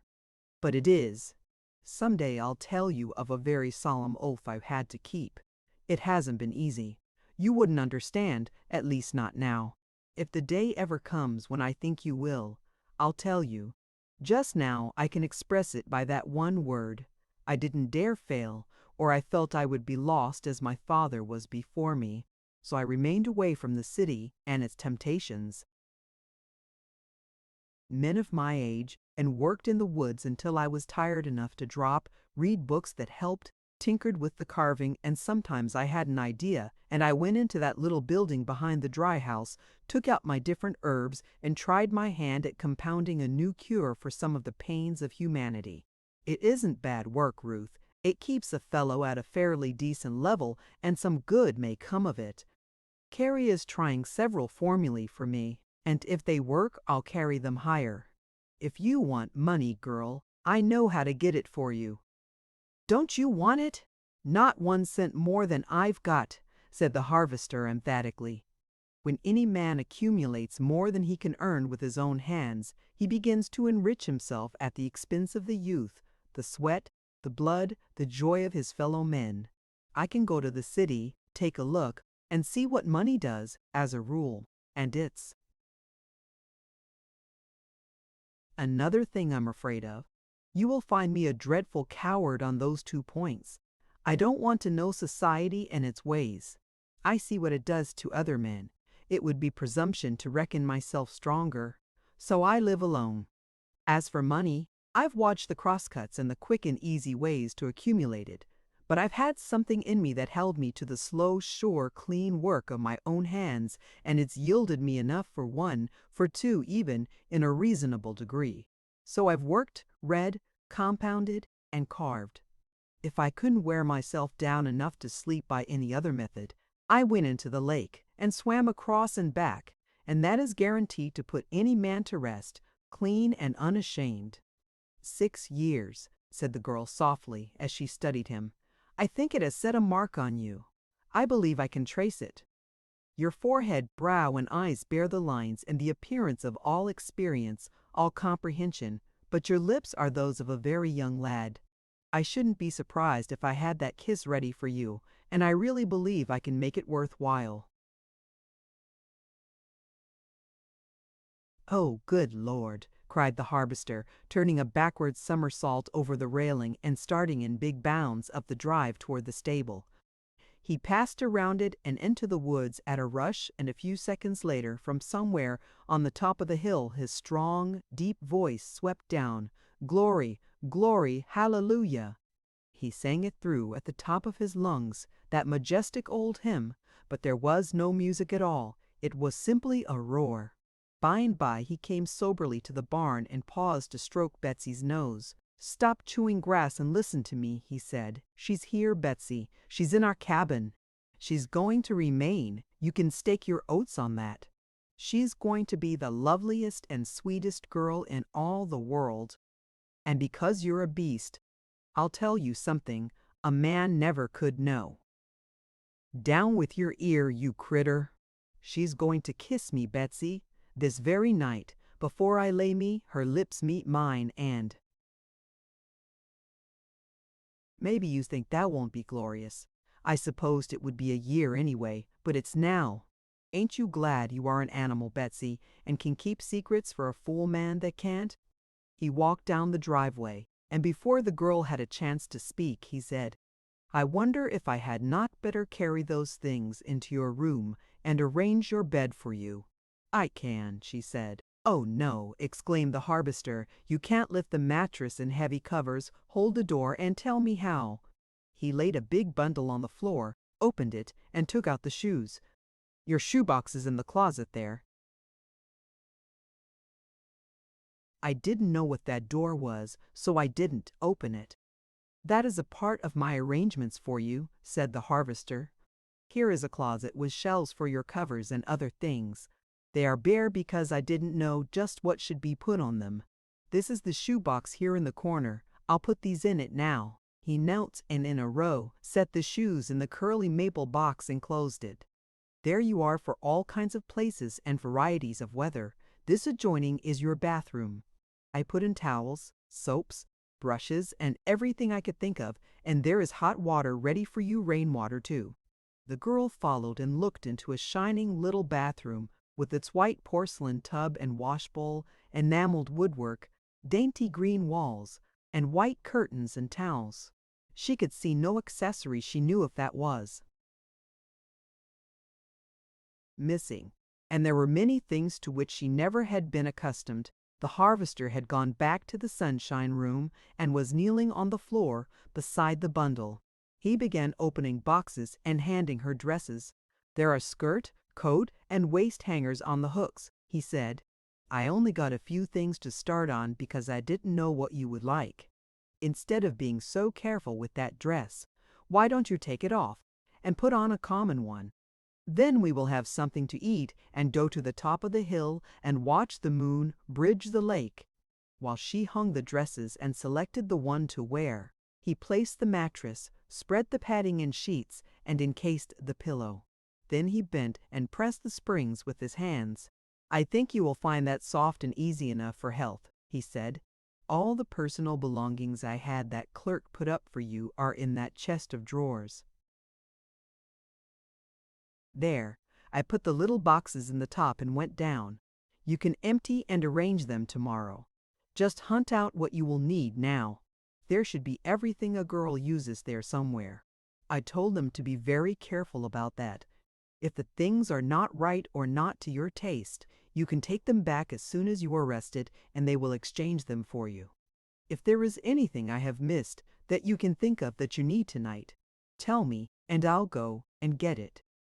The girl turned toward him. You couldn't be making sport of me, she said. But man, can't you see that I don't know what to do with half you have here? I never saw such things closely before. I don't know what they are for. I don't know how to use them. My mother would have known, but I do not. You overwhelm me. 50 times I've tried to tell you that a room of my very own, such a room as this will be when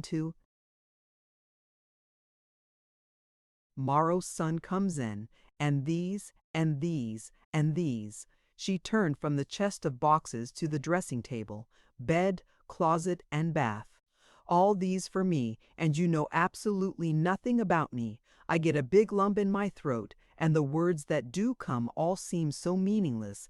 I am perfectly ashamed to say them. Oh man, why do you do it? I thought it was about time to spring another why on me, said the harvester. Thank God I am now in a position where I can tell you why. I do it because you are the girl of my dream, my mate, by every law of heaven and earth. All men build as well as they know when the one woman of the universe lays her spell on them. I did all this for myself, just as a kind of expression of what it would be in my heart to do if I could do what I'd like. Put on the easiest dress you can find, and I will go and set out something to eat. She stood with arms high piled with the prettiest dresses that could be selected. Hurriedly, the tears running down her white cheeks, and smiled through them at him. There wouldn't be any of that liquid amber, would there? She asked. quarts!" cried the harvester. "I'll bring some." "Does it really hit the spot, Ruth?" he questioned as he handed her the glass. She heaped the dresses on the bed and took it. "It really does. I am afraid I am using too much." "I don't think it possibly can hurt you. Tomorrow we will ask Doc. How soon will you be ready for lunch?" "I don't want to bite." "You will when you see and smell it," said the harvester. "I am an expert cook. It's my chiefest accomplishment. You should taste the dishes I improvise, but there won't be much tonight because I want you to see the moon rise over the lake." He went away and the girl removed her dress and spread it on the couch. Then she bathed her face and hands. When she saw the discolored cloth, it proved that she had been painted and made her very indignant. Yet she could not be altogether angry, for that flush of color had saved the harvester from being pitied by his friend. She stood a long time before the mirror, staring at her gaunt, colorless face. Then she went to the dressing table and committed a crime. She found a box of cream and rubbed it on for a foundation. Then she opened some pink powder and carefully dusted her cheeks. "I am utterly ashamed," she said to the image in the mirror, "but he has done so much for me. He is so I don't know a word big enough that I can't bear him to see how ghastly I am, how little worth it. Perhaps the food, better air, and outdoor exercise will give me strength and color soon. Until it does, I'm afraid I'm going to help out all I can with this. It is wonderful how it changes one. I really appear like a girl instead of a bony old woman." Then she looked over the dresses, selected a pretty white princess, slipped it on, and went to the kitchen. But the harvester would not have her there. He seated her at the dining table, beside the window overlooking the lake, lighted a pair of his homemade candles and his finest sticks, and placed before her bread, butter, cold meat, milk, and fruit, and together they ate their first meal in their home. "If I had known," said the harvester, "Granny Moreland is a famous cook. She is a Southern woman, and she can fry chicken and make some especial dishes to surpass anyone I ever knew. She would have been so pleased to come over and get us an all right supper." "I'd much rather have this and be by ourselves," said the girl. "Well, you can bank on it, I would," agreed the harvester. "For instance, if anyone were here, I might feel restrained about telling you that you are exactly the beautiful, flushed dream girl I have adored for months, and your dress most becoming. You are a picture to blind the eyes of a lonely bachelor, Ruth." "Oh, why did you say that?" wailed the girl. "Now I've got to feel like a sneak or tell you, and I didn't want you to know.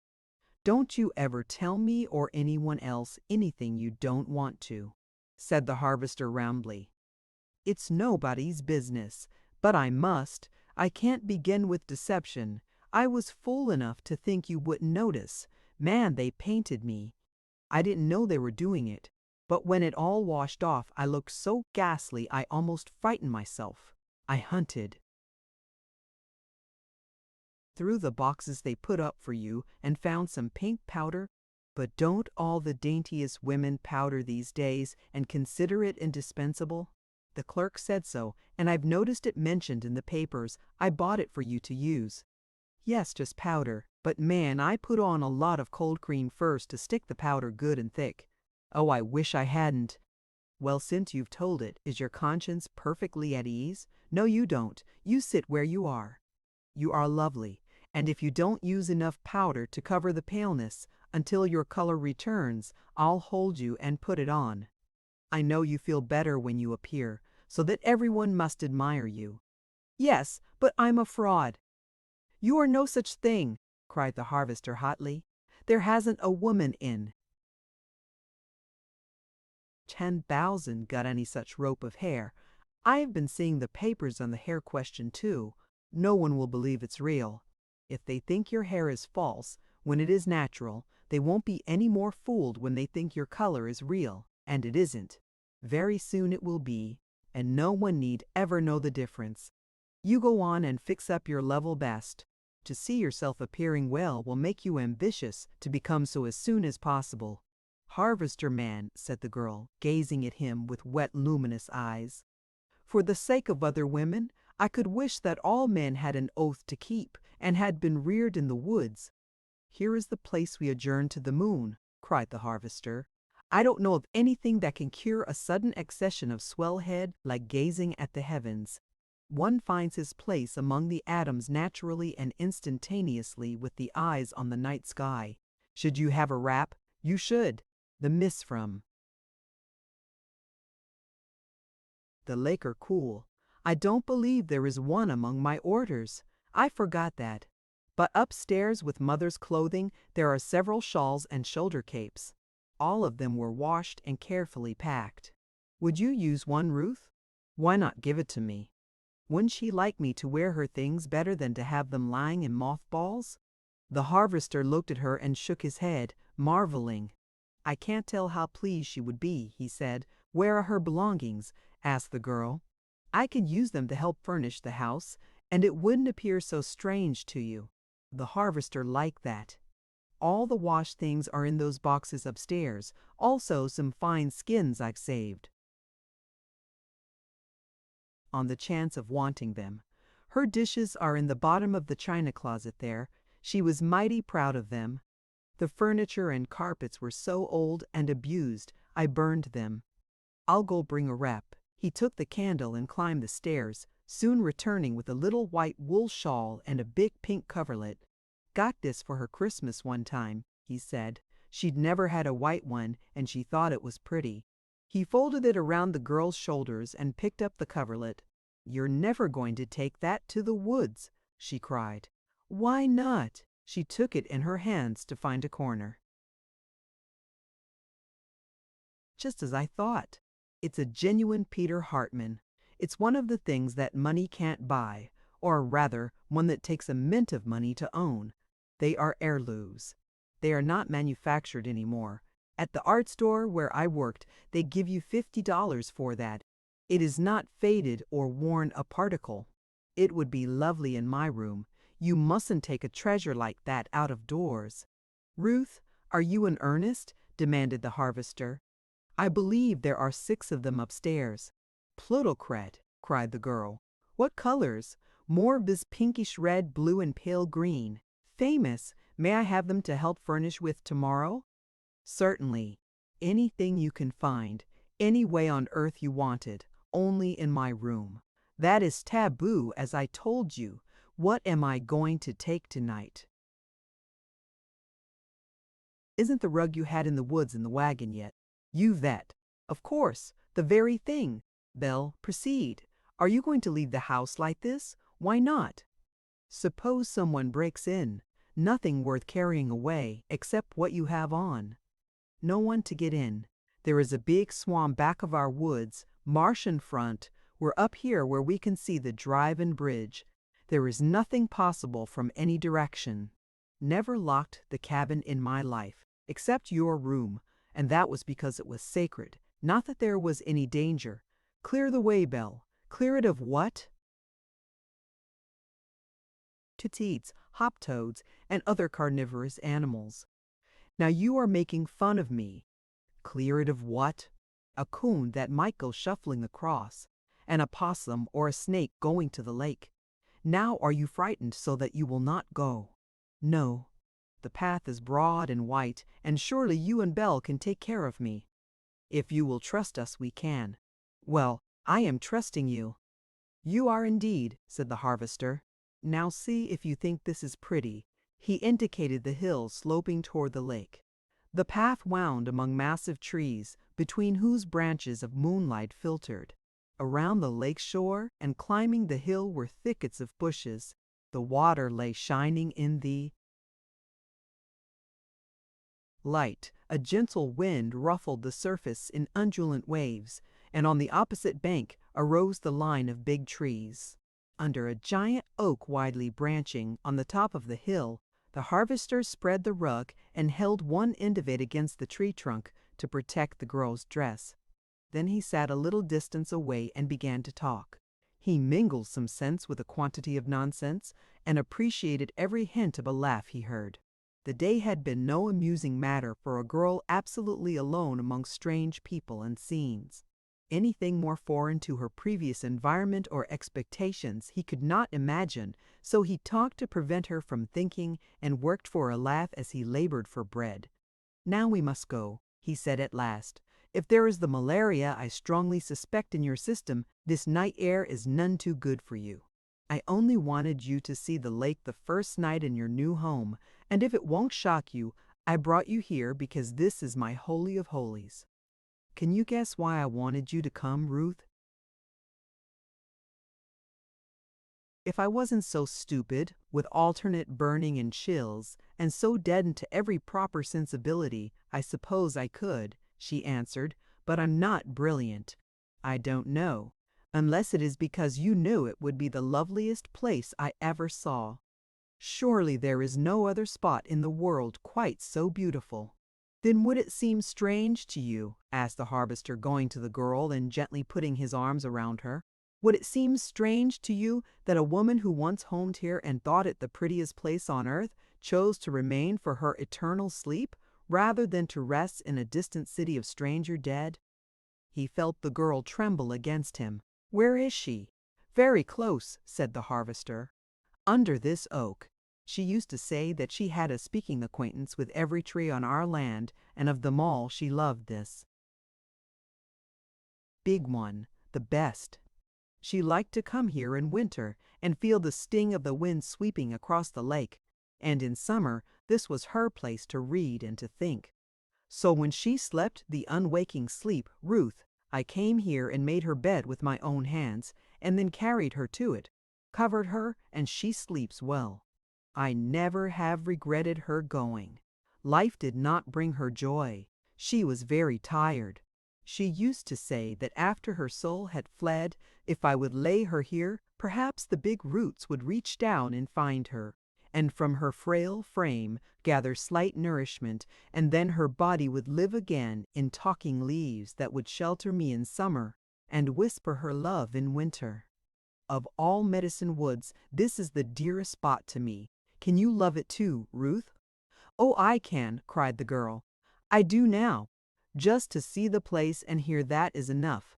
I wish, oh, to my soul, I wish—" "You wish what?" whispered the harvester gently.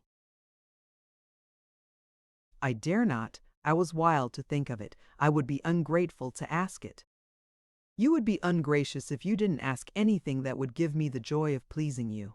How long is it going to require for you to learn, Ruth, that to make up for some of the difficulties life has brought you would give me more happiness than anything else could? Tell me now." "No!" He gathered her closer. "Ruth, there is no reason why you should be actively unkind to me. What is it you wish?"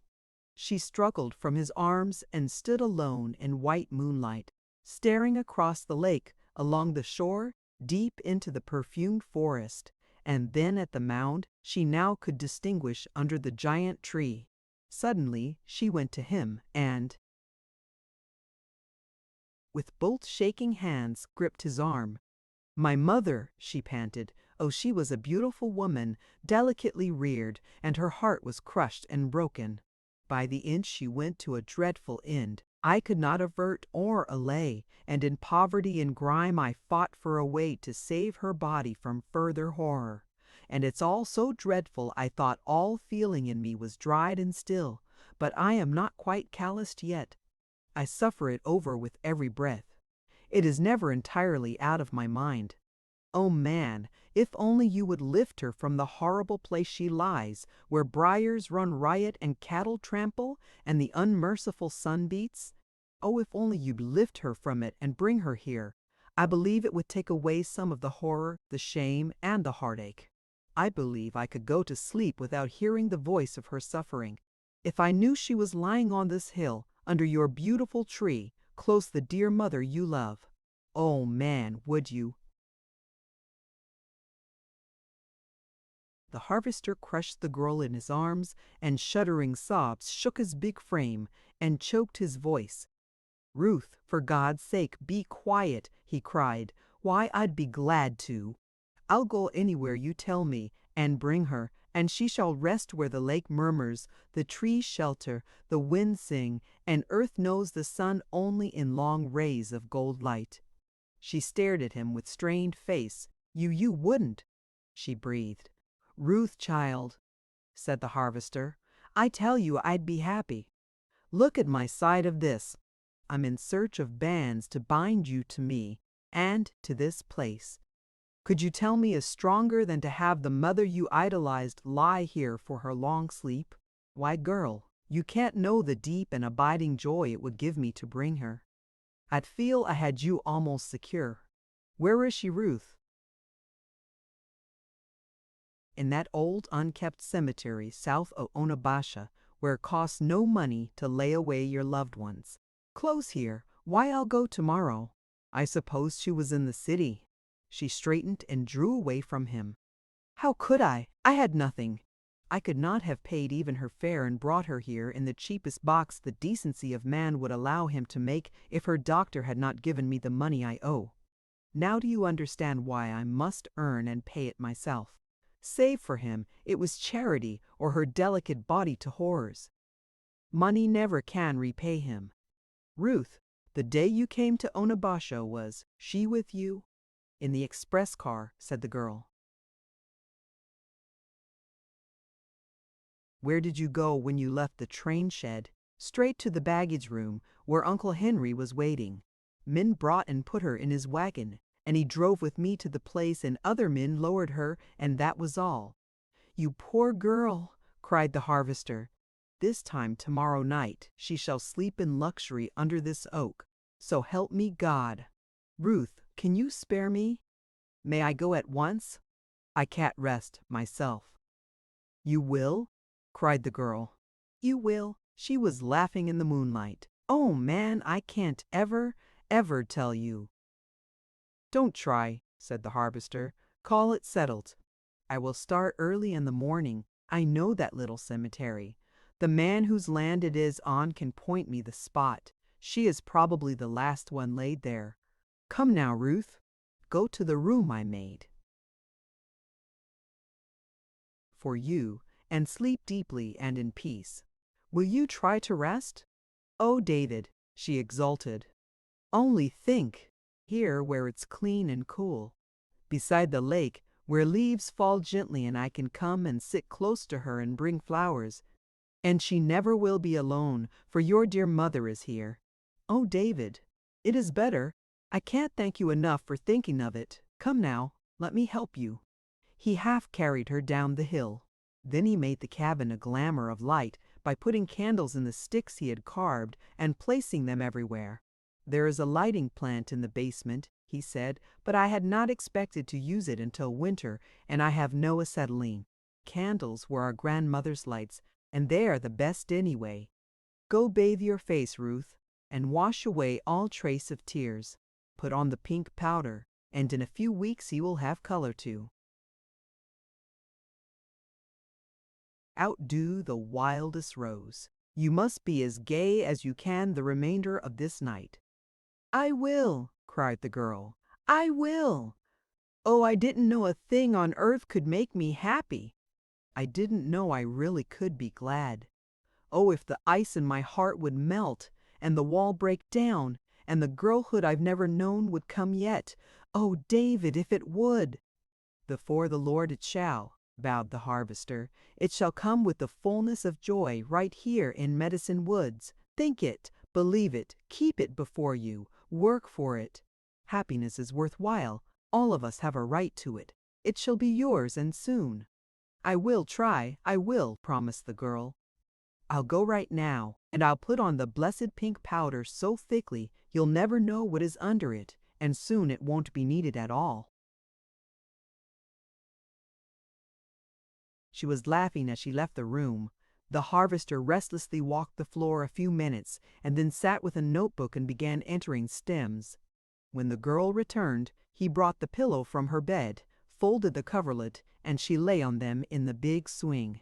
He covered her with the white shawl, and while Singing Water sang its loudest, katydids exulted over the delightful act of their ancestor, and a million gauze-winged creatures of night hummed against the screen, In a voice soft and low, he told her in a steady stream, as he swayed her back and forth, what each sound of the night was, and how and why it was made, all the way from the rumbling buzz of the June bug to the screech of the owl, and the splash of the bass in the lake.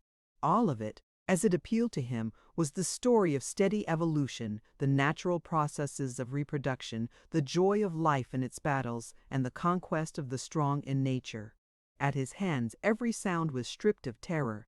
The leaping bass was exulting in life. The screeching owl was telling its mate it had found a fat mouse for the children. The nighthawk was courting. The big bullfrogs, booming around the lake, were serenading the moon. There was not a thing to fear, or a voice left with an unsympathetic note in it. She was half asleep when at last he helped her to her room, set a pitcher of frosty clinking drink on her table, locked her door and window screens inside, spread Belsh's blanket on her porch, and set his door wide open that he might hear as she called, and then said good night and went back to his memorandum book.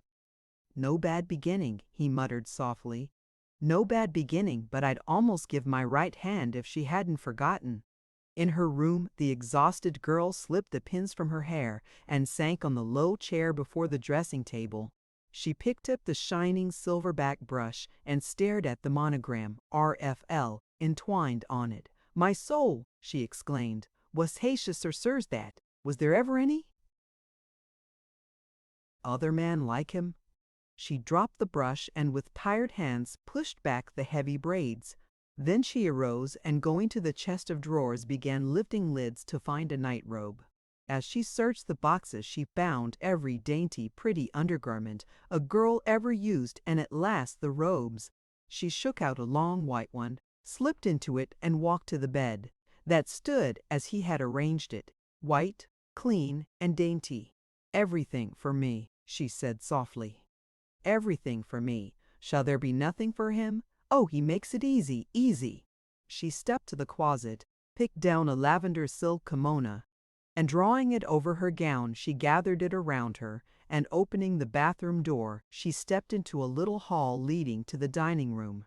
As she entered the living room, the harvester bent over his book. Her step was very close when he heard it, and turned his head. In an instant she touched his shoulders. The harvester dropped the pencil and palm downward laid his hands on the table, his promise strong in his heart. The girl slid a shaking palm under his chin, leaned his head against her breast, and dropped a sweet tear-wet face on his. With all the strength of her frail arms she gripped him a second, and then gave the kiss, into which she tried to put all she could find. No words to express. Chapter 14. Snowy Wings. The harvester sat at the table in deep thoughts until the lights in the girl's room were darkened and everything was quiet. Then he locked the screens inside and went into the night. The moon flooded all the hillside until coarse print could have been read with keen eyes in its light. A restlessness, born of exultation he could not allay or control, was on him. She had not forgotten. After this, the dream would be effaced by reality. It was the beginning. He scarcely had dared hope for so much. Surely it presaged the love with which she some day would come to him and crown his life. He walked softly up and down the drive, passing her windows, unable to think of sleep. Over and over he dwelt on the incidents of the day, so inevitably he came to his promise. "Merciful heaven," he muttered, "how can such things happen? The poor, overworked, tired, suffering girl. It will give her some comfort. She will feel better. It has to be done. I believe I will do the worst part of it while she sleeps." He went to the cabin, crept very close to one of her windows, and listened intently. Surely no mortal awake could lie motionless so long. She must be sleeping. He patted Belshazzar, whispered, "Watch, boy, watch for your life," and then crossed to the dry house. Beside it he found a big roll of coffee sacks that he used in collecting roots, and going to the barn, he took a spade and mattock. Then he climbed the hill to the oak. In the white moonlight laid off his measurements and began work. His heart was very tender as he lifted the earth and threw it into the tops of the big bags he had propped open. "I'll line it with a couple of sheets and finish the edge with pond lilies and ferns," he planned, "and I'll drag this earth from sight and cover it with brush until I need it." Sometimes he paused in his work to rest a few minutes, and then he stood and glanced around him. Several times he went down the hill and slipped close to a window, but he could not hear a sound. When his work was finished, he stood before the oak, scraping clinging earth from the mattock with which he had cut roots he had been compelled to remove. He was tired now, and he thought he would go to his room and sleep until daybreak. As he turned the implement, he remembered how through it he had found her, and now he was using it in her service. He smiled as he worked, and half listened to the steady roll of sound encompassing him. A cool breath swept from the lake, and he wondered if it found her wet, hot cheek. A wild duck in the rushes below gave an alarm signal, and it ran in subdued voice, note by note, along the shore. The harvester gripped the mattock and stood motionless. Wild things had taught him so many lessons he heeded their warnings instinctively. Perhaps it was a mink or muskrat approaching the rushes. Listening intently, he heard a stealthy step coming up the path behind him. The harvester waited. He soundlessly moved around the trunk of the big tree. An instant more, the night prowler stopped squarely at the head of the open grave and jumped back with an oath. He stood tense a second, then advanced, scratched a match, and dropped it into the depths of the opening. That instant the harvester recognized Henry Jameson, and with a spring landed between the man's shoulders and sent him, face down, headlong into the grave. He snatched one of the sacks of earth and, tipping it, gripped the bottom and emptied the contents on the head and shoulders of the prostrate man. Then he dropped on him and, feeling across his back, took an ugly big revolver from a pocket. He swung to the surface and waited until Henry Jameson crawled from under the weight of earth and began to rise.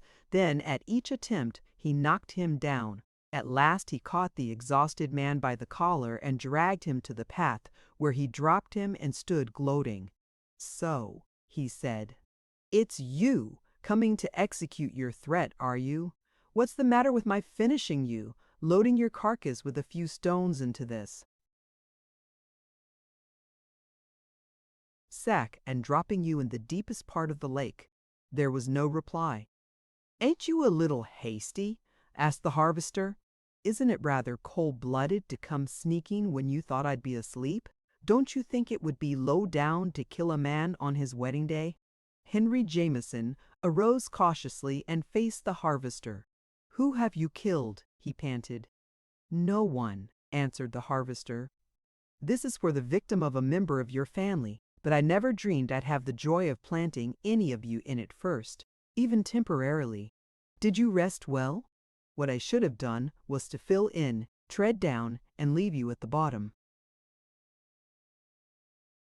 Jameson retreated a few steps. The harvester laughed and advanced the same distance. "Now then," he said, "explain what you were doing on my premises a few hours after your threat, and armed with another revolver before I could return the one I took from you this afternoon. You must grow them on bushes at your place. They seem so numerous. Speak up. What are you doing here?" There was no answer. "There are 3 things it might be," mused the harvester. "You might think to harm me, but you're watched on that score, and I don't believe you'd enjoy the results sure to follow. You might contemplate trying to steal Ruth's money again, but we'll pass that up. You might want to go through my woods to inform yourself as to what I have of value there, but in all probability you are after me. Well, here I am. Go ahead. Do what you came to." The harvester stepped toward the lake bank, and Jameson, turning to watch him, exposed a face ghastly through its grime. "Look here," cried the harvester, sickening. "We will end this right now. I was rather busy this afternoon, but I wasn't too hurried to take that little weapon of yours to the chief of police and tell him where and how I got it and what occurred. He was to return it to you tomorrow with his ultimatum. When I have added the history of tonight, reinforced by another gun, he will understand your intentions and know where you belong. you should be confined, but because your name is the same as the girl's, and there is of your blood in her veins, I'll give you one more chance. I'll let you go this time, but I'll report you and deliver this implement to be added to your collection at headquarters. And I tell you, and I'll tell them, that if ever I find you on my premises again, I'll finish you on sight. Is that clear?" Jameson nodded. "What I should do is to plump you squarely into confinement, as I could easily enough, but that's not my way. I'm going to let you off, but you go knowing the law. One thing more, don't leave with any distorted ideas in your head. I saw Ruth the day she stepped from the cars in Onabasha, and I loved her. I wanted to court and marry her as any man would the girl he loves, but you spoiled that with your woman-killing brutality. So I married her in Onabasha this afternoon. You can see the records at the county clerk's office and interview the minister who performed the ceremony, if you doubt me. Ruth is in her room, comfortable as I can make her, asleep and unafraid, thank God. This grave is for her mother. The girl wants her lifted from the horrible place you put her, and laid where it is, sheltered and pleasant. Now I'll see you off my land. Hurry yourself." With the harvester following, Henry Jameson went back over the path he had come, until he reached and mounted the horse he had ridden. As the harvester watched him, Jameson turned in the saddle and spoke for the second time. "What will you give me in cold cash to tell you who she is, and where her mother's people are?" The harvester leaped for the bridle and missed. Jameson bent over the horse and lashed it to a run. Halfway to the oak, the harvester remembered the revolver, but being unaccustomed to weapons, he had forgotten it when he needed it most. He replaced the earth in the sack and dragged it away, then plunged into the lake and afterward went to bed, where he slept soundly until dawn. First, he slipped into the living room and wrote a note to the girl. Then he fed Belshazzar and ate a hearty breakfast. He stationed the dog at her door, gave him the note, and went to the oak. There he arranged everything neatly and as he desired, and then hitching Betsy, he quietly guided her down the drive and over the road to Onabasha. He went to an undertaking establishment, made all his arrangements, and then called up and talked with the minister who had performed the marriage ceremony the previous day. The sun shining in her face awoke Ruth, and she lay reveling in the light. "Maybe it will color me faster than the powder," she thought. How peculiar for him to say what he did. I always thought men detested it, but he is not like anyone else. She lay looking around the beautiful room and wondering where the harvester was. She could not hear him. Then, slowly and painfully, she dragged her aching limbs from the bed and went to the door. The dog was gone from the porch, and she could not see the man at the stable. She selected a frock and, putting it on, opened the door. Belshazzar arose and offered this letter. "Dear Ruth, I have gone to keep my promise. You are locked in with Belle. Please obey me and do not step outside the door until 4 o'clock. Then put on a pretty white dress and with the dog come to the bridge to meet me.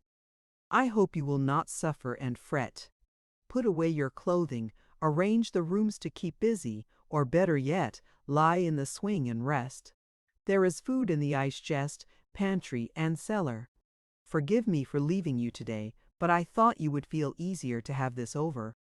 I am so glad to bring your mother here. I hope it will make you happy enough to meet us with a smile. Do not forget the pink box until the reality comes. With love, David." The girl went to the kitchen and found food. She offered to share with Belshazzar, but she could see from his indifference he was not hungry. Then she returned to the room flooded with light and filled with treasures, and tried to decide how she would arrange her clothing. She spent hours opening boxes and putting dainty, pretty garments in the drawers, hanging the dresses, and placing the toilet articles. Often she wearily dropped to the chairs and couches, or gazed from door and windows at the pictures they framed. "I wonder why he doesn't want me to go outside," she thought. "I wouldn't be afraid in the least with Belle. I'd just love to go across to that wonderful little river of singing water and sit in the shade, but I won't open the door until 4 o'clock, just as he wrote." When she thought of where he had gone and why, the swift tears filled her eyes, but she forced them back and resolutely went to investigate the dining room. Then for 2 hours she was a home builder with a touch of that homing instinct found in the heart of every good woman. First, she looked where the harvester had said the dishes were and suddenly sat on the floor exulting. There was a quantity of old chipped and cracked white ware and some gorgeous baking powder prizes. But there were also big blue, green, and pink bowls, several large luster plates, and a complete tea set without chip or blemish, too beautiful. Pitchers and a number of willow pieces. She set the green bowl on the dining table, the blue on the living room, and took the pink herself, while a beautiful yellow one she placed in the dining room window seat. Oh, if I only dared fill them with those lovely flowers! She stood in the window and gazed longingly toward the lake. "I know what color I'd like to put in each of them," she said, "but I promised not to touch anything, and the ones I want most I never saw before, and I'm not to go out anyway. I can't see the sense in that, when I'm not at all afraid, but if he does this wonderful thing for me, I must do what he asks. Oh, Mother, Mother!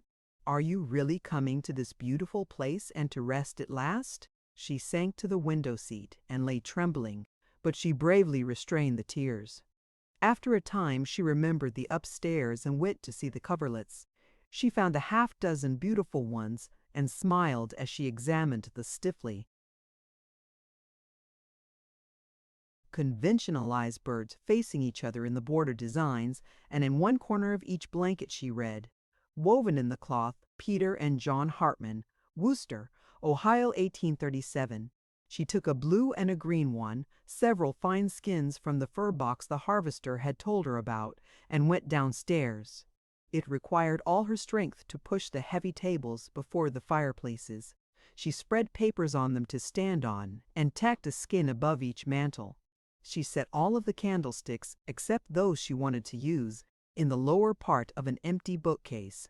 A pair of black walnuts she placed on the living room mantel, together with a big blue plate, a yellow one, and an old brass candlestick. She admired the effect very much. She spread the blue coverlet on the couch, and arranged the blue bowl and some books on the table. Here and there she hung a skin across a chair back, or spread it in a wide window seat. Having exhausted all her resources, she returned to the dining room, spread a skin before the hearth, and in each window seat set a pink and green luster plate on the mantel, and a pair of oak candlesticks, and arranged the luster tea set on the side table. The pink coverlet she took for herself, and after resting a time, she was surprised on going back to the rooms to see how homelike they appeared. At 3 o'clock she dressed, and at almost 4 unlocked the screen, called Belshazzar to her side, and slowly went down the drive to the bridge. She had used the pink powder, put on a beautiful white dress, carefully arranged her hair, and she wore the pearl ornament. Once her fingers strayed to the pendant, and she said softly, "I think both he and Mother would like me to wear it." At the foot of the hill she stopped at a bench and sat in the shade waiting. Belshazzar stretched beside her and gazed at her with questioning, friendly dog eyes.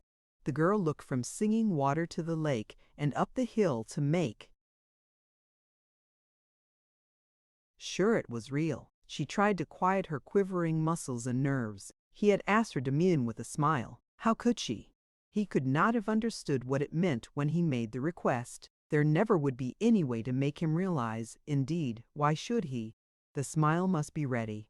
He had loved his mother deeply, and yet he had said he did not grieve to lay her to rest. Earth had not been kind. Then why should she sorrow for her mother? Again, life had been not only unkind, but bitterly cruel. Belshazzar arose and watched down the drive. The girl looked also. Through the gate and up the levee came a strange procession. First walked the harvester alone, with bared head, and he carried an armload of white lilies. A carriage containing a man and several women followed. Then came a white hearse with snowy plumes, and behind that another carriage filled with people, and Betsy followed, drawing men in the spring wagon. The girl arose, and as she stepped to the drive, she swayed uncertainly an instant. "Gracious heaven," she gasped. "He is bringing her in white, and with flowers and song." Then she lifted her head, and with a smile on her lips, she went to meet him. As she reached his side, he tenderly put an arm around her and came on steadily. "Courage, girl," he whispered. "Be as brave as she was." Around the driveway and up the hill, he half carried her to a seat he had placed under the oak. Before her lay the white-lined grave, and the harvester arranged his lilies around it. The team stopped at the barn, and men came up the hill bearing a white burden. Behind them followed the minister who yesterday had performed their marriage ceremony, and after him a choir of trained singers softly chanting, "Blessed are the dead who die in the Lord, for they shall cease from there." Labors. "But David," panted the girl, "it was mean and poor. That is not she." "Sush," said the harvester, "it is your mother." The location was high and dry, and it has been only a short time. We wrapped her in white silk, laid her on a soft cushion and pillow, and housed her securely. She can sleep well now, Ruth. Listen. Covered with white lilies, slowly the casket sank into earth. At its head stood the minister, and as it began to disappear, the white doves, frightened by the strange conveyances at the stable, came circling above. The minister looked up. He lifted a clear tenor, and softly and purely he sang, while at a wave of his hand the choir joined him. "O come, angel band, O come, and around me stand, O bear me away on your snowy wings to my immortal home." He uttered a low benediction, and singing, the people turned and went downhill. The harvester gathered the girl in his arms and carried her to the lake. He laid her in his boat, and taking the oars sent it along the bank in the shade, and through cool green places. "Now cry all you choose," he said. The overstrained girl covered her face and sobbed wildly. After a time he began to talk to her gently, and before she realized it, she was listening. "Death has been kinder to her than life, Ruth," he said. "She is lying as you saw her last, I think. We lifted her very tenderly, wrapped her carefully, and brought her gently as we could. Now they shall rest together, those little mothers of ours, to whom men were not kind, and in the long sleep we must forget as they have forgotten, and forgive as no doubt they have forgiven. Don't you want to take some lilies to them before we go to the cabin? Right there on your left are unusually large ones." The girl sat up, dried her eyes, and gathered the white flowers. When the last vehicle crossed the bridge, the harvester tied the boat and helped her up the hill. The old oak stretched its wide arms above two little mounds, both moss-covered and scattered with flowers. The girl added her store and then went to the harvester and sank at his feet. "Ruth, you shall not," cried the man. "I simply will not have that. Come now, I will bring you back this evening." He helped her to the veranda and laid her in the swing. He sat beside her while she rested, and then they went into the cabin for supper. Soon he had her telling what she had found, and he was making notes of what was yet required to transform the cabin into a home. The harvester left it to her to decide whether he should roof the bridge the next day or make a trip for furnishings. She said he had better buy what they needed, and then she could make the cabin home-like while he worked on the bridge. The end. Thank you for listening to this story. I hope you enjoyed the journey, the characters, and the world they carried with them. If you enjoyed this audiobook, please subscribe to the channel and leave a comment below. Your support helps keep these stories alive and allows more timeless books to be shared with listeners around the world. Until next time, thank you for listening.